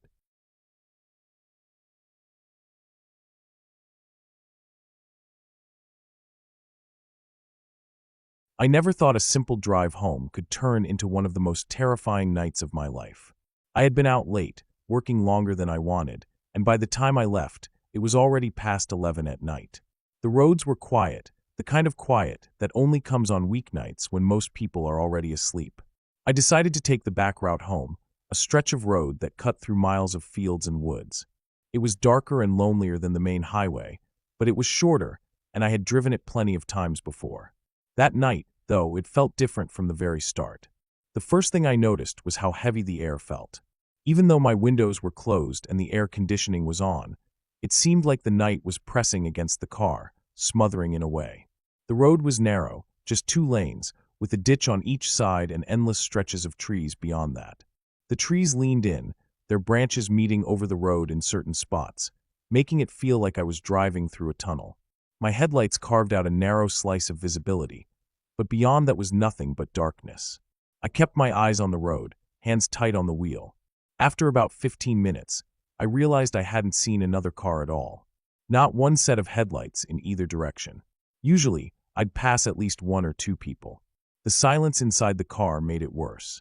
The hum of the engine and the sound of the tires on asphalt seemed too loud. I turned off the radio because even that felt out of place. As I came around a bend, I saw something up ahead on the side of the road. At first, I thought it was just an animal. I slowed down, squinting through the windshield. The headlights fell on it, and I realized it wasn't an animal at all. It was a car, pulled halfway off the road into the ditch. The angle of it was strange, like it had veered suddenly, and then just stopped. The front end was tilted downward, the back slightly raised, and one of the doors was open. I slowed to a crawl as I passed it, my heart rate rising. The car was dark inside, no lights on, no movement. The open door swung slightly in the breeze. A dull creak I could hear even over the sound of my own vehicle. I couldn't see anyone nearby. For a moment, I debated pulling over, but something deep in my gut told me not to. Everything about it felt wrong. I pressed down on the accelerator and kept going. A mile or so later, I was still thinking about it. I tried to come up with reasonable explanations. Maybe someone had broken down and walked to get help. Maybe they had been picked up already. Still, the image of that open door, swaying back and forth, wouldn't leave my mind. That was when I noticed the car behind me. It must have appeared not long after I passed the stranded one, but I didn't notice it right away. I only caught it in my mirror because its headlights flickered for a second as if they had bounced on uneven ground. My stomach sank. It was following at a distance, not too close, not too far, just hanging back.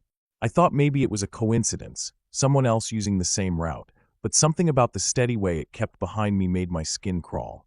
I sped up a little. So did they. I slowed back down, pretending maybe I was just paranoid. They slowed too, keeping that exact same distance. No matter what I did, they mirrored it. I tried to brush it off, telling myself it was just my imagination, but the more I watched the mirror, the worse I felt. The road stretched on, twisting and cutting through thicker patches of woods. I knew there wouldn't be a gas station or store for miles. It was just me, the empty road, and whoever was behind me. The minutes dragged. I started to sweat, my hands slippery on the wheel. Every instinct in me said not to pull over, not to stop. The road eventually straightened out into a long stretch where I could see far ahead.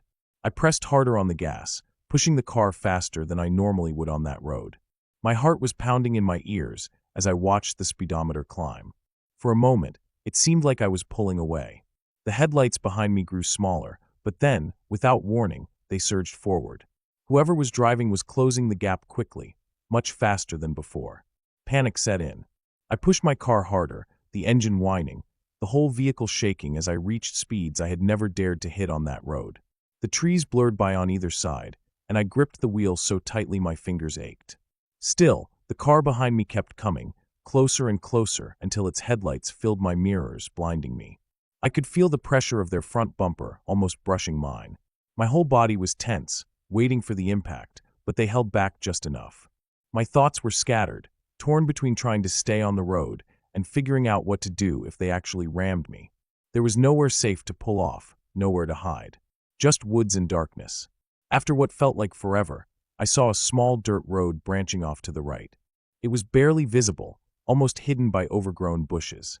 Without thinking, I swerved onto it, gravel crunching and spraying out from under my tires.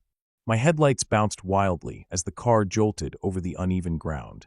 I risked a glance in the mirror. The other car shot past on the main road, its headlights fading into the distance. Relief washed over me, but it was short-lived. The dirt road was narrow, twisting, and full of potholes. Branches scraped against the sides of my car. I slowed down, trying to catch my breath, but the deeper I went, the more isolated I felt. I had no idea where it led, and part of me worried I had just trapped myself. I finally came to a clearing, wide enough to turn around.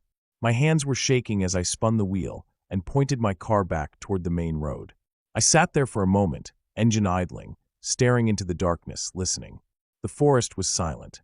No wind, no insects, nothing. Just silence pressing in. I pulled back onto the main road carefully, half expecting to see those headlights waiting for me. But the road was empty. I drove the rest of the way home like a machine, eyes darting to the mirrors every few seconds, muscles stiff with tension. When I finally pulled into my driveway, my whole body sagged with exhaustion. Inside my house, I locked every door and window, pacing the rooms, unable to shake the feeling that I had been hunted. I kept thinking back to that first car in the ditch, the open door swinging in the dark. I couldn't stop wondering if it had been a trap, set up to lure me into stopping, to get me out of my car. That night, I barely slept. Every time headlights passed outside, my heart jumped. Even now, I can still see the reflection of those lights in my mirror, blinding and close, so close it felt like they were breathing down my neck. And I keep asking myself what would have happened if I had stopped, if I had gotten out, if I hadn't taken that dirt road at the last second.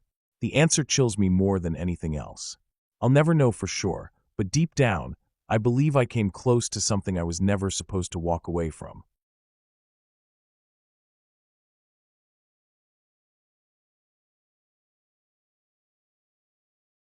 It started out like any other quiet day, the kind of day where you don't expect anything unusual to happen. I had decided to take a long walk out into the countryside, something I liked to do whenever I felt like clearing my head. The weather was cool, a light breeze moving through the trees, and the sky was clear enough that I could see the sun sinking little by little toward the horizon. I had no plan, no real destination. I just wanted to be away from the noise, away from people, and out where the land stretched wide and the woods pressed close. The path I followed wasn't even a real trail. It was one of those dirt tracks that came from tractors or old farm trucks passing through, the kind of road that wasn't maintained but still carried the marks of tires from time to time. On both sides of me, there were stretches of open fields that eventually led into thick woods. From a distance the trees looked peaceful, just dark walls of trunks and green canopy, but up close, they seemed to swallow light. I remember thinking how easy it would be to get lost if someone walked in too far without paying attention. I carried a small backpack with a bottle of water, a flashlight, and a jacket in case it got cold. I wasn't planning to stay out long, but I knew myself, I liked to wander, and sometimes I ended up farther than I meant to. The ground was uneven, small ruts and rocks hidden under weeds, so I kept my eyes low as I walked. After about an hour, I realized I had gone deeper than I thought, farther from the small town where I lived. The silence grew heavier, broken only by the occasional crow or the rustle of grass in the wind. It was then that I noticed the road veering into the woods. Something about the shade under those trees pulled at me. The air seemed cooler there, the shadows longer, and I decided to follow it. I stepped into the woods, and the first thing that hit me was the smell: damp soil, old leaves, and that earthy weight that only comes when you're under thick cover. The canopy overhead blocked out a lot of the light, and in some places the ground was already dark, even though the sun hadn't fully set. I kept walking, deeper into the trees. At first, it felt calm, the kind of quiet you think of when you imagine being away from the world. But as I went on, that peace turned into something else. The sounds of birds faded. Even the breeze seemed to die, leaving the woods strangely still. My footsteps on the leaves sounded louder than they should have. I felt a prickling on the back of my neck, that natural instinct telling you that something might be off, even when you don't have proof. The deeper I went, the more I realized I couldn't see much of the sky anymore. The path narrowed and twisted, roots cutting across it, branches hanging low. Every so often, I thought I heard something off to the side, a faint crunch of leaves, the snap of a twig. Each time I stopped and looked, there was nothing there. Just trees, trunks lined up like silent watchers. My heartbeat picked up, and I tried to brush it off as nerves, but I couldn't shake the feeling that I wasn't alone. After maybe 20 more minutes of walking, I reached a small clearing. It wasn't much, just a space where the trees thinned out, letting a sliver of the dim sky through. I stopped to drink from my water bottle, and that's when I saw movement on the other side of the clearing. At first, I thought it was just a deer or some other animal, but then I realized it was a person. A figure, dark against the tree line, standing very still. Too still. I froze. The figure didn't move closer, didn't wave, didn't acknowledge me. It just stood there. I stared for a long moment, trying to make out details, but the dim light made it impossible. All I could tell was that it was tall and thin. My first thought was that maybe it was another hiker or someone hunting, but there was no sign of a rifle, no bright orange vest. Something about the way they stood, completely motionless, made my skin crawl. I didn't want to keep standing there, so I turned and walked quickly down the other side of the clearing. I didn't run, but I kept my pace brisk, feeling my heart pound harder with every step. The path curved and bent, and after a while, I risked a glance behind me. I didn't see the figure anymore, but that didn't comfort me. It felt worse, like it had vanished into the woods without a sound. The forest grew darker, as the sun dropped. My flashlight was in my bag, but I didn't want to use it yet. I told myself I'd keep walking until I reached the edge of the woods, but I couldn't remember how far in I had gone. Every tree looked the same. Every twist of the path mirrored the last. I tried to calm myself, but then I heard it again, footsteps behind me. Faint, but steady. I stopped dead in my tracks, listening. The footsteps stopped too. I held my breath, waiting, every muscle in my body tensed. For a moment, there was nothing but silence. Then slowly, the sound of breathing reached me. Heavy, steady breathing, like someone trying to stay quiet, but too close to hide it. It came from behind, somewhere among the trees. My throat went dry, and I forced myself to keep moving. My legs felt heavy, but I picked up my pace, almost jogging now. The breathing grew fainter, then closer again, as though whoever it was kept adjusting their distance. I didn't dare look back this time. I just wanted out. I wanted the woods to end. The ground dipped, and I realized I was moving downhill. My shoes slipped on loose dirt, and I nearly fell before catching myself on a branch. The air smelled thicker here, more humid, and I could hear the trickle of water somewhere nearby. I thought maybe if I followed the stream, it would lead me out. I headed toward the sound, crashing through brush, no longer caring about the path. That's when I heard it again, branches snapping, heavier now closer. Whoever was behind me wasn't trying to stay hidden anymore. I broke into a full run, heart hammering, lungs burning as I pushed myself through the thick growth. My jacket caught on thorns, ripping the fabric, but I didn't stop. I could feel the presence behind me, too close, too deliberate. I burst out onto the edge of the stream, water glinting faintly in the last scraps of light. My legs felt weak, but I forced them to move along the bank, slipping on wet rocks, splashing into shallow water. The cold soaked my shoes, but all I cared about was distance. I kept going until I finally saw it, an opening through the trees where the land sloped up again. I scrambled toward it, climbing, grabbing roots and rocks to pull myself higher. When I reached the top, I looked down one last time. In the dimness below, I saw movement. A figure stepped out of the trees, standing on the bank of the stream where I had been just moments before. Even in the low light, I could tell it was the same person from the clearing. They stood there, looking up in my direction, motionless again, as if they had been following me the entire time without a sound. I didn't wait to see what they would do next. I turned and ran, every muscle screaming, until finally the trees thinned and I stumbled out into another field. My chest felt like it was on fire, and I collapsed to my knees, gasping for air. When I looked back, the woods were still. The figure hadn't followed me out, at least not that I could see. I kept moving, forcing myself across the field until I found the dirt track again. The night had fully settled in now, and I finally pulled out my flashlight, its weak beam bouncing across the uneven road. It took me nearly an hour to find my way back to the edge of town. Every step I took, I kept looking behind me, half expecting to see someone there. But there was nothing, just the dark, empty road.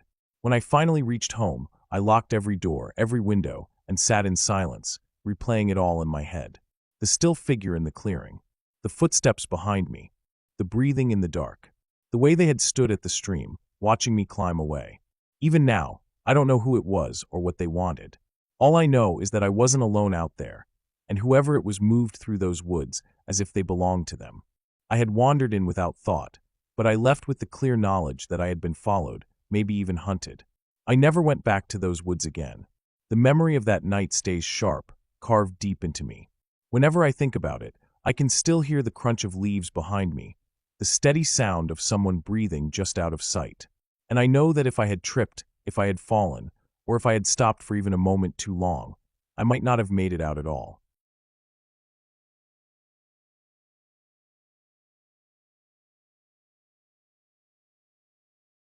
It was late in the afternoon when I started walking down the old service road that cut deep through the woods. The air felt heavy, the kind of stillness that presses against your ears and makes every sound sharper than it should be. I had been out there plenty of times before, usually with friends or family, but this time I was alone. The plan was simple, just to get in a long walk, clear my head, and maybe take a few photos of the fading light slipping between the trees. The dirt road was rough, full of uneven patches and scattered stones. My boots crunched with each step, and every crunch seemed to echo far louder than it should have. To my right, the forest stretched endlessly, thick with pine and underbrush, branches tangled together like locked fingers. To my left, the land sloped downward into a shallow gully, filled with long grass that swayed without any wind. I kept moving, forcing my eyes to stay on the path ahead, even though the corners of my vision kept catching shadows that didn't seem to settle right. By the time I had walked about a mile in, the sky had darkened more than I expected. The sun hadn't dropped completely, but the trees blocked enough light to make it feel later than it was. I could barely see the horizon through the wall of trunks, just a thin strip of fading orange. I told myself I would turn back soon, maybe after another half-mile. But something about the silence kept pulling me forward, like I needed to find out what lay further down the road. I passed an old hunting stand leaning against a tree, half-rotted, the ladder rungs broken halfway up. That meant someone had once used this place, though by the looks of it, not for years. The smell of damp earth and pine needles was stronger here, and I noticed the ground had patches of soft mud, which meant I had wandered closer to one of the low, wet spots in the forest. I slowed down and glanced at the ground, realizing I wasn't the only one who had walked this way. There were tracks in the mud, long, wide prints, too big to be a dog, too wide for a deer. They weren't fresh, but they weren't old either. The edges were still defined, not washed away. I told myself they must have been left by some hiker with big boots, or maybe a hunter who passed through a day or two ago. Still, I found myself walking more carefully, stepping quieter without really meaning to. My hands tightened around the straps of my backpack, and I noticed my breathing had gotten shallow, as if I didn't want the forest to hear me. After a while, I realized I had gone further than I meant to. The road curved slightly downhill, and the light was fading faster than I thought it would. I stopped to check the time, but the screen of my phone looked pale and useless in the dim light. The battery was low, barely 10%, and I didn't want to waste it keeping the screen on. I slid it back into my pocket, and that's when I heard it. It was faint, almost lost in the stillness. A sound like a branch snapping, but not sharp, more like something heavy pressing down on wood until it cracked. I froze where I was, every part of me tightening. My ears strained, waiting for more. After a few seconds, I heard it again, this time closer, somewhere off to my right in the thick trees. The forest felt alive in that moment, like it was holding its breath with me. I stared into the trees, but the shadows between the trunks were too thick to see anything clear. I thought maybe it was a deer moving, but it sounded heavier, like something dragging a bit of weight with each step. I stood there too long, just listening, trying to convince myself it was nothing. Finally, I forced myself to move. My boots scuffed the gravel as I walked quicker, almost a jog but not quite. I told myself to keep calm, to just head back the way I came, but my nerves kept sparking at every sound. The forest, which had been quiet before, now seemed alive with tiny noises, the rustle of leaves, the faint creak of branches swaying even though the air was still. Every sound made me snap my head around, scanning the shadows. When I rounded a bend in the road, I glanced back just once. For a split second, I thought I saw movement between the trees, something pale, low to the ground, slipping behind a trunk. I didn't stop to study it. My chest tightened, and I started walking faster. The air grew colder as the last of the sunlight bled away. My boots crunched too loud, my breath too harsh. I kept glancing back over my shoulder, but the road stretched empty, just gravel fading into gloom. Still, I couldn't shake the feeling that something was matching me step for step, staying just out of sight in the trees. A few minutes later, I heard it again. Not the crack of wood this time, but a sound like breathing. Low, heavy, pulled through the throat of something big. It was behind me, close enough that the hairs on my neck stood straight. I spun around, but there was nothing. Just black shapes of trees pressed together like a wall. My chest hammered, and for a moment, I considered breaking into a full sprint. But something in me knew better. Running would only draw it out. I forced myself to keep walking, each step deliberate, though my legs wanted to run. My mind kept spinning with guesses. A bear, maybe. A wild boar. Something real, something that belonged here.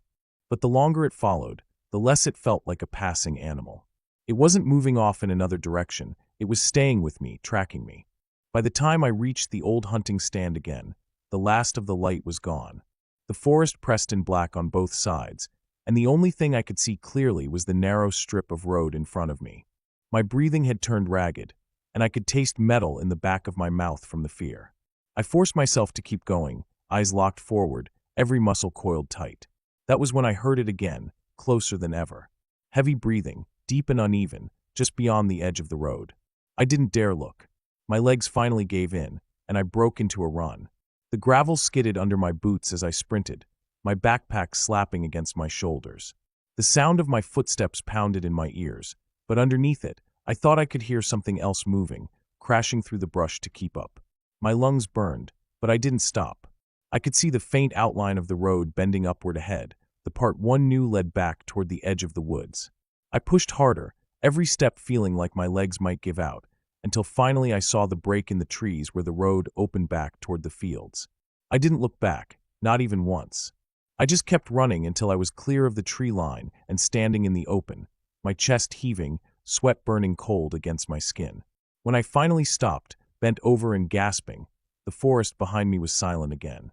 No footsteps, no breathing, no movement. Just the dark line of trees standing quiet, as if nothing had ever been there. I stayed there a long time, staring into the black until I was sure nothing was coming out.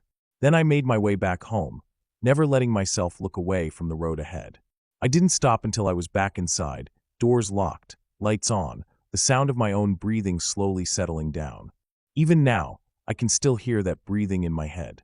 Heavy, uneven, just behind me in the dark. I know it was something real, something that was watching me the whole time. And I know that if I had stayed just a little longer, if I had slowed down or stopped, I might not have made it out of those woods at all.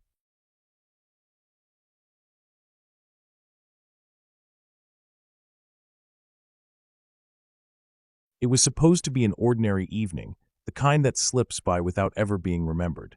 The sun had already gone down, but the summer air still clung to me, warm and sticky.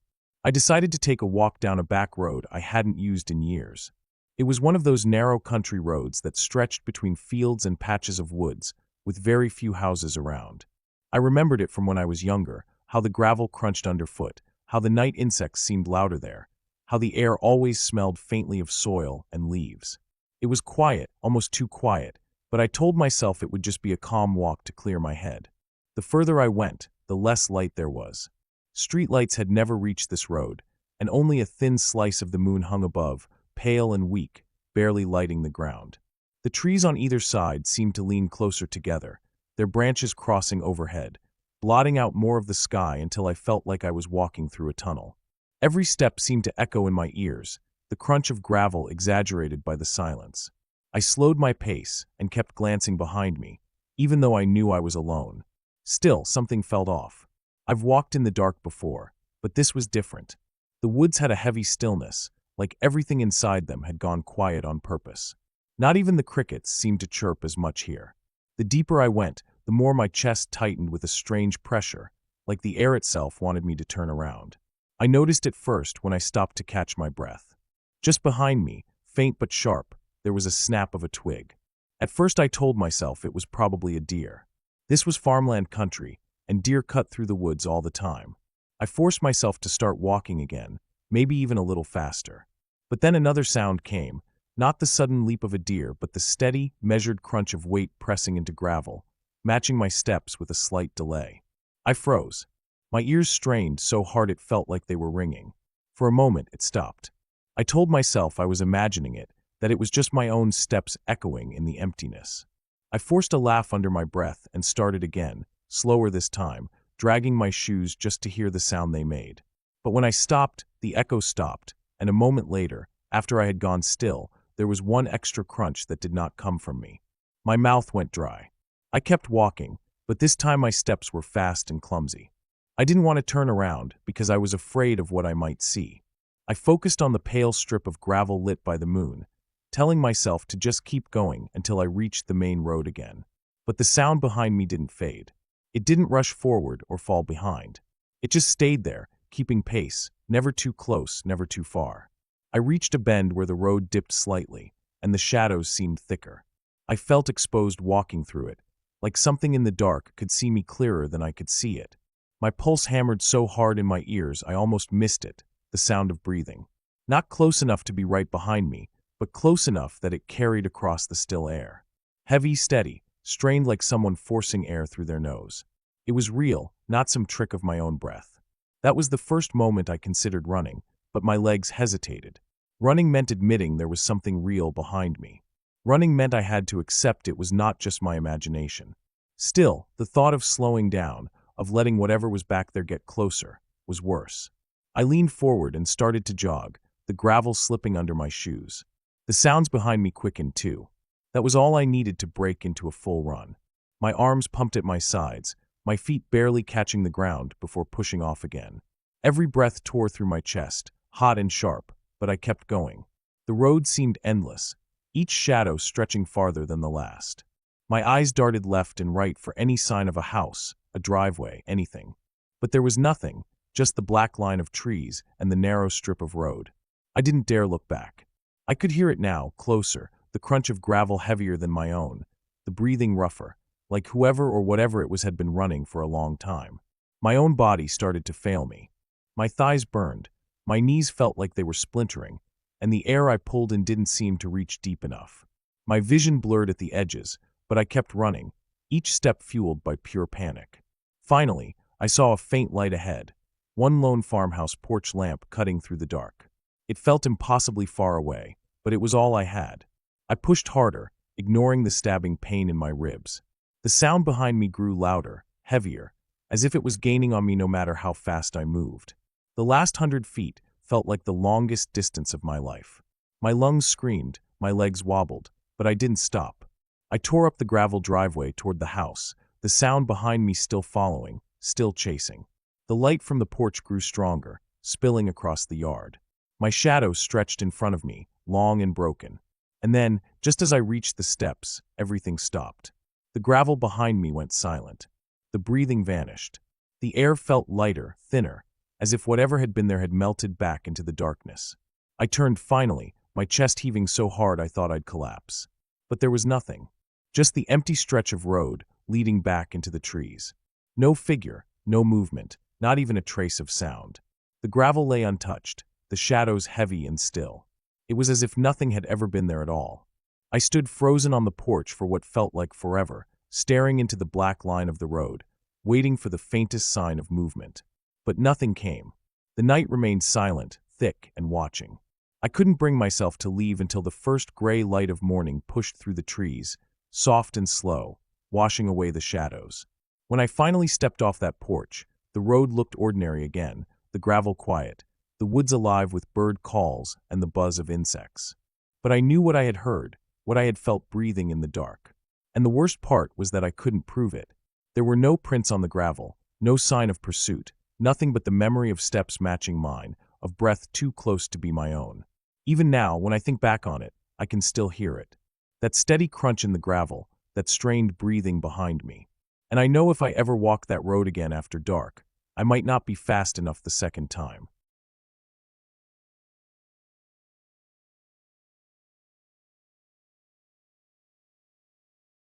I never thought much about fear until that night, the kind of fear that doesn't let you think straight, the kind that makes every breath sound too loud and every heartbeat feel like it's echoing outside your chest. It started as something simple, something so normal that I didn't even think twice about it. I had gone out for a late walk, something I had done 100 times before. It was supposed to clear my head, supposed to be quiet and calm. But the world doesn't always let things stay calm, not when you find yourself in the wrong place at the wrong time. The air was cool, the kind of chill that sinks into your hands if you leave them out of your pockets too long. The road stretched out ahead, empty, with no cars passing and no houses in sight for a long way.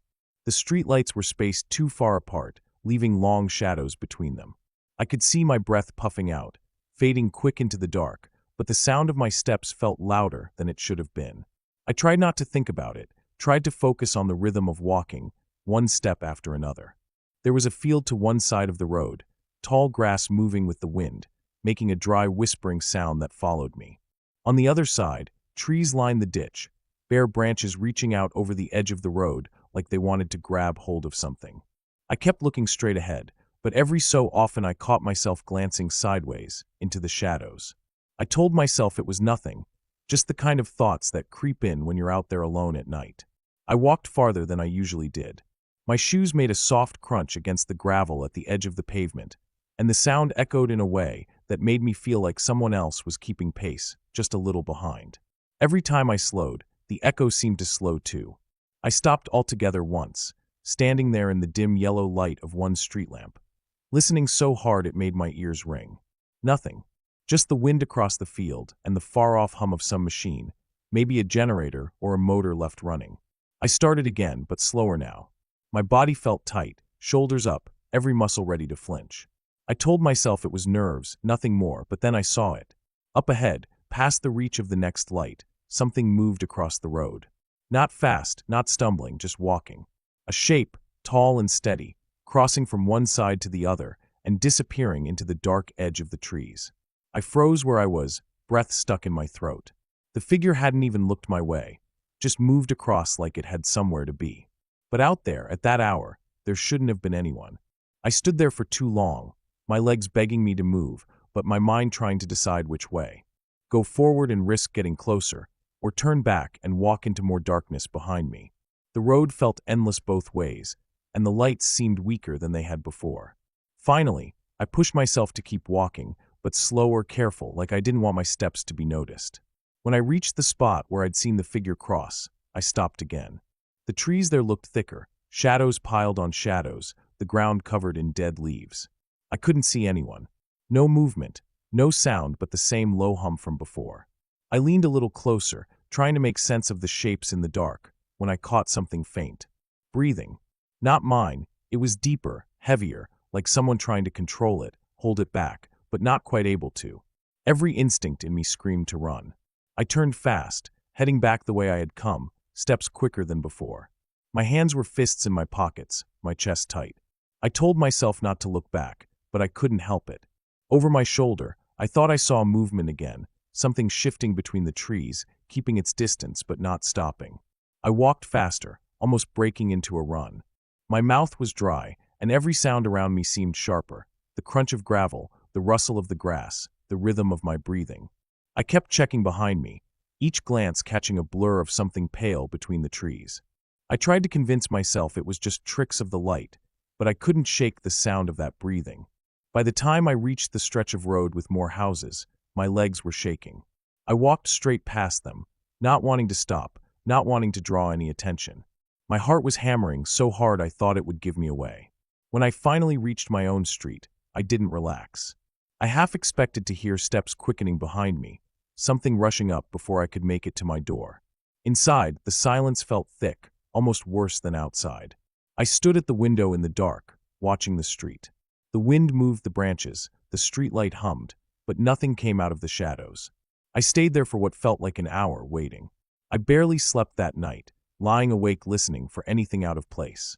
Every creak in the house made my chest tighten.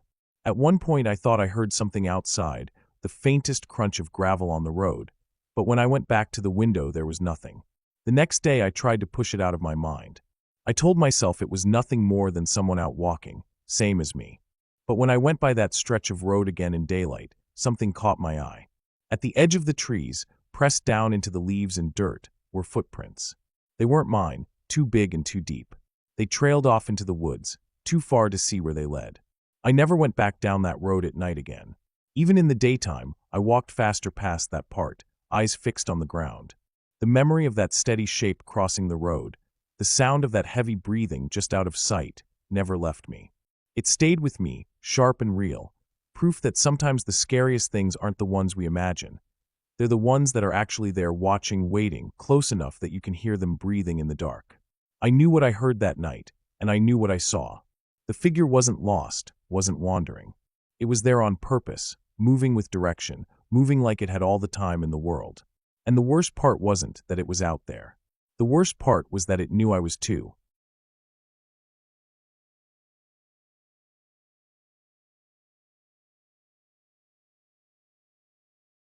I had not planned for anything unusual that day. It was supposed to be one of those ordinary evenings where the air felt a little cooler. The sun dipped behind the trees, and the quiet hum of the outside world was enough to keep my mind at ease. I decided to go for a walk along the narrow road that stretched past the fields and slowly bled into a thick patch of woods. I had walked that road many times before, and I never thought much about it. The path was familiar, the trees tall and silent, and the gravel under my shoes made a sound that was almost comforting. At first, everything felt calm. The fields were fading into darkness, but the sky above them still held the last bits of orange light. The smell of dry grass mixed with the faint scent of dirt that the breeze carried from the forest. My footsteps echoed in the quiet, and every now and then, a bird rustled in the distance, heading back to its nest before night fully set in.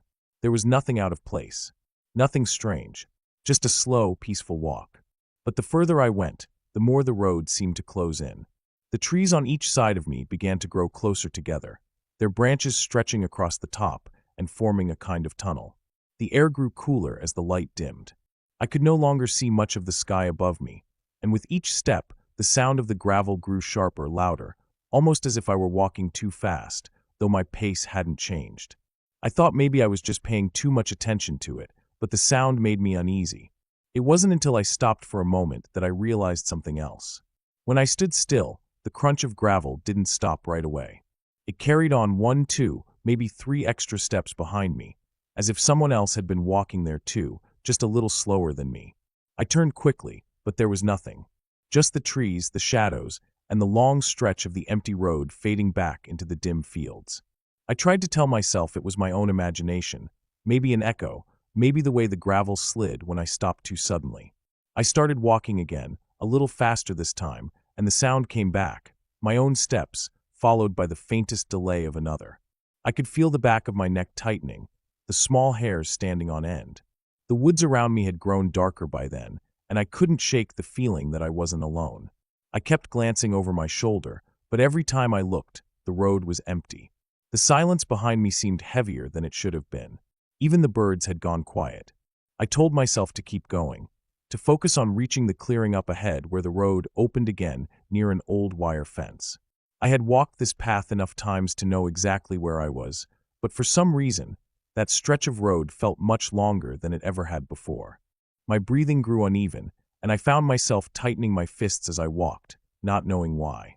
Then I heard it again, clearer this time, not just the crunch of gravel, but a rhythm. Whoever or whatever was behind me wasn't stepping at the exact same pace. It was staggered, like they were slowing down when I sped up, or catching up when I eased my steps. I didn't want to run, but the urge to move faster was stronger than any thought of staying calm.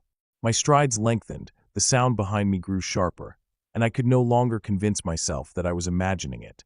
The air was cold in my lungs as I reached the fence line, and I slowed, thinking that maybe if I stood still long enough, whoever it was would reveal themselves. I stopped and turned again, staring hard into the dim road behind me. Nothing moved. The gravel was still. The shadows between the trees seemed to shift with the wind, but there was no clear shape, no figure stepping out into the open. For a moment, I almost laughed at myself. I thought I must have been nervous for no reason. Maybe the crunch of my own steps had bounced off the trees and played tricks on me.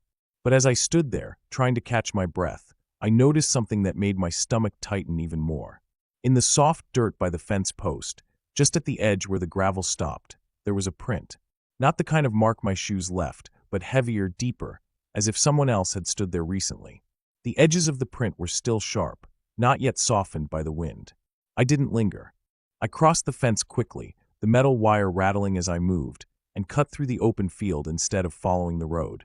The grass scratched against my legs as I walked fast, almost running, toward the distant outline of the houses that sat far off at the other end.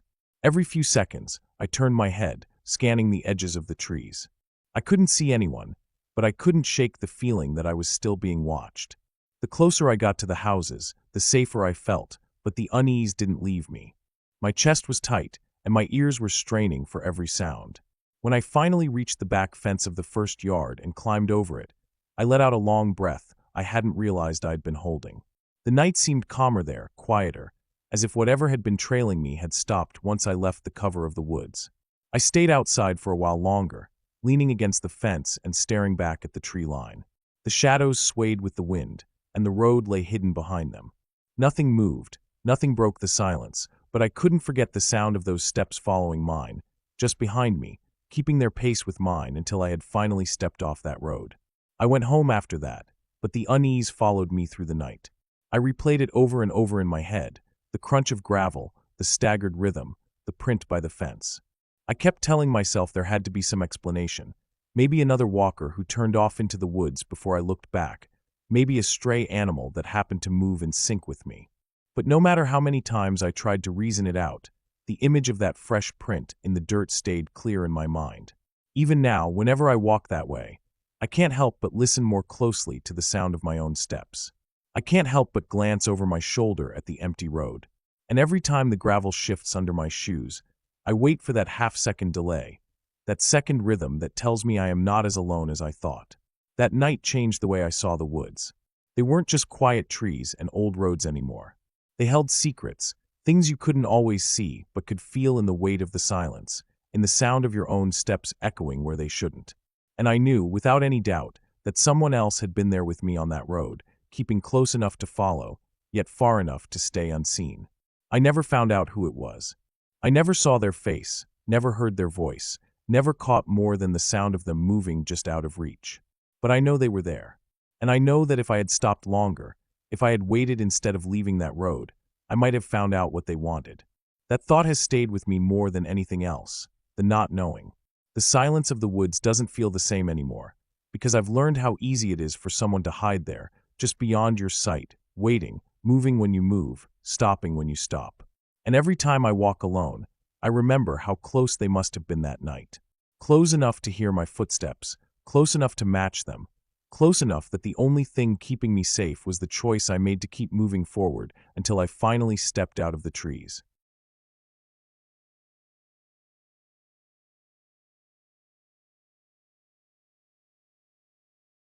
It started as a normal day, nothing that stood out from the rest.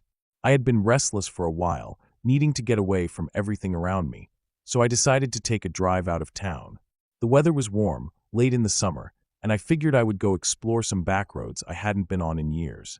I threw a few things in the car, a bottle of water, a flashlight, and an old jacket, and I headed out in the afternoon with no real plan other than to get lost for a while and see something new. The road stretched out empty once I left the main highway, cracked asphalt with grass pushing through the edges. I rolled the windows down and let the wind blow through. After about an hour of driving, I came across a dirt road leading off into thick woods. I slowed down and turned onto it. Dust kicked up behind me, and the trees closed in quickly, their branches heavy and leaning across the road. The deeper I went, the rougher the road became, ruts jolting the car, sticks scraping underneath. After a while, I came into a clearing where the road widened out. The trees pulled back just enough to let a little light through, and it looked like a decent spot to stop for a break. I shut off the engine and just sat there listening.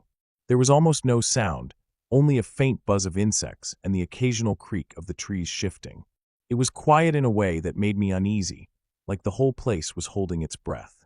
I got out of the car, stretched my legs, and walked a little further into the clearing. The grass was high and dry, brushing against my knees, and the soil underneath was soft, almost like it had been churned up recently.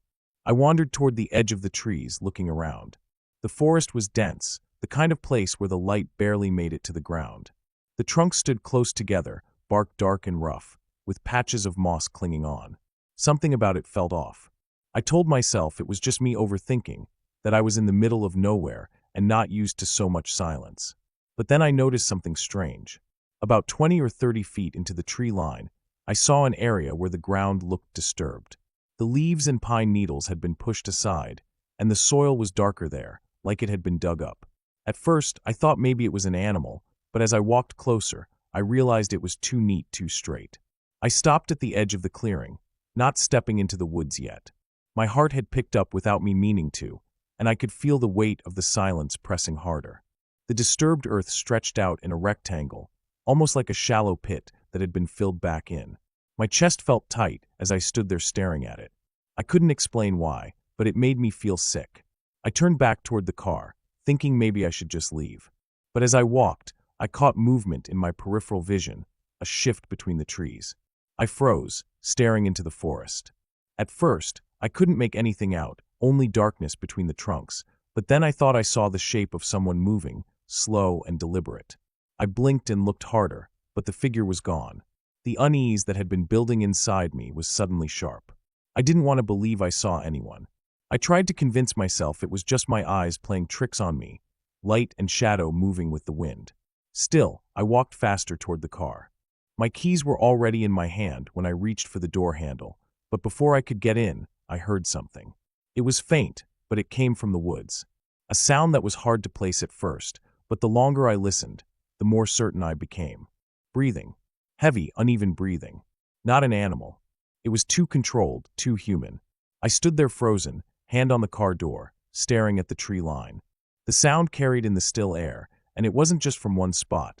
It seemed to shift, like whoever it was moving slowly from tree to tree. My chest tightened more, and I opened the car door quickly, sliding inside. I locked the doors and sat there gripping the steering wheel, trying to steady myself. I started the engine, but just as I put the car into gear, a thought cut through my panic. If someone was out there watching me, if they wanted to, they could easily block the narrow dirt road ahead. It would be simple: roll a log, drag a branch, and I would be trapped. That idea lodged in my mind, and I couldn't shake it. I sat there with the engine running, staring ahead at the empty road, my mouth dry. Minutes passed.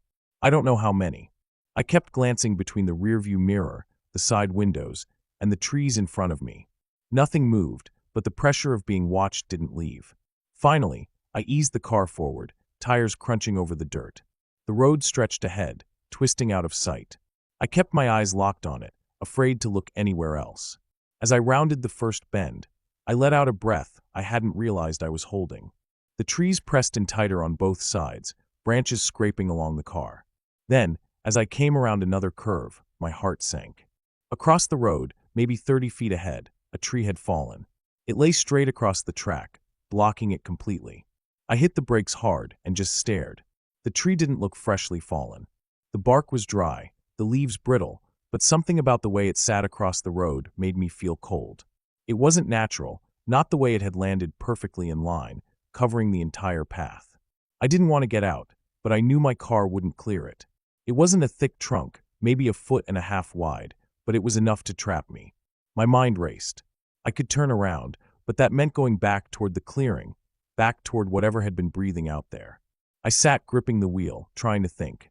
The forest pressed in silent around me. My ears strained for any sound, but all I could hear was my own pulse pounding. Finally, I shifted the car into reverse, backing slowly, keeping my eyes on the road behind me. The rearview mirror showed only narrow dirt stretching back into the trees. I had almost reached the clearing again when I saw something on the side of the road. At first, I thought it was just another branch, but as I got closer, my stomach twisted. It was a piece of rope, thick and coiled, lying right at the edge of the dirt, partly covered in leaves. It hadn't been there before. I knew it. My mind screamed at me to get out of there. I slammed the car into drive and floored it, swerving back onto the main road. The car bounced and rattled as I pushed it harder than I should have, but I didn't care. I just needed distance. The trees whipped by in a blur, dust rising in clouds behind me. I didn't stop until I reached the highway again. Only then did I slow down, my hands shaking on the wheel. The sky was starting to darken, the last of the sunlight fading, and I drove straight back toward town, refusing to look in the mirrors anymore. That night, I lay in bed, staring at the ceiling, unable to sleep. Every time I closed my eyes, I saw that disturbed patch of earth in the woods, the breathing I heard, the rope by the roadside, the tree laid perfectly across my path. I kept replaying it all in my head, the way it felt so deliberate, like someone had been waiting. In the days after, I told myself I wouldn't go back. But curiosity worked at me. I wanted to know if I had overreacted, if maybe my nerves had twisted something ordinary into something terrifying. A week later, I drove out there again in broad daylight. When I reached the dirt road, I saw immediately that the fallen tree was gone. The track was clear all the way through, no sign of it ever having been blocked. I drove cautiously back to the clearing. The grass was still high, the soil still soft, but the disturbed earth I had seen before was no longer visible. The ground was smooth, as if it had been carefully covered and pressed flat. I sat in my car for a long time, staring at the tree line, trying to decide if I should get out. Part of me wanted to walk back into those woods, to prove to myself there was nothing there. But the memory of that breathing, so close, so steady, kept me rooted to the seat. In the end, I turned the car around and left. I haven't been back since. Even now, when I think about it, a chill runs through me. Someone was out there that day. I don't know who or why, but I know what I heard. The rope, the tree, the pit in the ground. It was all too much to be chance. I avoided trouble that afternoon only because I left when I did.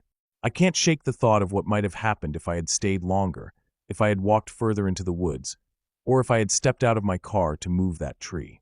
I'll never know who was out there, but I know enough to stay away. That road isn't on any maps, and I've never told anyone exactly where it is.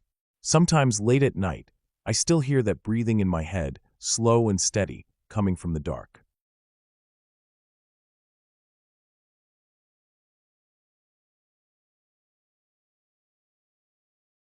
I remember that night with a kind of weight in my chest that never really goes away.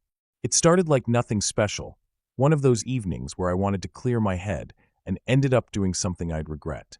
I had been driving back from a long day, the kind of day that makes your skin feel heavy and your thoughts stick together. Instead of heading straight home, I pulled off the main road onto a smaller country road I knew well. It was quieter out there, no lights except the ones from my car, no sound except the engine and the tires grinding against gravel and dirt. I told myself I just needed some air, maybe stop by the old bridge that crossed the shallow creek. I'd been there a few times before, and it was always empty. The road stretched on, narrow and lined with trees that pressed together like they were hiding something behind them. The air felt different when I rolled down the window. Cold, still, almost too still. Usually there were crickets, or the sound of wind through the leaves, but that night it was just silence. I should have taken that as a sign, but I didn't. I parked the car near the bridge, left the headlights on because I didn't like the dark. My shoes crunched against the gravel as I got out, and I walked slowly onto the bridge. The wood was damp, soft in some places, creaking under my weight. The creek below reflected the dim shine of the headlights, a broken shimmer on the moving water. I leaned on the railing and breathed in. It was fresh, damp, smelled like earth and moss. I stood there a while, just looking, listening to the faint sound of water moving under me. Then I noticed something. The sound of footsteps, but not from me. They were faint, slow, and they came from behind me, on the same side of the bridge I had walked from. My chest tightened. I didn't turn right away. At first I thought maybe it was just my own shoes echoing in my head, but then it came again. Slow, steady, too heavy to be an animal. I turned quickly, but the headlights only lit up the front part of the road. The rest was swallowed in black. I saw no one. The sound had stopped. I waited, straining my ears, staring at the darkness until my eyes ached. My own heartbeat was loud in my ears. I told myself maybe I was imagining it. Maybe it was a branch falling or something shifting under the wood. I turned back toward the creek, but my nerves were awake now. Then it came again. Footsteps, but closer this time, more certain. I spun around, and I thought I saw something move just at the edge of the light, like a shape stepping back into the dark. It wasn't clear, just a suggestion of someone there. My mouth was dry, my hands gripping the railing, so hard my knuckles hurt. I stared into the dark for what felt like forever. I told myself to walk back to the car. Just get in, lock the doors, and go home. That was all I needed to do. But for some reason I hesitated. I took a few steps, my shoes loud on the wood, and as I moved, I heard it again, footsteps behind me, matching mine, only stopping when I stopped. My skin prickled all over. I didn't want to look back anymore. I walked faster, the sound behind me matching every step until I reached the car. I yanked the door open and slid inside, slamming it shut. My breathing was uneven, shallow. I locked the doors, turned off the headlights for a second to see if anything was out there. Darkness swallowed everything. When I flicked the lights back on, the road ahead was empty. No one was there. My stomach twisted. I sat there for a few minutes, telling myself it was nothing. But then, out of the corner of my eye, I caught movement on the passenger side, just beyond the glow of the lights. A figure.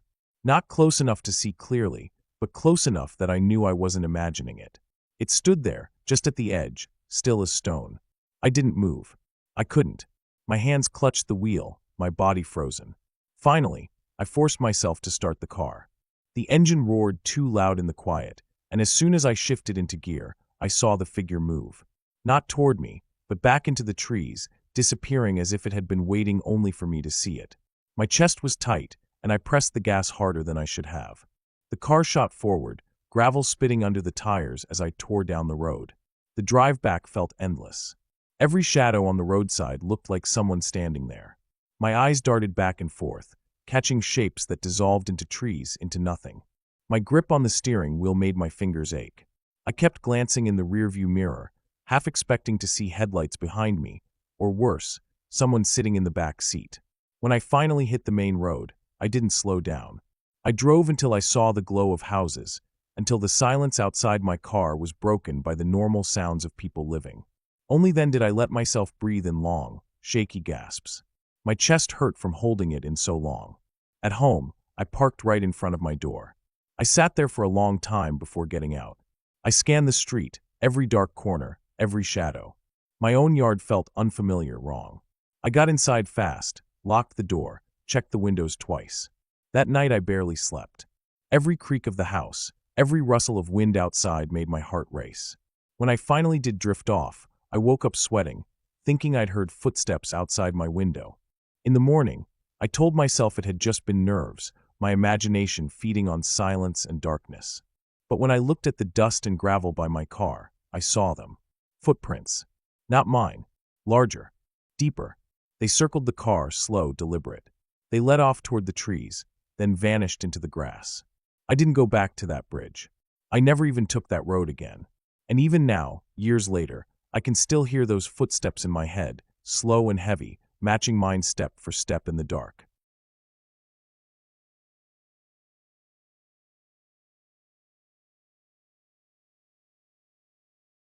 I never thought a simple plan to spend time outdoors would turn into something that stayed with me for years, but that is how it happened. I decided one weekend to take a solo trip into the woods. It wasn't supposed to be anything dangerous or extreme, just a quiet retreat away from noise and people. I packed enough food, water, and gear to last for a few days. My tent, sleeping bag, and a small camping stove were all I needed. I liked the idea of being surrounded by trees, listening to the sounds of the forest instead of traffic. It was late summer, warm during the day but cooler at night, and the weather forecast showed nothing unusual, just calm skies. I thought it would be peaceful. The drive out to the forest took almost 3 hours. The last stretch was a rough dirt road, full of dips and rocks that slowed me down. When I finally parked, the trailhead was quiet, no other cars in sight. That meant I would likely have the area to myself, which at the time felt like a gift. I tightened the straps on my pack, double-checked my water bottles, and started walking. The trail was narrow, lined with thick brush and tall pines that blocked out most of the sun. After about an hour, I could barely hear anything except my own footsteps and the occasional call of a bird. I went deeper, past a bend where the trail split, and followed the smaller path. This section felt more isolated, the trees growing closer together, the air cooler. After another half hour, I found a flat clearing next to a small stream. The ground was even, soft with pine needles, and there was enough space to pitch my tent. The stream would provide water for cleaning and maybe fishing if I wanted. It seemed perfect. I dropped my pack, stretched my legs, and set up camp. The first night was uneventful. I cooked some food, sat by a small fire, and listened to the forest. Crickets filled the air with their rhythm, and every once in a while a branch cracked in the distance. Normal sounds, nothing alarming.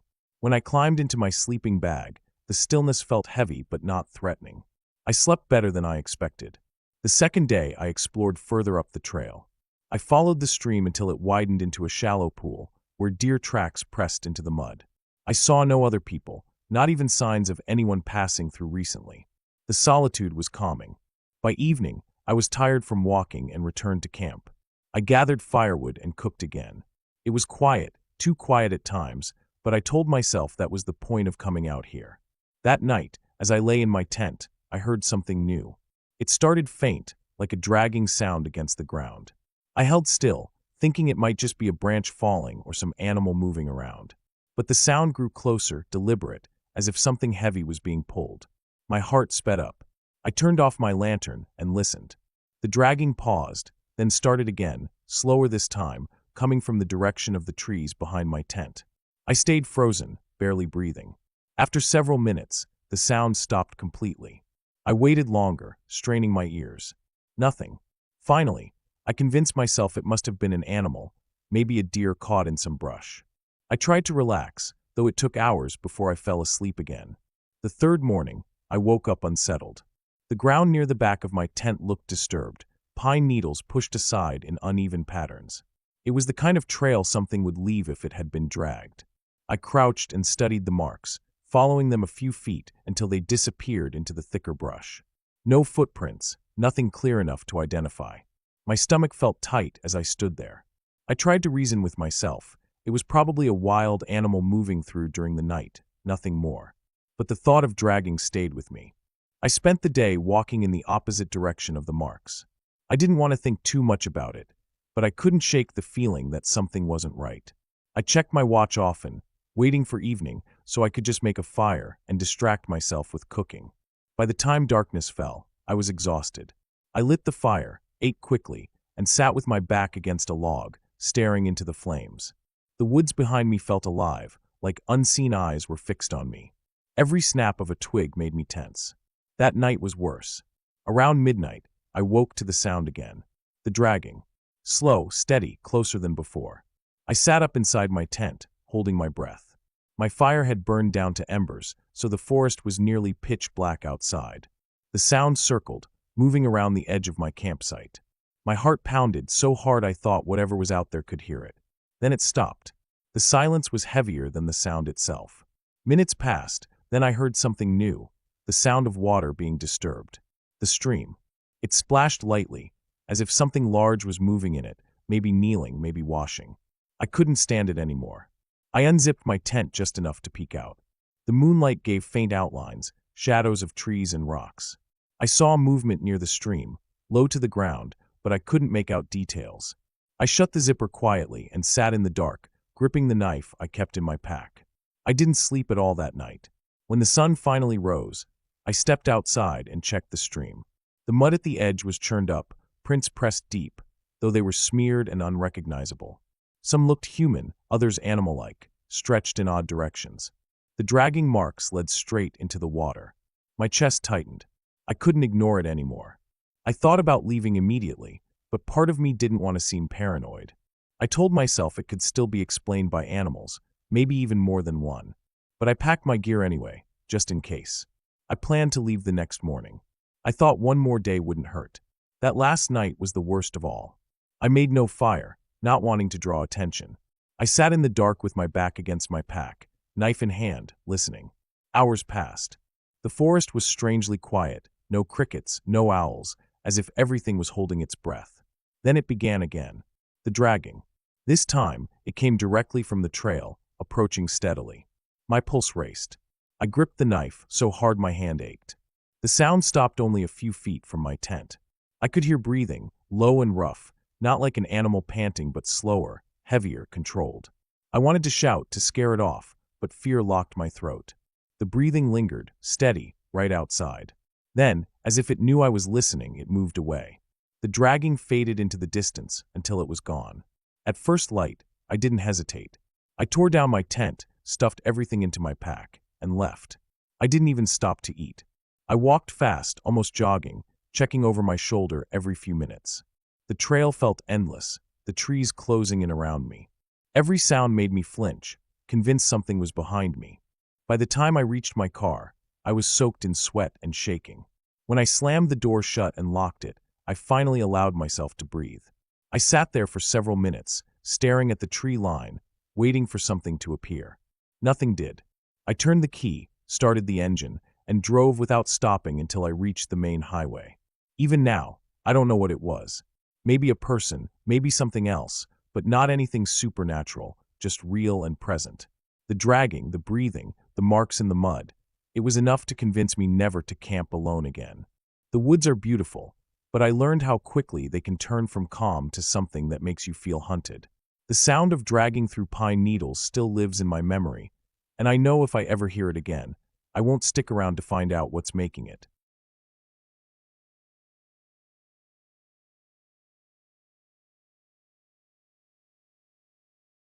It was late summer when I decided to take a short break from everything and spend a weekend out in the woods by myself. I had been working nonstop for months, and I felt like I needed to clear my head. I had camped plenty of times before, but usually with friends or family. Going alone wasn't something I had done much, but I felt like it would give me the silence I wanted. I packed up my gear, made sure I had enough food, water, and supplies, and drove out to a remote forest area that I had read about. It was supposed to be quiet. Not too many people went there, and it had some old trails that weren't kept up anymore. That was exactly what I wanted: space, silence, and no distractions. By the time I reached the gravel road that wound its way deeper into the woods, the sun was already starting to lower in the sky. The late afternoon light made everything glow with that orange warmth that makes you feel calm. The gravel popped under my tires as I drove, and the trees grew denser on either side. I found a small clearing a few hundred yards off the main path, not an official campsite, but flat enough to set up my tent. I parked my car nearby, carried my gear over, and got to work. I laid down the tarp, pitched my tent, and set up a small fire ring out of rocks I found around the clearing. I was sweating by the time I finished, but it felt good. The air smelled like pine and dirt, and the breeze kept it from being too hot. Once everything was in place, I made a simple dinner, heated a can of soup, and ate while listening to the forest. The quiet was deeper than I expected. No cars, no voices, not even distant sounds of farms or towns. Just wind through leaves, insects buzzing, and every now and then the snap of a twig as something small moved around. I sat there until it got dark enough that I had to turn on my lantern. That's when the forest changed. In daylight it felt calm, but in darkness it felt heavier, like the trees were closing in around me. The shadows seemed thicker, and every sound carried farther. I reminded myself that I was fine, that I had camped before, and that nothing was out there except maybe deer or raccoons. I put out the fire, climbed into my tent, and stretched out on my sleeping bag. The night air was cooler, and the nylon of the tent flapped softly as the wind moved across it. I left the rainfly open so I could see a slice of sky and stars through the mesh. At first I relaxed quickly, but then I noticed that the forest noises didn't stay steady. They came in waves. Sometimes there were crickets and rustling, then suddenly silence, then the noises would return. Each time the silence hit, I found myself holding my breath, waiting for something. I told myself it was normal, that animals pause, that wind shifts, but it kept happening. Long stretches of stillness followed by bursts of sound. I fell asleep uneasy. In the middle of the night, I woke up. At first I thought it was because I was cold, but then I realized I had heard something. It wasn't close, but it was steady, almost like a rhythm. A faint crunching. Footsteps. I froze in place and just listened. They didn't sound heavy like a bear, and they didn't scatter around like a deer. It was slow, one step at a time, breaking twigs and pressing down leaves. I held my breath and waited. After what felt like forever, the sound stopped. I kept listening, straining my ears so hard they almost hurt, but there was nothing. Slowly, the forest sounds returned, and I told myself maybe it had been an animal. I rolled over, though sleep didn't come easily again. My body stayed tense until morning. The next day, I tried to shake it off. I got up, made coffee, and walked a little way down the old trail that ran behind my clearing. The path was narrow and half overgrown, and the deeper I went, the more it felt like no one had been there in years. The trees closed in, blocking most of the sunlight, and the air felt cooler. I followed it for about half a mile before I decided to head back. There weren't any clear signs of people, just deer tracks and some fallen branches. Still, as I walked, I couldn't help but glance over my shoulder now and then. I never saw anything, but I couldn't get rid of that thought of footsteps from the night before. The afternoon went by slowly. I sat around, read a book I had brought, and walked the edges of the clearing to gather more firewood. The sun dropped again, and I lit another small fire. The forest grew loud with insects, and I watched the flames for a long time. Once again, though, the night brought unease. When I finally turned in, I told myself I was overthinking things. But sometime after midnight, I woke again. This time the sound was closer. Distinct. Definite footsteps. My heart pounded as I lay still, not daring to move. The steps weren't circling the tent, but they were near the edge of the clearing, slow and deliberate. Crunch, pause, crunch. I tried to tell myself it was an animal again, but the spacing was too even, too much like a person walking. Then it stopped. Nothing. Just silence. I stayed awake for hours, every muscle in my body tight, until exhaustion finally pulled me under. By morning, I felt drained. I thought about packing up and leaving, but part of me stubbornly didn't want to give up. I told myself I had food, water, and daylight. I could handle one more day. To shake the feeling, I hiked farther down the trail during daylight. I went nearly 2 miles this time, climbing over logs and pushing through brush. Still, there was nothing unusual. No campsites, no signs of people. Just the thick, endless trees. When I turned back, I noticed how quiet it was. Even during the day, the deeper part of the forest seemed muffled, like sound didn't carry right. It made me uneasy all over again. By the time I got back, sweat was soaking my shirt, and the relief of seeing my little camp surprised me. That evening, I cooked the last of my food over the fire and sat staring into the flames. I told myself again that I'd leave in the morning, but deep down I wasn't sure if I'd even sleep that night. I let the fire burn low, climbed into the tent, and lay down. Hours later, I woke to something that froze me completely. The sound wasn't distant this time. It was right outside the tent. Slow, steady steps circling. I could hear the crunch of leaves just feet away. Then there was a pause, and the nylon of the tent shifted slightly, like something brushed against it. My heart slammed in my chest so hard it almost hurt. I stayed still, barely breathing. Another sound followed, a soft exhale, steady and controlled, like someone was standing there breathing just outside. Then silence again. Long, stretching silence. I stared at the thin wall of fabric separating me from whatever was out there. I didn't move until dawn light started to seep in. As soon as it was light enough, I unzipped the tent and scanned the clearing. Nothing. No one. But when I walked the edge, I saw it. Faint impressions in the ground. Not boots, not shoes. Bare feet. The prints were uneven, like someone had been moving slowly, circling. My stomach turned cold. There shouldn't have been anyone out there. No houses, no nearby campsites, nothing but miles of woods. I packed everything in record time, shoving gear into my bag without care for order. My hands shook as I tore down the tent. I hauled everything to my car, threw it in the back, and started the engine as fast as I could. The gravel road stretched out, the trees crowding around it, and I kept glancing in the mirrors, half expecting to see someone step out onto the road behind me. No one did. I didn't stop until I was miles away, back on paved roads, back in range of other people. Even now, I think about those prints. The slow, deliberate steps circling my tent. The breathing just outside. Whoever it was, they hadn't tried to talk, hadn't tried to make themselves known. They just watched, moving in silence through the trees, night after night. And the scariest part is not knowing if they would have kept waiting, if I had stayed just one more night.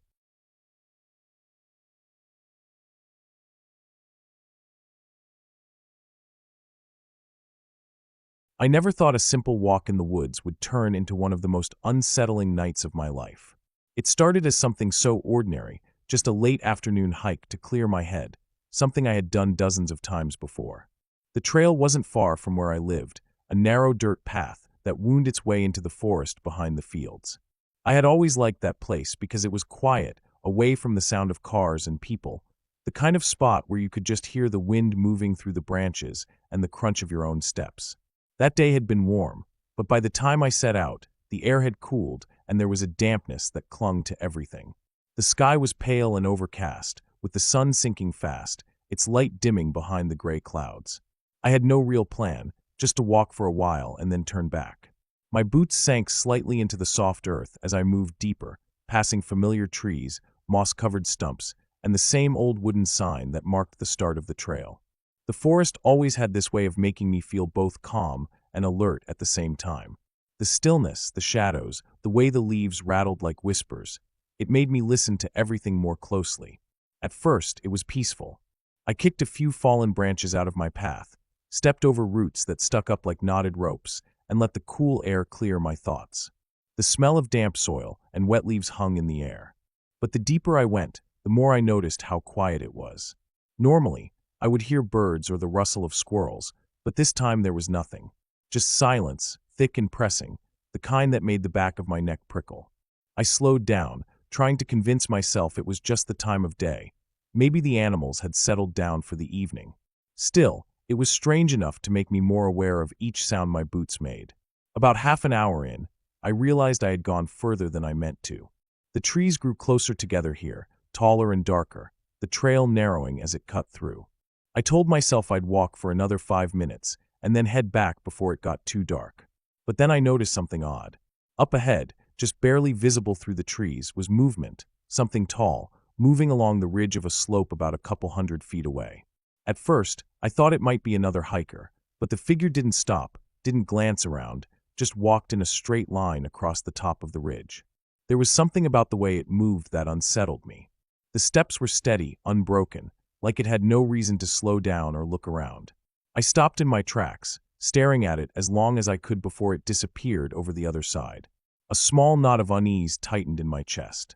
I told myself it was nothing, just someone else out here before nightfall, but the forest felt different now. I decided that was enough for the day and turned to head back. My pace was quicker this time, my eyes flicking to the sides of the trail more often than before. Not long after, I stopped to gather a few sticks and small branches for firewood. It was a habit I had, even when I wasn't camping, bringing some home to dry and burn in the backyard pit. I crouched just inside the edge of the trees, picking up pieces that weren't too damp, stacking them under one arm. That's when I heard it. A sound, faint at first, like heavy breathing. Slow, drawn out, coming from behind me. I froze where I was, hunched down, the wood pressing awkwardly against my arm. The sound was too deliberate to be the wind, too close to be anything else. My heart started hammering. I turned my head slightly, eyes searching the shadows between the trees. For a moment, I saw nothing. Then I caught the slightest shift, movement deeper in the forest. I couldn't make out a shape clearly, but something was there. The breathing grew heavier, then started to fade, like it was moving away. That was enough for me. I dropped half the wood without caring, clutching the rest against my chest as I stood up fast. My legs carried me back toward the trail before my mind had even caught up. I didn't look back right away, afraid of what I might see, but the feeling of being watched stuck with me, sharp and certain. When I finally dared to glance over my shoulder, the trees behind me were just shadows, still and silent. But I didn't slow down. I moved as quickly as I could along the narrow path, my breath short and hard, every small sound, the snap of a twig, the rustle of leaves, making me flinch. The woods felt endless, the trail stretching longer than I remembered. I kept my eyes locked on the ground ahead, following the worn dirt path like it was the only thing keeping me tethered to safety. By the time I saw the first signs of the clearing near the start, my hands were trembling from gripping the sticks so tightly. When I stepped out into the open field again, the sky was darker, the last bit of daylight slipping away. The open space gave me a small relief, but I still couldn't shake the feeling of being followed. I turned around one last time, staring at the dark line of trees. Nothing moved, nothing stirred, but I knew what I had heard, what I had felt in those woods. I didn't stop until I was home, the door shut and locked behind me. Even then, the image of that figure on the ridge, the sound of that breathing in the dark, stayed with me. I couldn't explain it. Maybe it was just some stranger out walking, maybe an animal I couldn't see, but deep down, I knew there had been something in those trees that wasn't just passing by. Something that had noticed me. Something that had been close enough to breathe behind me. That night, lying in bed, I thought about how small and quiet the woods had felt when I first stepped into them, how safe they had seemed. But now I knew better. I knew how fast peace could turn to dread when the silence stretches too long, when the shadows seem to move, and when you realize you aren't as alone as you thought. For days after, I couldn't stop thinking about it. Every time I looked out toward the tree line from my backyard, I half expected to see that figure again, moving along the ridge. I never did, but the thought stuck with me. I had always thought of the forest as familiar, harmless, just another place to walk. But now, every time I step near those trees, I carry that night with me. The sound of unseen breathing, the movement I couldn't explain, and the knowledge that sometimes, in the quietest places, you aren't nearly as alone as you think.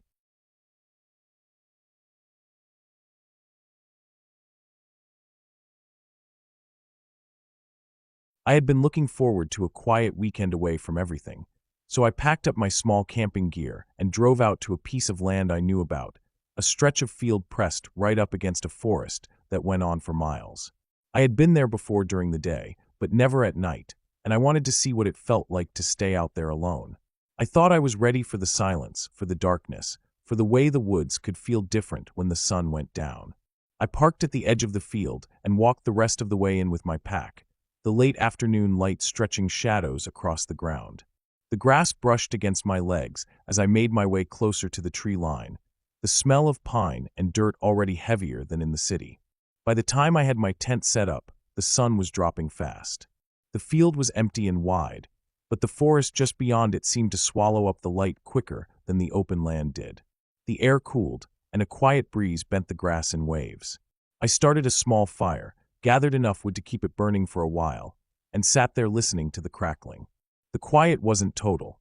There were the faint calls of birds settling down, the high chirps of crickets, and every now and then the shifting sound of something moving in the woods. At first it was easy to dismiss, just small animals moving through the underbrush, nothing unusual. But the longer I sat there, the more I noticed how every sound stood out sharply, how each rustle seemed closer than I wanted it to be. When it was fully dark, I leaned back and looked at the ridge of a hill that rose up maybe 200 feet away from the field. The firelight only reached so far, so beyond the glow was nothing but a dark shape of grass and trees against the sky. As I watched it, I noticed movement. A figure, a dark shape against the darker ridge, was walking across it. I froze, staring. It was upright, moving steady, not stopping to look around, not stumbling like an animal might. The distance made it hard to see details, but the way it moved was clear. Someone was up there, walking across the ridge, as if they knew exactly where they were going. I waited, expecting them to turn, to pause, to maybe stop and look down into the field, but they never did.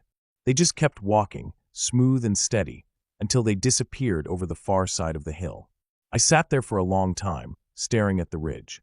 The fire popped and hissed behind me, but I barely noticed.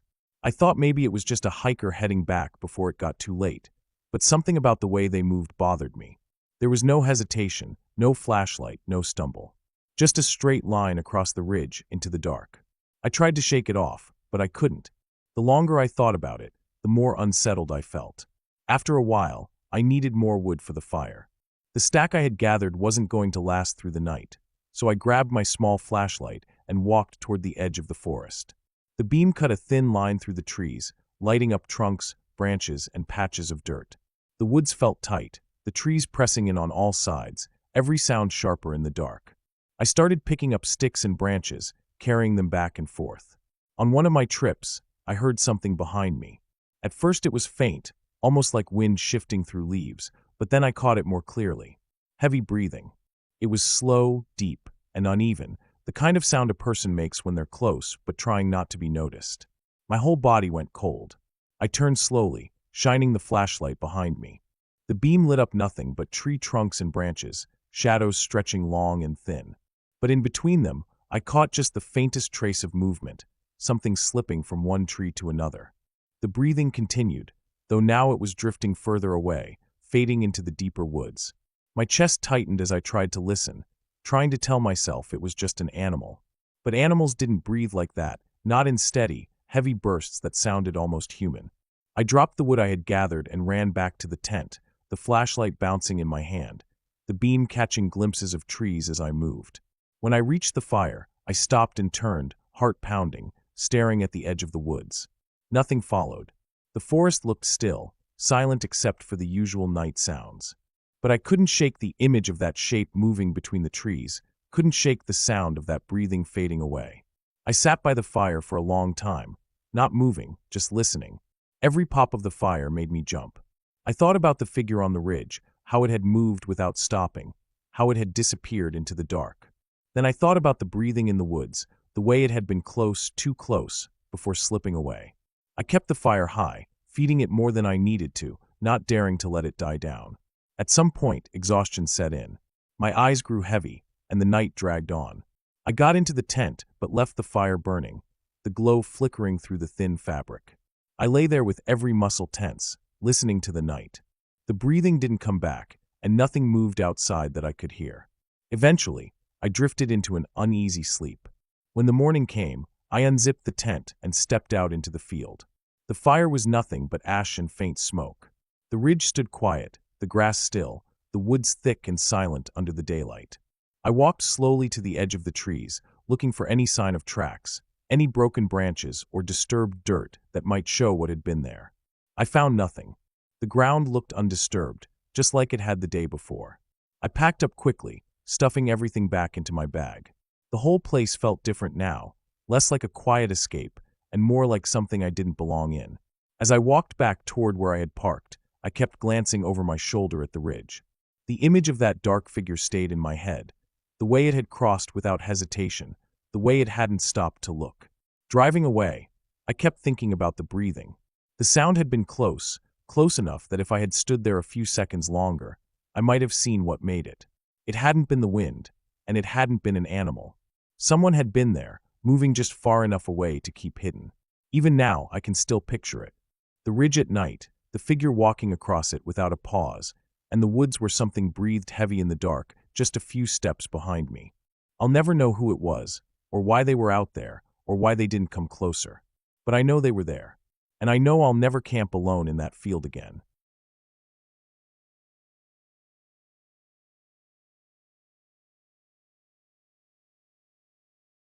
It started as a normal weekend trip, the kind of plan that comes together on short notice and feels casual, almost careless, like nothing bad could come from it.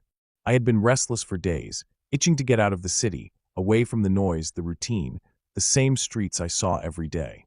I packed quickly, tossing my tent, sleeping bag, and some food into the trunk of my car. I didn't overthink anything, didn't bother to tell too many people where I was going, just said I'd be out in the hills for a couple of nights and back by Sunday. I picked a spot I'd been to once before, years earlier, a small pull-off by a dirt road that led down into a valley where a creek wound between ridges. It was quiet, far from any towns, and usually empty. I liked it for that reason.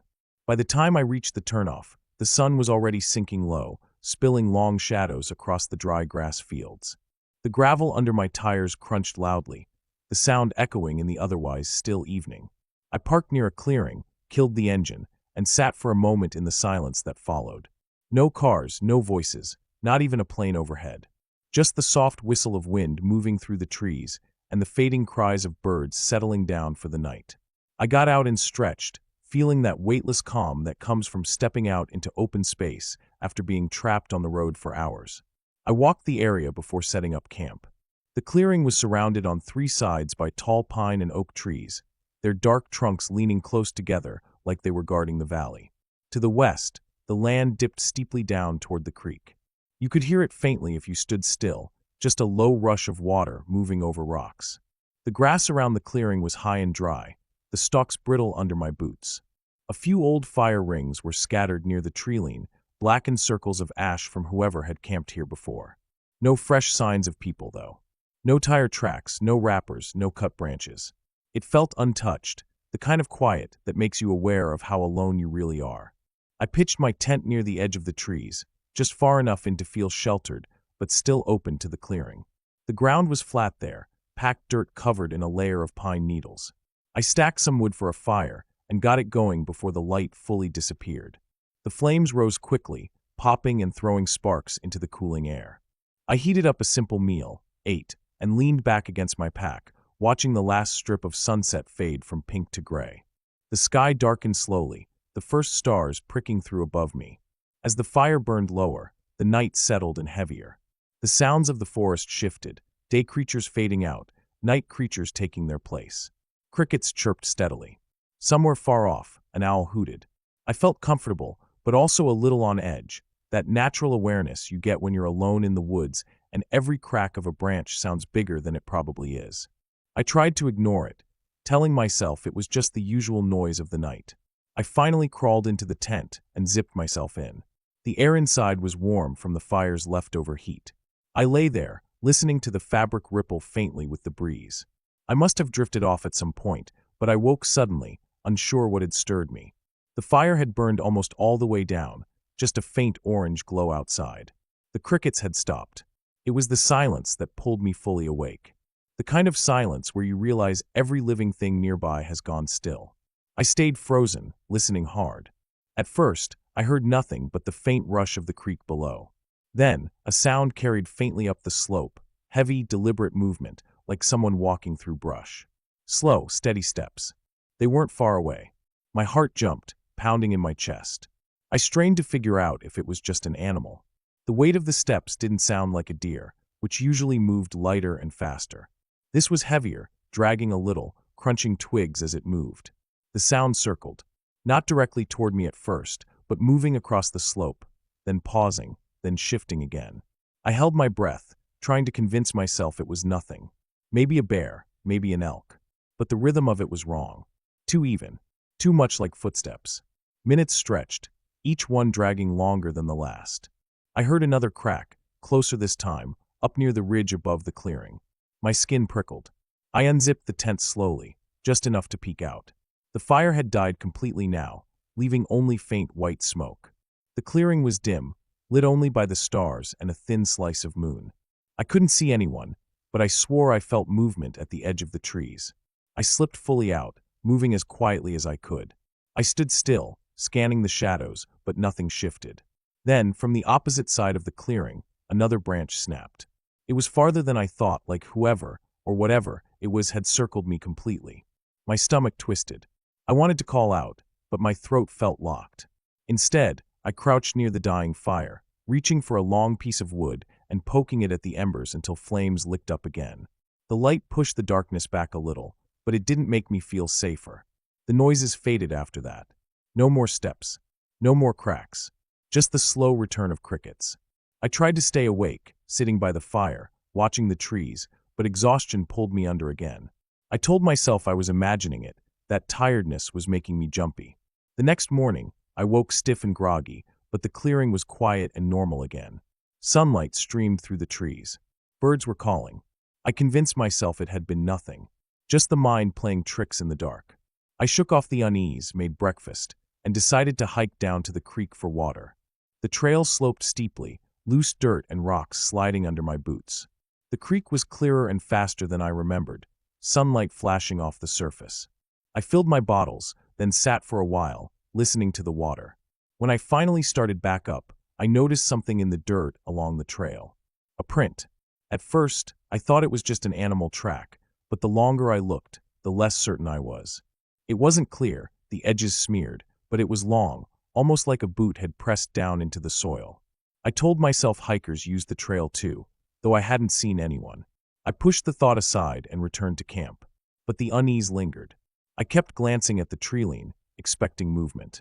Nothing came, but I couldn't shake the thought that someone had been out there. By the second night, I was more alert. I built the fire bigger, stacked more wood within reach.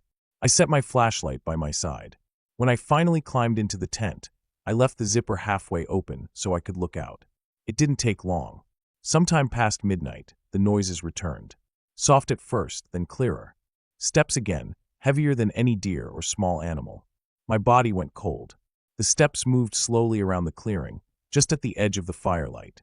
I strained to see, but every time I thought I caught movement, it vanished into shadow. The steps stopped for long stretches, then started again from a different angle. It was like someone was pacing the perimeter, circling me, watching.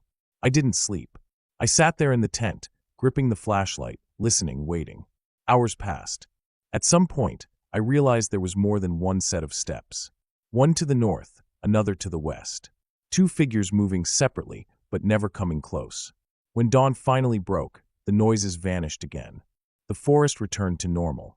Birds calling, branches shifting. I climbed out, stiff and shaky.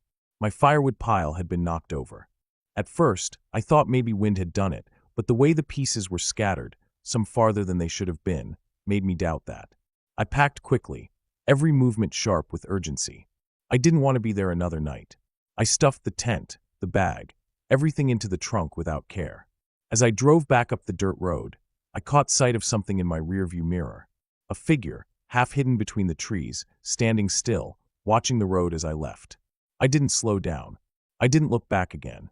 I just drove, gravel spitting behind me, my hands tight on the wheel. Even now, I don't know who they were, or what they wanted. All I know is they were there, watching me in the dark, circling my camp like they had all the time in the world. I left before I could find out what would have happened if I'd stayed. And I will never camp alone in that valley again.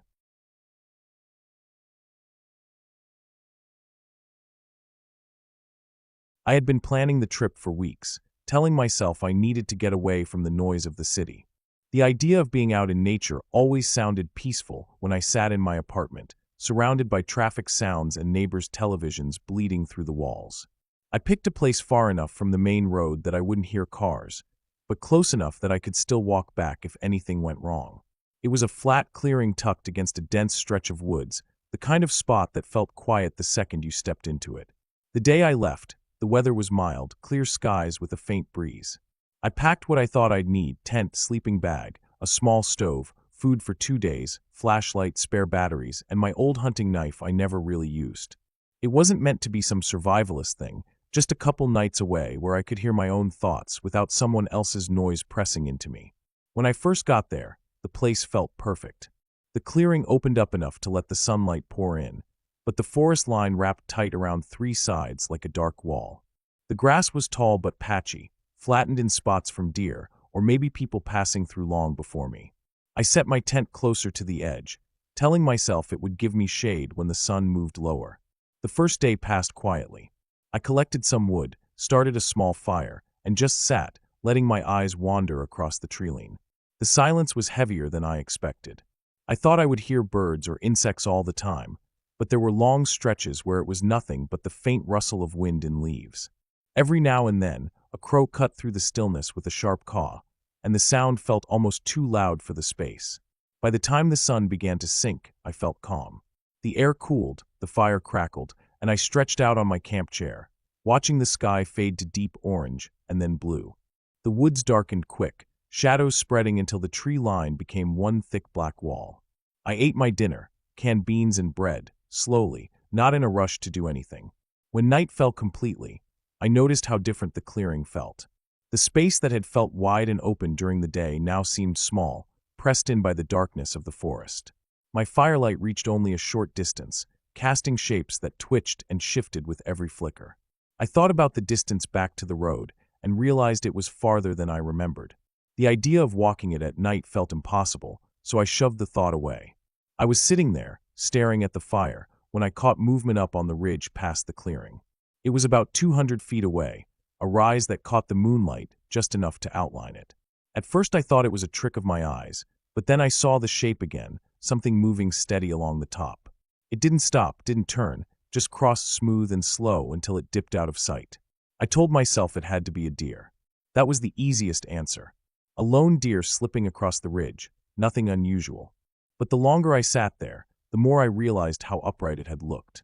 I replayed it in my head, the way it moved, not like something on four legs. It had walked straight across, arms hanging, head forward, the way a person would. My stomach tightened. I stood up, staring at the ridge until my eyes burned from not blinking. Nothing moved again. The woods stayed quiet. No sound of brush snapping, no voice calling out, just the fire popping behind me. After a while, I forced myself to sit back down, telling myself again and again that it was nothing. The night dragged on, heavy and slow. I went into my tent finally, zipped it closed, and lay there listening. Every sound felt sharper than it should have. The wind pressing against the nylon, the crackle of the dying fire, even the faint sound of my own breathing filled the small space. Sleep came in broken pieces, light and restless. The next morning, the sun felt like a relief. Everything looked normal again. The ridge was empty, the woods calm, the fire nothing but ash. I tried to laugh at myself for how tense I had been, shaking my head at how quickly my brain went to the worst ideas in the dark.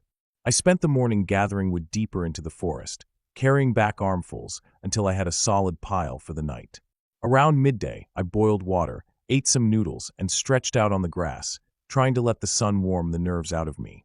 It wasn't until late afternoon that the feeling came back. I was maybe 30 yards inside the treeline, hunting for branches, when I heard it breathing. It was faint at first, so faint I thought it was me, but then it grew clearer, heavier. A steady, thick sound, like someone standing just behind me. I froze, my arms full of sticks, ears straining. The sound was close, too close. I turned my head quick, scanning the trees, but I didn't see anyone, just trunks and shadows. The breathing shifted, softer now, like it was pulling back. My chest tightened, and I dropped half the sticks as I backed away, eyes darting. I swear I saw movement, something slipping between two trees farther off. Not a shape I could make out, just the faint shift of something large enough to disturb the space. The breathing followed, distant now, moving away. Panic shot through me. I dropped the rest of the sticks and ran, my legs crashing through brush until I broke out of the treeline into the clearing. My chest burned, my breath short, but I didn't stop until I was at my tent. I stood there, staring at the forest, waiting to see something step out. Nothing did. The woods stood still, quiet as before. I stayed close to camp the rest of the day. My knife clipped at my side, though I knew it wouldn't matter much if someone really was out there. I couldn't shake the thought that maybe it was the same figure I had seen the night before, circling closer this time, letting me know I wasn't alone. When darkness came again, it felt heavier than before. I built my fire larger, piling wood high, trying to push back the shadows. Every flicker seemed to stretch strange, bending the clearing into a different shape.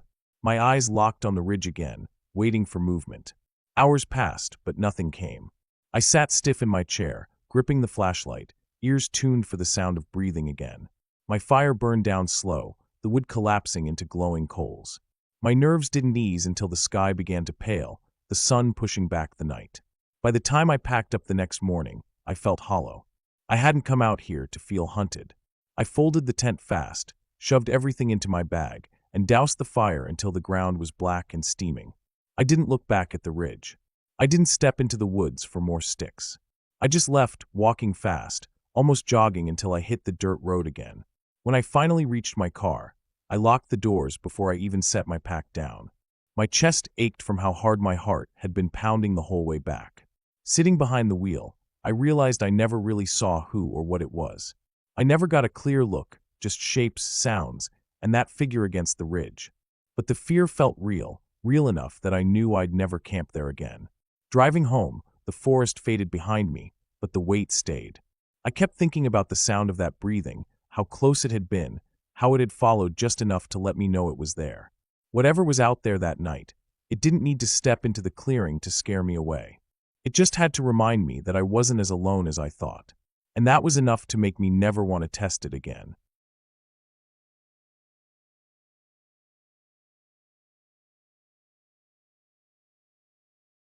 I had always liked being outdoors, but there are times when being too far away from people makes you realize how fragile you really are.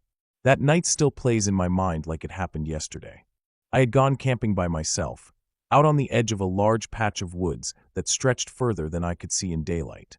I had chosen the place because it was quiet, open enough for a tent and a small fire, and just far enough from the road that I wouldn't hear passing cars.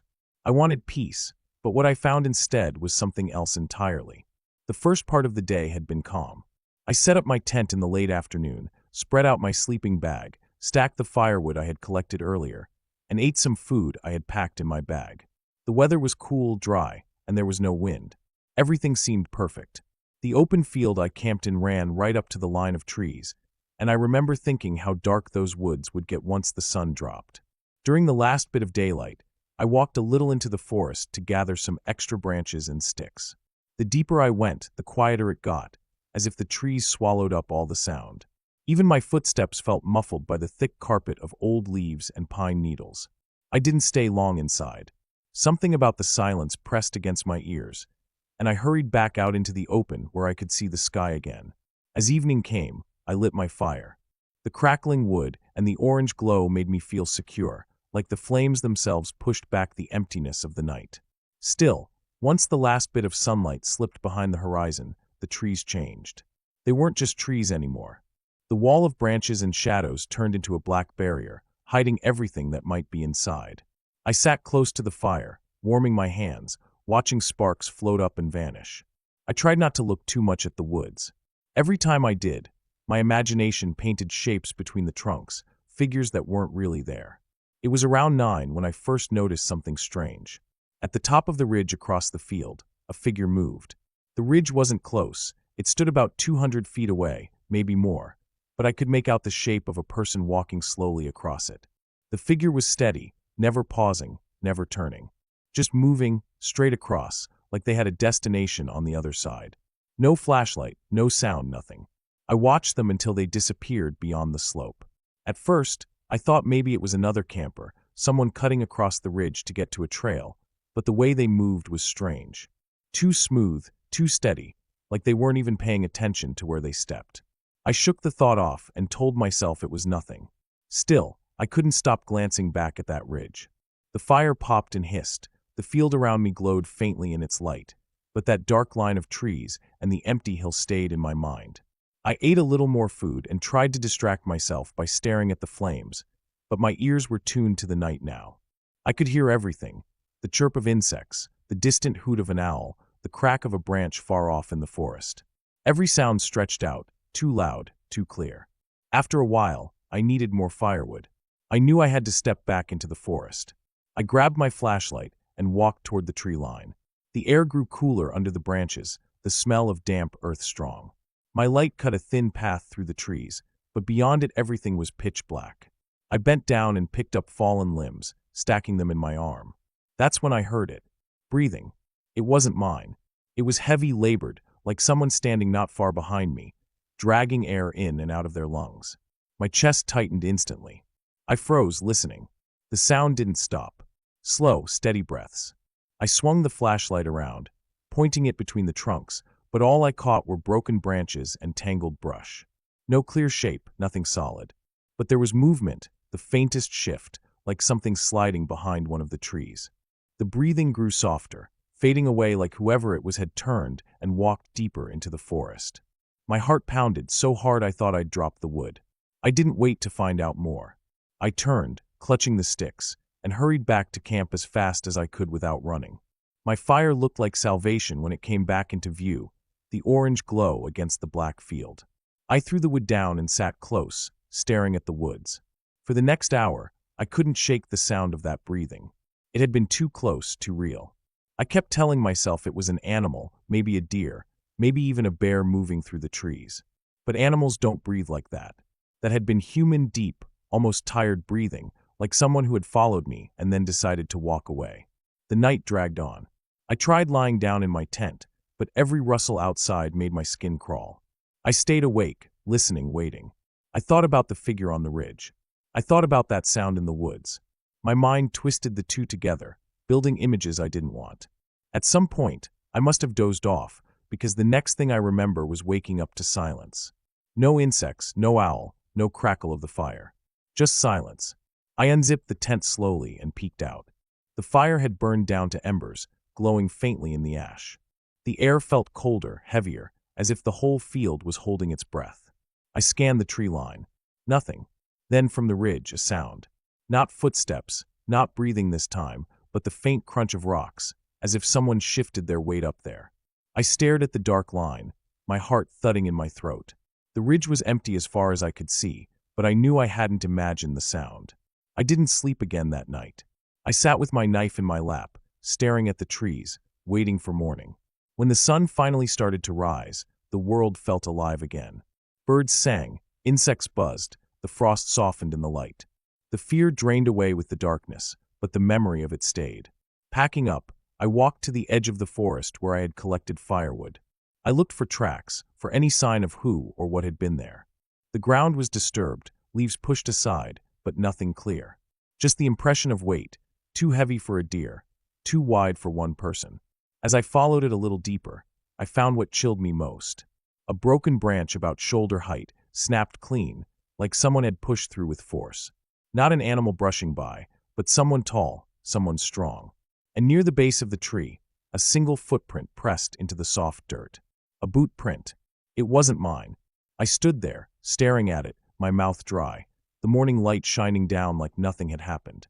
Whoever it was had been real. They had been close enough to watch me, close enough to breathe behind me. The thought made my stomach twist. I didn't stay any longer. I stuffed my things into my bag, kicked dirt over the fire pit, and left. As I walked back toward the road, I didn't look back at the ridge, didn't look at the trees. But I could feel it, the weight of eyes that had maybe been on me the whole time.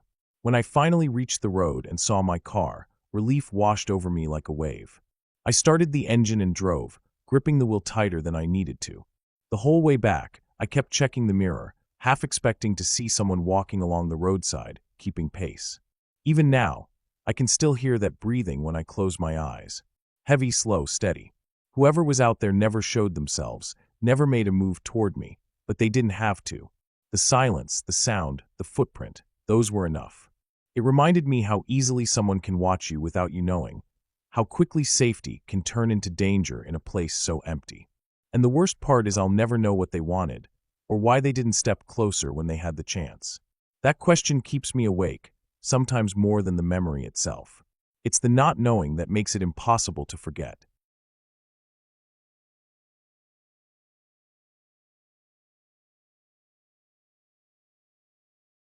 It started as an ordinary trip, the kind of thing that didn't feel dangerous at all when I was planning it. I had been wanting some time alone away from the noise of everything, and the idea of a long hike into the backwoods had been pulling at me for weeks.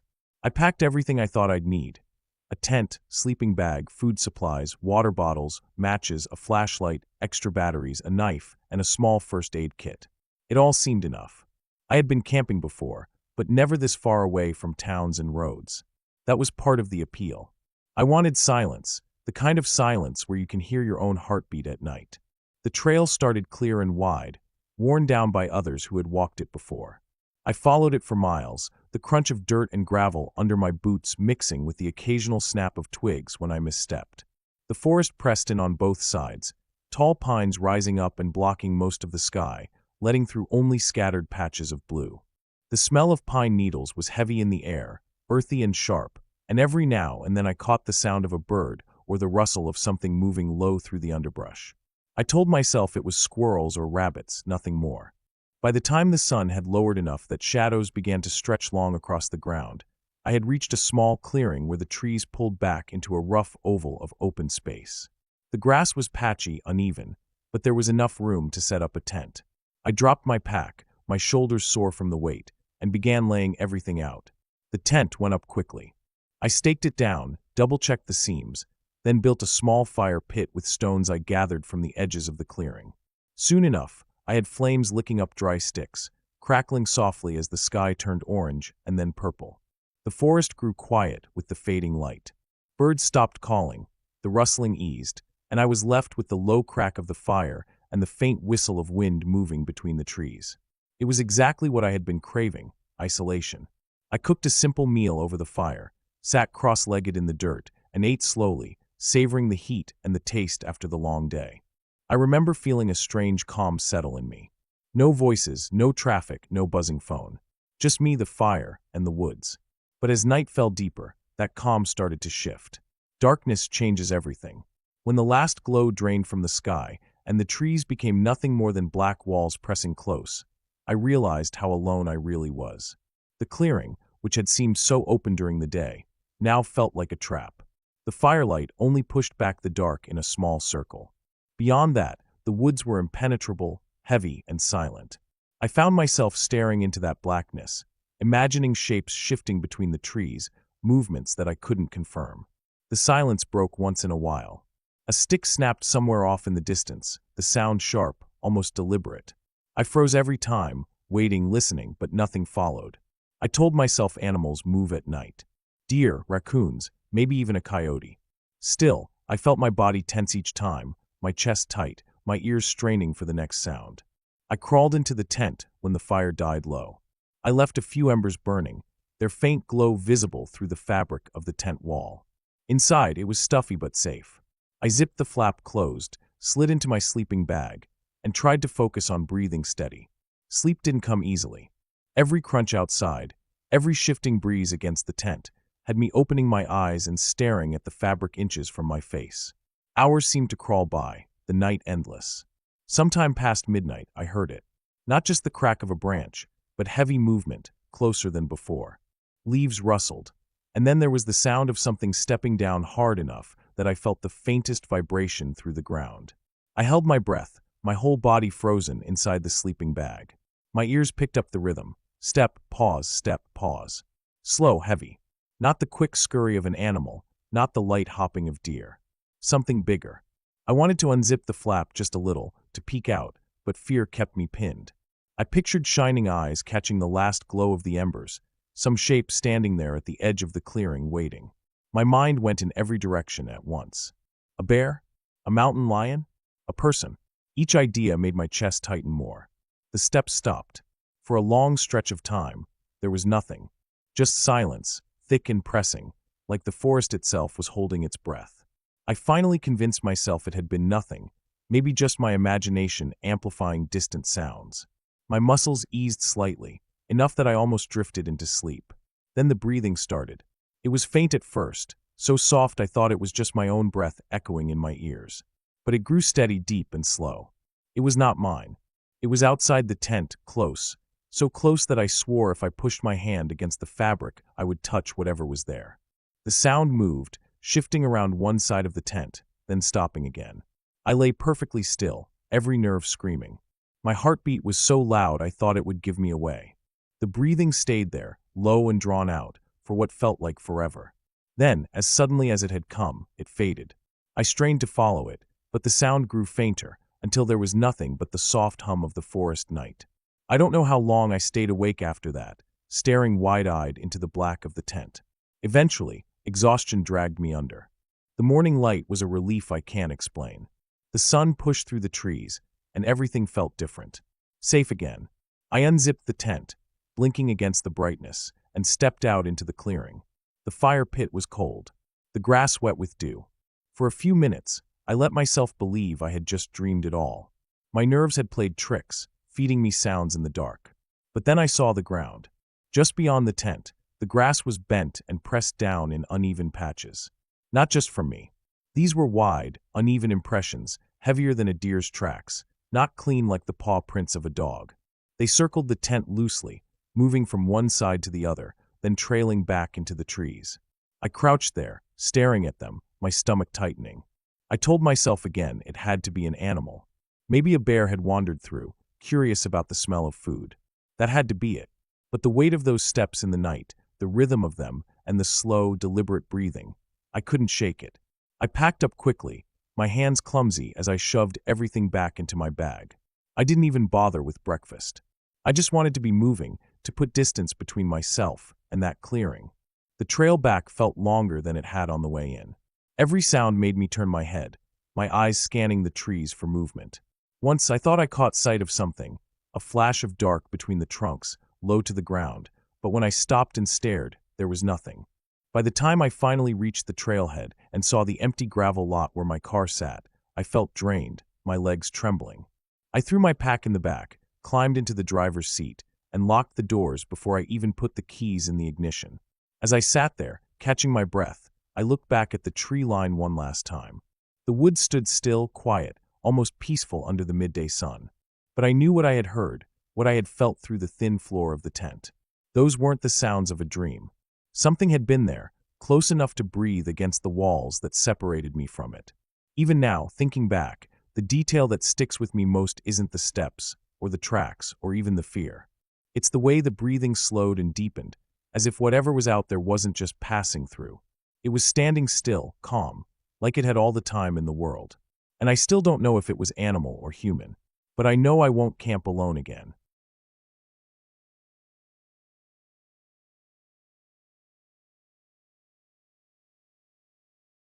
I never thought a simple hike could turn into one of the scariest experiences of my life. I had gone out alone, planning only a short day trip through a trail I had never been on before. It wasn't a remote wilderness far from everything, at least not at first. It started near a small state park, the kind of place families go for picnics or couples walk together for an afternoon. I had looked at the map posted at the trailhead, noticed the loops and side paths, and decided I'd take one of the longer ones since I had the whole day. I had water, some snacks, a jacket tied around my waist, and my phone in my pocket. I didn't think I needed much else. The weather was mild, not too hot, not too cold, with enough sun to make the woods seem inviting. The first part of the hike was easy. The path was well-worn, with wooden signs pointing out the different routes. I passed a few people early on, dog walkers and joggers, but soon the trail split into a narrower section, and I noticed how quickly the noise of the main area faded away. The sound of kids laughing by the picnic tables disappeared, and it was replaced by the crunch of my shoes on dirt and the constant chatter of birds hidden in the trees. The woods weren't dark at first, just quiet, the kind of quiet that feels heavy after a while. The deeper I went, the more the trail seemed less traveled. The dirt path thinned into a strip with weeds brushing against my legs. Fallen branches blocked parts of it, and I had to step over or around them.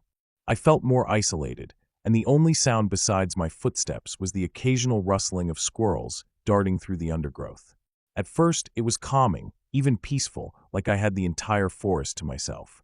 But as the hours passed, that same quiet started to feel different. The trees grew closer together, and the sunlight came through in broken patches instead of wide beams. I noticed how still the air was. Every time I stopped to take a drink of water, I realized how little I heard. No birds, no bugs buzzing close to my ears, no distant hum of cars. Just silence. It felt unnatural, but I told myself it was probably just this section of the woods. I checked my phone for the time and the map. There was barely any signal, but the GPS worked enough to show a blue dot moving along the path. I thought I was fine. I thought I knew exactly where I was. That confidence didn't last long. At some point, the trail I was following forked into two. The signpost that should have been there was gone, broken off at the base, leaving only splinters sticking out of the dirt. I stared at the two paths. The one on the left sloped down slightly, the one on the right curved uphill. Both looked about the same.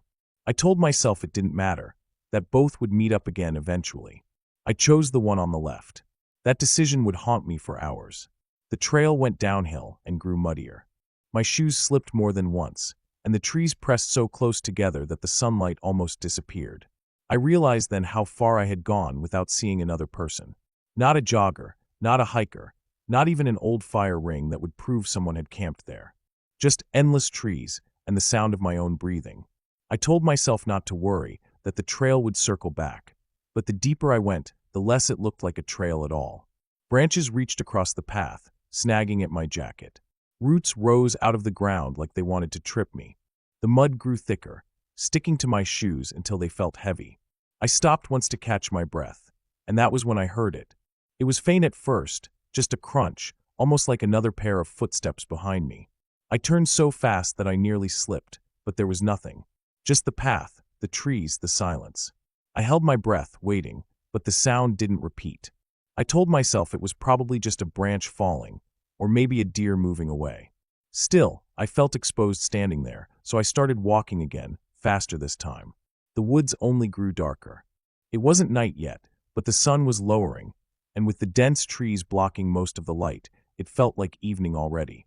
My sense of direction faltered. I tried to use my phone, but the GPS that had stopped moving, frozen in place. The map wouldn't refresh. I felt the first real stab of panic then, realizing how alone I was. The footsteps came again, this time closer. I spun around, heart pounding, and stared into the trees. Something shifted in the distance. It wasn't clear, just movement, a darker shadow among the trunks. My breath caught in my throat. It wasn't a deer. It was too tall, too upright. I blinked, trying to make sense of it, but when I looked harder, there was nothing there. Just emptiness. I started moving again, forcing my legs into a faster pace, but every few minutes, I swore I heard it again. A step, then another, matching mine, pausing when I paused. The air felt colder. My water bottle was almost empty, and I realized how long it had been since I had eaten anything. I wanted to turn back, but I couldn't even remember which direction that was anymore. The mud thinned out eventually, but the trail led to a wide clearing I hadn't seen on the map. It looked like an old logging site, with rotting stumps and piles of branches left to decay. The ground was uneven, and the air felt heavier here. I stopped in the middle of the clearing, turning in slow circles, trying to spot any sign of another path out. That was when I saw it again. A figure, just at the edge of the trees. It wasn't close enough for me to see details, but it was standing upright, watching. The stillness of it made my skin crawl. My throat went dry.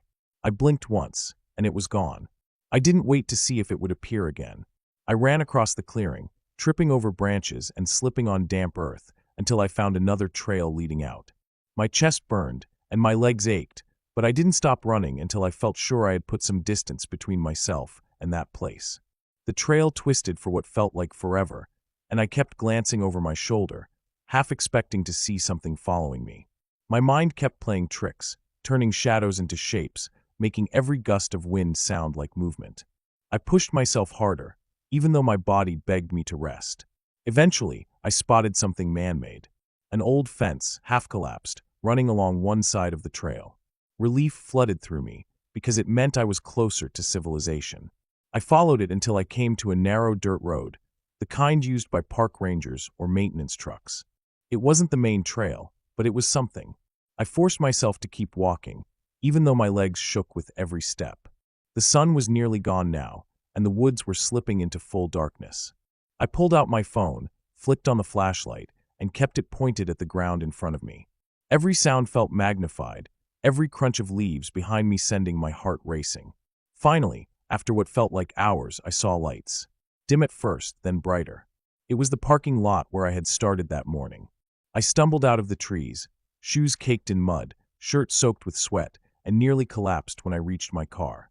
I sat there for a long time, gripping the steering wheel with shaking hands, staring at the tree line. I kept expecting to see something step out, to follow me all the way. But nothing did. I drove away with my headlights cutting through the dark road, and even miles later, when the forest was far behind me, I couldn't shake the feeling that I had been watched every step of the way. The sound of those footsteps echoed in my head the entire drive home. I never went back to that trail again, and I never will.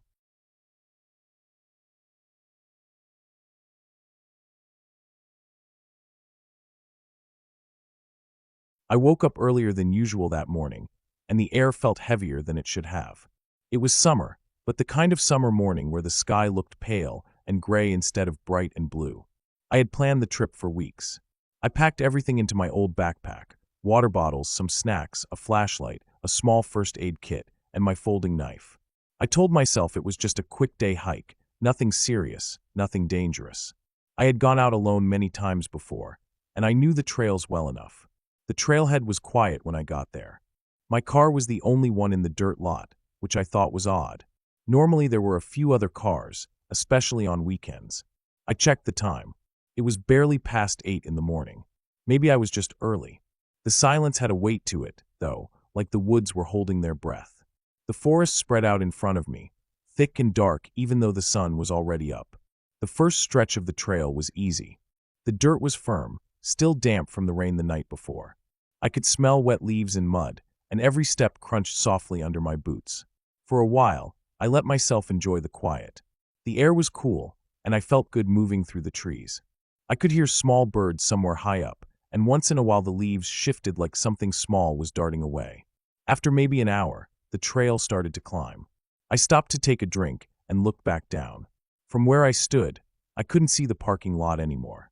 Just trees and a slope leading down into more trees. I turned back around and kept going, and that was when I noticed it. The trail ahead didn't look right. There was a faint split, a thin path leading off to the left, narrower and darker than the main one. I had never seen it before. I should have ignored it. I should have stayed on the main trail like I always did, but curiosity got the better of me. The narrow path looked like it had been walked before, but not often. Branches leaned low, and the ground was uneven with roots and rocks. I stepped onto it anyway. The change was immediate. The air seemed cooler, heavier.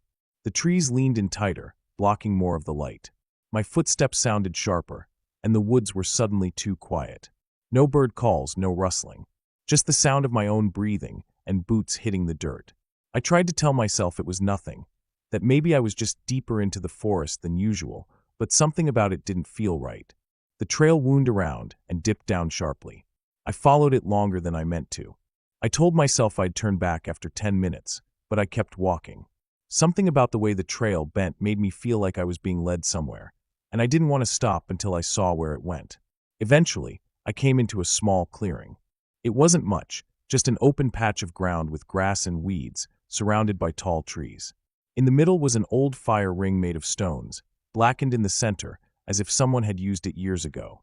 Beside it, there was a rusted folding chair, the kind you'd see in someone's garage or backyard. It was bent on one side and half buried in the dirt. I don't know why, but the sight of that chair unsettled me more than anything else I had seen. It didn't belong there. There were no campsites on this side of the forest, no official ones anyway. Whoever put it there had dragged it in themselves. It meant someone had been here before, but not recently. The thought of who it might have been, and why they chose this hidden spot, stuck in my head. I crouched down near the fire ring, poking at the ashes with a stick. They were old, damp, and crumbled easily.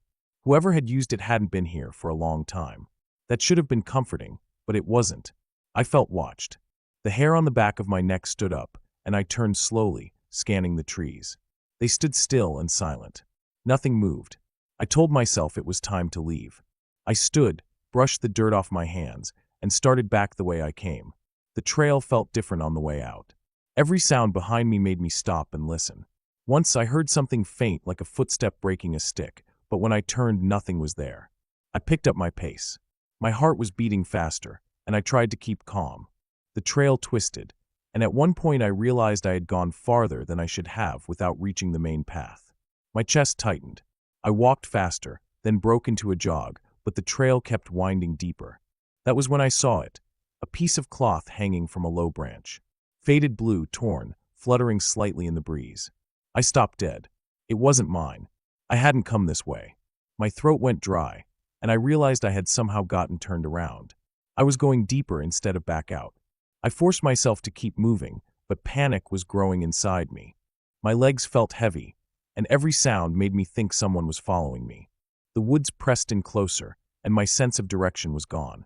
At one point, I stumbled into another clearing, smaller than the first, and in the middle of it was a pile of bones. They were small, maybe from a deer or something like that, but they were piled neatly, not scattered.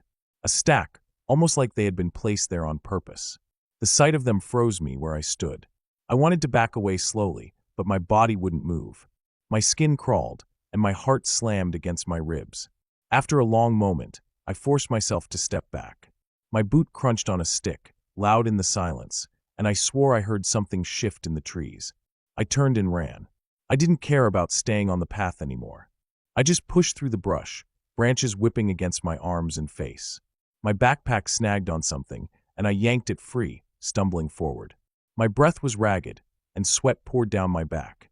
I didn't stop until I crashed through a thicket and stumbled onto the main trail again. I nearly collapsed when I saw it. The wide dirt trail looked like salvation.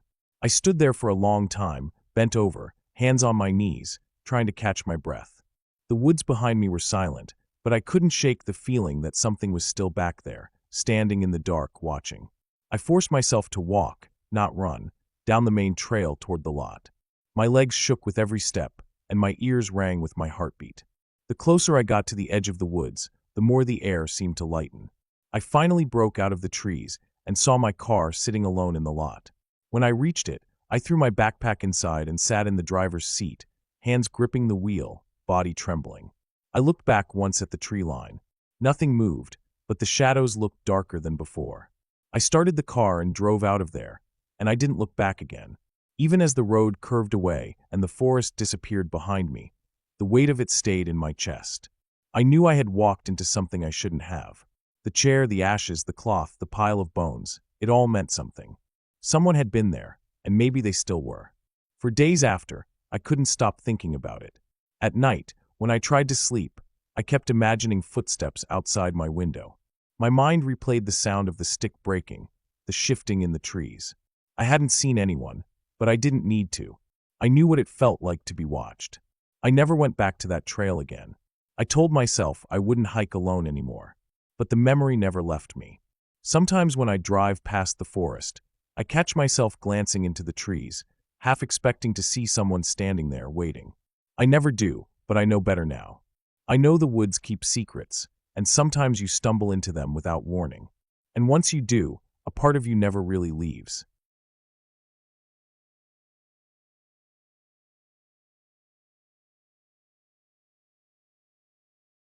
I remember the first time I realized how quickly a calm day could turn into something that grips your entire body with fear. I was out on a weekend hike alone in a remote forested area I had been wanting to explore for months. The trail was supposed to be easy, mostly flat with small inclines, winding through dense patches of oak and pine. The map showed a creek cutting through the middle of the trail, and I had planned to follow it for a while before looping back. I had packed lightly, just a small backpack with water, some snacks, a flashlight, a knife, and a first aid kit. I left my phone in the car. I wanted this to be a real escape from everything. At first, the forest was beautiful. The sunlight filtered through the leaves and scattered, golden patches on the ground, and I could hear birds calling to one another in the distance. The smell of damp earth and pine was strong, but comforting. I moved at a steady pace, stepping carefully over roots and small rocks that jutted out from the path. Every so often, I stopped to look around, noticing the way the light shifted and how the shadows grew longer as the sun climbed higher. The forest felt alive, and I felt entirely alone, but in a way that was calming rather than frightening. After a couple of hours, the trail led me to a small clearing near the creek. I could hear the water trickling over rocks, the sound sharp and clear in the quiet of the forest. I sat on a fallen log, took a sip of water, and rested. I had been hiking for nearly 3 hours, and the solitude was soothing. I closed my eyes for a moment and listened. There was the rush of the water, the rustling of leaves, and something else, something faint that I couldn't immediately identify. It sounded like a heavy, deliberate breathing, not a person's but something larger, more deliberate. I opened my eyes and scanned the clearing. There was nothing, no movement, no signs of any animal, at least not that I could see. I shrugged it off, telling myself it was the wind or maybe my imagination. I packed up and started following the creek, thinking the sound would disappear. It didn't. As I moved along the bank, the breathing grew more distinct. It wasn't constant, but it came in bursts, slow and deep, almost measured, like something was watching and deciding whether to move closer. My first instinct was to slow down, to take a careful look at my surroundings, but I also felt an edge of curiosity. The forest was thick, the trees close together, their trunks wide and covered in moss. Fallen branches crisscrossed the ground, making it uneven. I kept my flashlight in hand, even though it was only mid-afternoon, the canopy overhead making parts of the trail dim and shadowed. I reached a bend in the creek where the water pooled into a small, quiet pond. The air here felt heavier, more stagnant, and the shadows longer.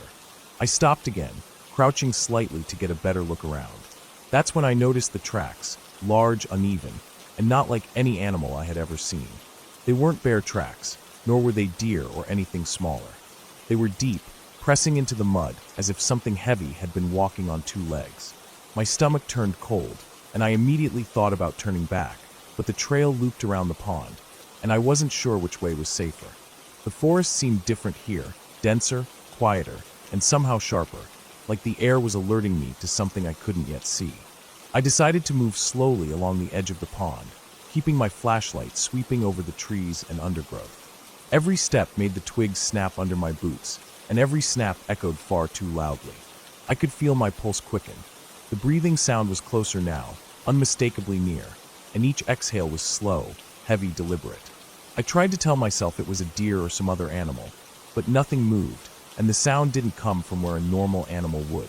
My eyes darted around, searching for movement, but all I saw were shadows, long and jagged, moving in ways that made my chest tighten. Then I saw it, a figure, hunched slightly, moving between the trees on the other side of the pond. It didn't run, it didn't make a noise, but the way it moved was deliberate, purposeful, like it knew exactly where I was. I froze. My body refused to move. My mind raced, trying to think of what it could be. It was larger than a man, but its movements were human-like. I slowly reached into my backpack and touched the knife handle. Not to fight, but to feel like I had some control, some chance. The figure didn't approach the pond. It stayed just on the edge of the shadows, watching. I felt like I was being studied, measured, and I could feel my skin prickle with the awareness of its gaze. I backed away slowly, trying to put more distance between myself and whatever it was. I kept the knife in hand and the flashlight sweeping the forest, trying to keep it illuminated, trying to make it clear that I was aware. The breathing stopped for a moment. Then, a branch snapped far to my left. My head whipped in that direction, but there was nothing, only the thick brush and the dense trees. My instinct screamed at me to run, and I finally obeyed. My boots slipped on the muddy ground near the pond as I broke into a sprint, following the trail that led back the way I had come. The sound of my heartbeat filled my ears, but behind me, I could hear the breathing again, faint at first, then growing louder. It wasn't chasing in a direct line. It was moving through the forest, faster than it should have been able to, keeping pace without breaking into a full run. The trail twisted and turned, the trees pressing closer, the underbrush thickening. Every so often, I stumbled over roots, my flashlight swinging wildly, casting erratic beams of light across the forest. Shadows seemed to stretch and twist unnaturally in the movement, but I kept going, ignoring the cuts on my hands and legs from the branches. The sound of the breathing was everywhere, surrounding me, pressing in. It wasn't constant, it came and went, but every time it came, it was closer than I expected. After what felt like hours, but was only minutes, I broke into a small clearing where I had parked my car. Relief surged through me, but I didn't slow down. I fumbled with the keys, shaking, mud on my hands, my shirt torn. The figure was not in sight, but I didn't take a chance. I threw the door open, jumped in, and locked it instantly. My flashlight still on, I swept the area around the car. Nothing. No movement, no shadows, no sound. Only the still forest, silent except for the distant trickle of the creek. I started the engine and drove off the trail, keeping my eyes on the rearview mirror, expecting to see something, anything following. The road back to the main highway was long, twisting through more forest, and every so often I would glimpse shadows at the edge of the trees, fleeting, disappearing before I could focus. My hands gripped the wheel so tightly my knuckles went white. My mind replayed every step I had taken, every sound, every flash of movement. I kept thinking about the tracks by the pond, about the breathing, about the way it had studied me without moving too close. Eventually, I reached the highway. The safety of other cars, of lights, of people, felt overwhelming. I kept driving for miles, refusing to stop until I reached a gas station in a small town, the kind with bright lights and open signs. I parked, leaving the engine running, and went inside to pay for gas and a bottle of water. I kept glancing out the windows, half expecting to see it standing outside, hidden in the shadows. But the lot was empty, the town quiet but normal. People walked past, oblivious, and I could hear cars and voices in the distance. By the time I returned to my car and drove the final stretch home, the fear had subsided into a deep, bone-deep tension, a kind of exhaustion that comes from being aware of something constantly and narrowly escaping it. I unpacked my backpack, cleaned the cuts and scratches, and sat down to try to calm my mind. I realized then that the forest hadn't changed. The trail hadn't changed. Nothing had. But something had followed me, something that moved with a silent intelligence, that knew exactly how to stalk without revealing itself until I was aware. I never went back to that trail. I researched the area and found nothing unusual, no warnings, no reports of dangerous animals or escaped exotic pets. But I know what I saw and heard. I know the way the figure moved, the way it observed me, the way the breathing seemed calculated, almost clinical. And I know that I got lucky, that I escaped. I know now that the forest holds more than beauty and calm. It holds something else, something patient, something aware, and I carry that memory with me every time I step into the woods. Every rustle of leaves, every snap of a twig, every shadow stretching in the fading light reminds me of that day, of how fragile the line between safety and danger can be, and how easy it is to be watched without ever seeing what's watching you. Even now, years later, I drive past forests and remember the creek, the pond, the tracks, and that slow, deliberate breathing that almost caught me. And I remember the way the sunlight played through the trees, almost mocking the fear I felt, hiding the shadow that moved just beyond my sight. I never hiked alone in the wild again. I never wanted to feel that uncertainty, that constant edge, that undeniable knowledge that something else is moving, waiting, and calculating every step you take. It changed the way I see the woods, the quiet, the stillness, the peace. Because peace can be an illusion, and the forest never forgets.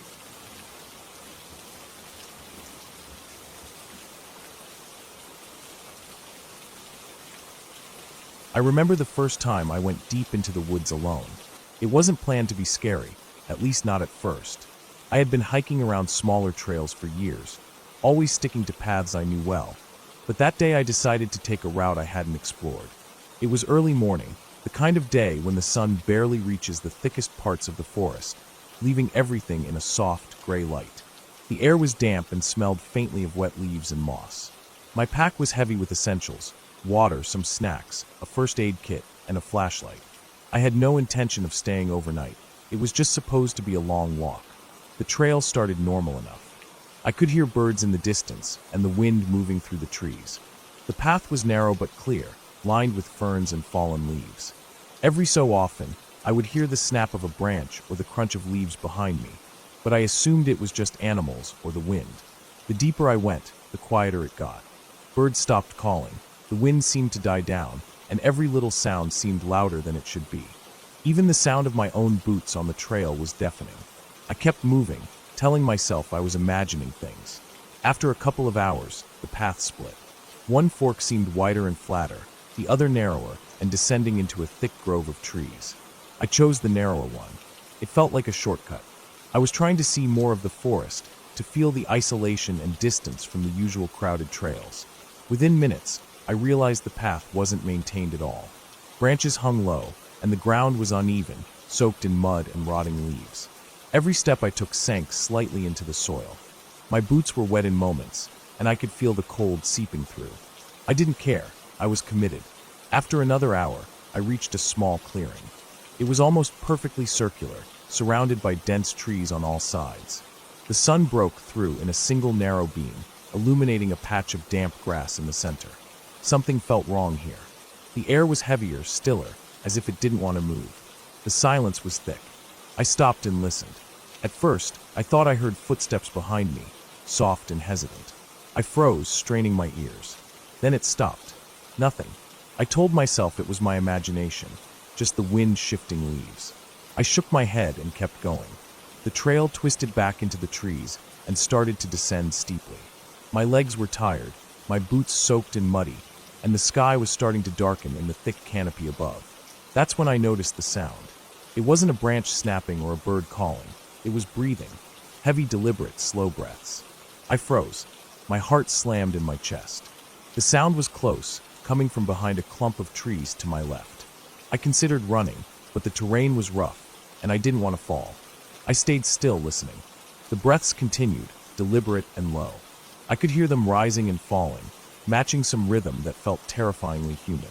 Instinct finally kicked in. I started moving, carefully at first, then faster, trying to put distance between myself and whatever was there. Every step I took on the wet leaves made a loud crunch.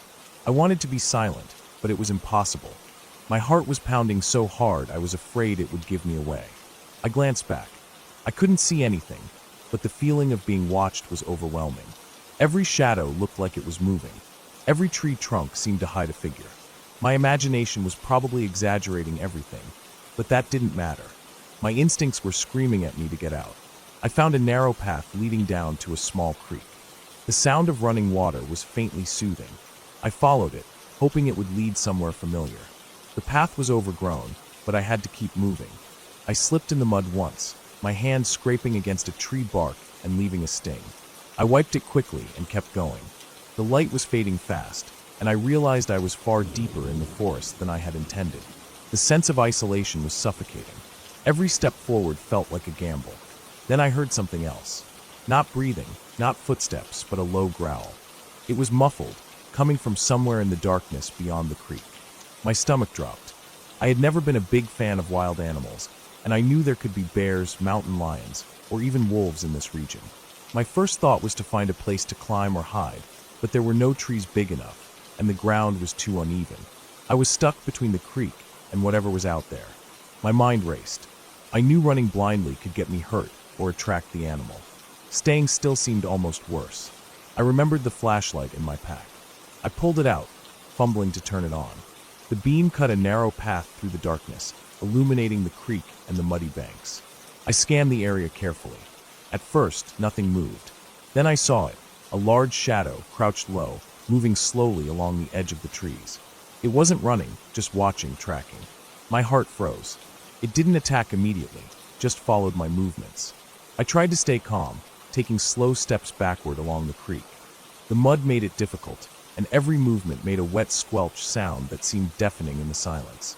I realized I needed to leave the forest completely before night fell.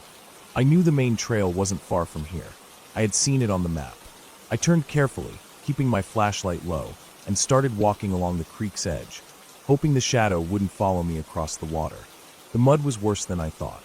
Every few steps I slipped, catching myself with the pack strap or my hands on the grass. My legs were shaking from fear and exhaustion. The sound of breathing, or growling, never left me. It was always just behind the trees, always keeping pace, but never making a full attack. After what felt like hours, though it was probably closer to 40 minutes, I saw something I recognized, a large boulder near a bend in the creek that marked the edge of the main trail. Relief washed over me. I broke into a run, slipping and sliding through the mud, barely caring about my soaked clothes or scraped hands. The shadow didn't follow this time. I didn't look back. I just ran until the forest thinned and I reached the trail. Familiar markers, the jagged bark of an old oak, the split log I had passed earlier, gave me confirmation I was back on known ground. I didn't stop running until I reached my car. My boots were caked in mud, my shirt torn, and my hands scratched, but I didn't care. I locked the doors and sat inside, trying to catch my breath. The headlights illuminated the path behind me, and for a moment, I thought I saw something moving in the tree-line, but when I blinked it was gone. I drove home slowly, staying on main roads and avoiding any shortcuts. I didn't speak to anyone, didn't call anyone. I just needed to be out of the forest completely. That night, I unpacked my bag, washed the mud from my hands and face, and looked at the scratches along my arms. It could have been worse, far worse. I realized how close I had come to being trapped, or worse, attacked. I had underestimated the woods, underestimated how alone you can feel even when you're prepared. There was no fantasy, no ghost, no fairy tale monster. Just me and something that shouldn't have been there, watching, tracking. And sometimes that's worse than any made-up fear, because it's real, it's dangerous, and it can happen to anyone who thinks they know the forest. The next day, I returned to the trail, this time with a friend. We went only a short distance, taking marked paths and staying near open areas. I told myself I had to confront it in some way, to not let the fear take over completely. The woods felt different with someone else there. Every noise wasn't a threat.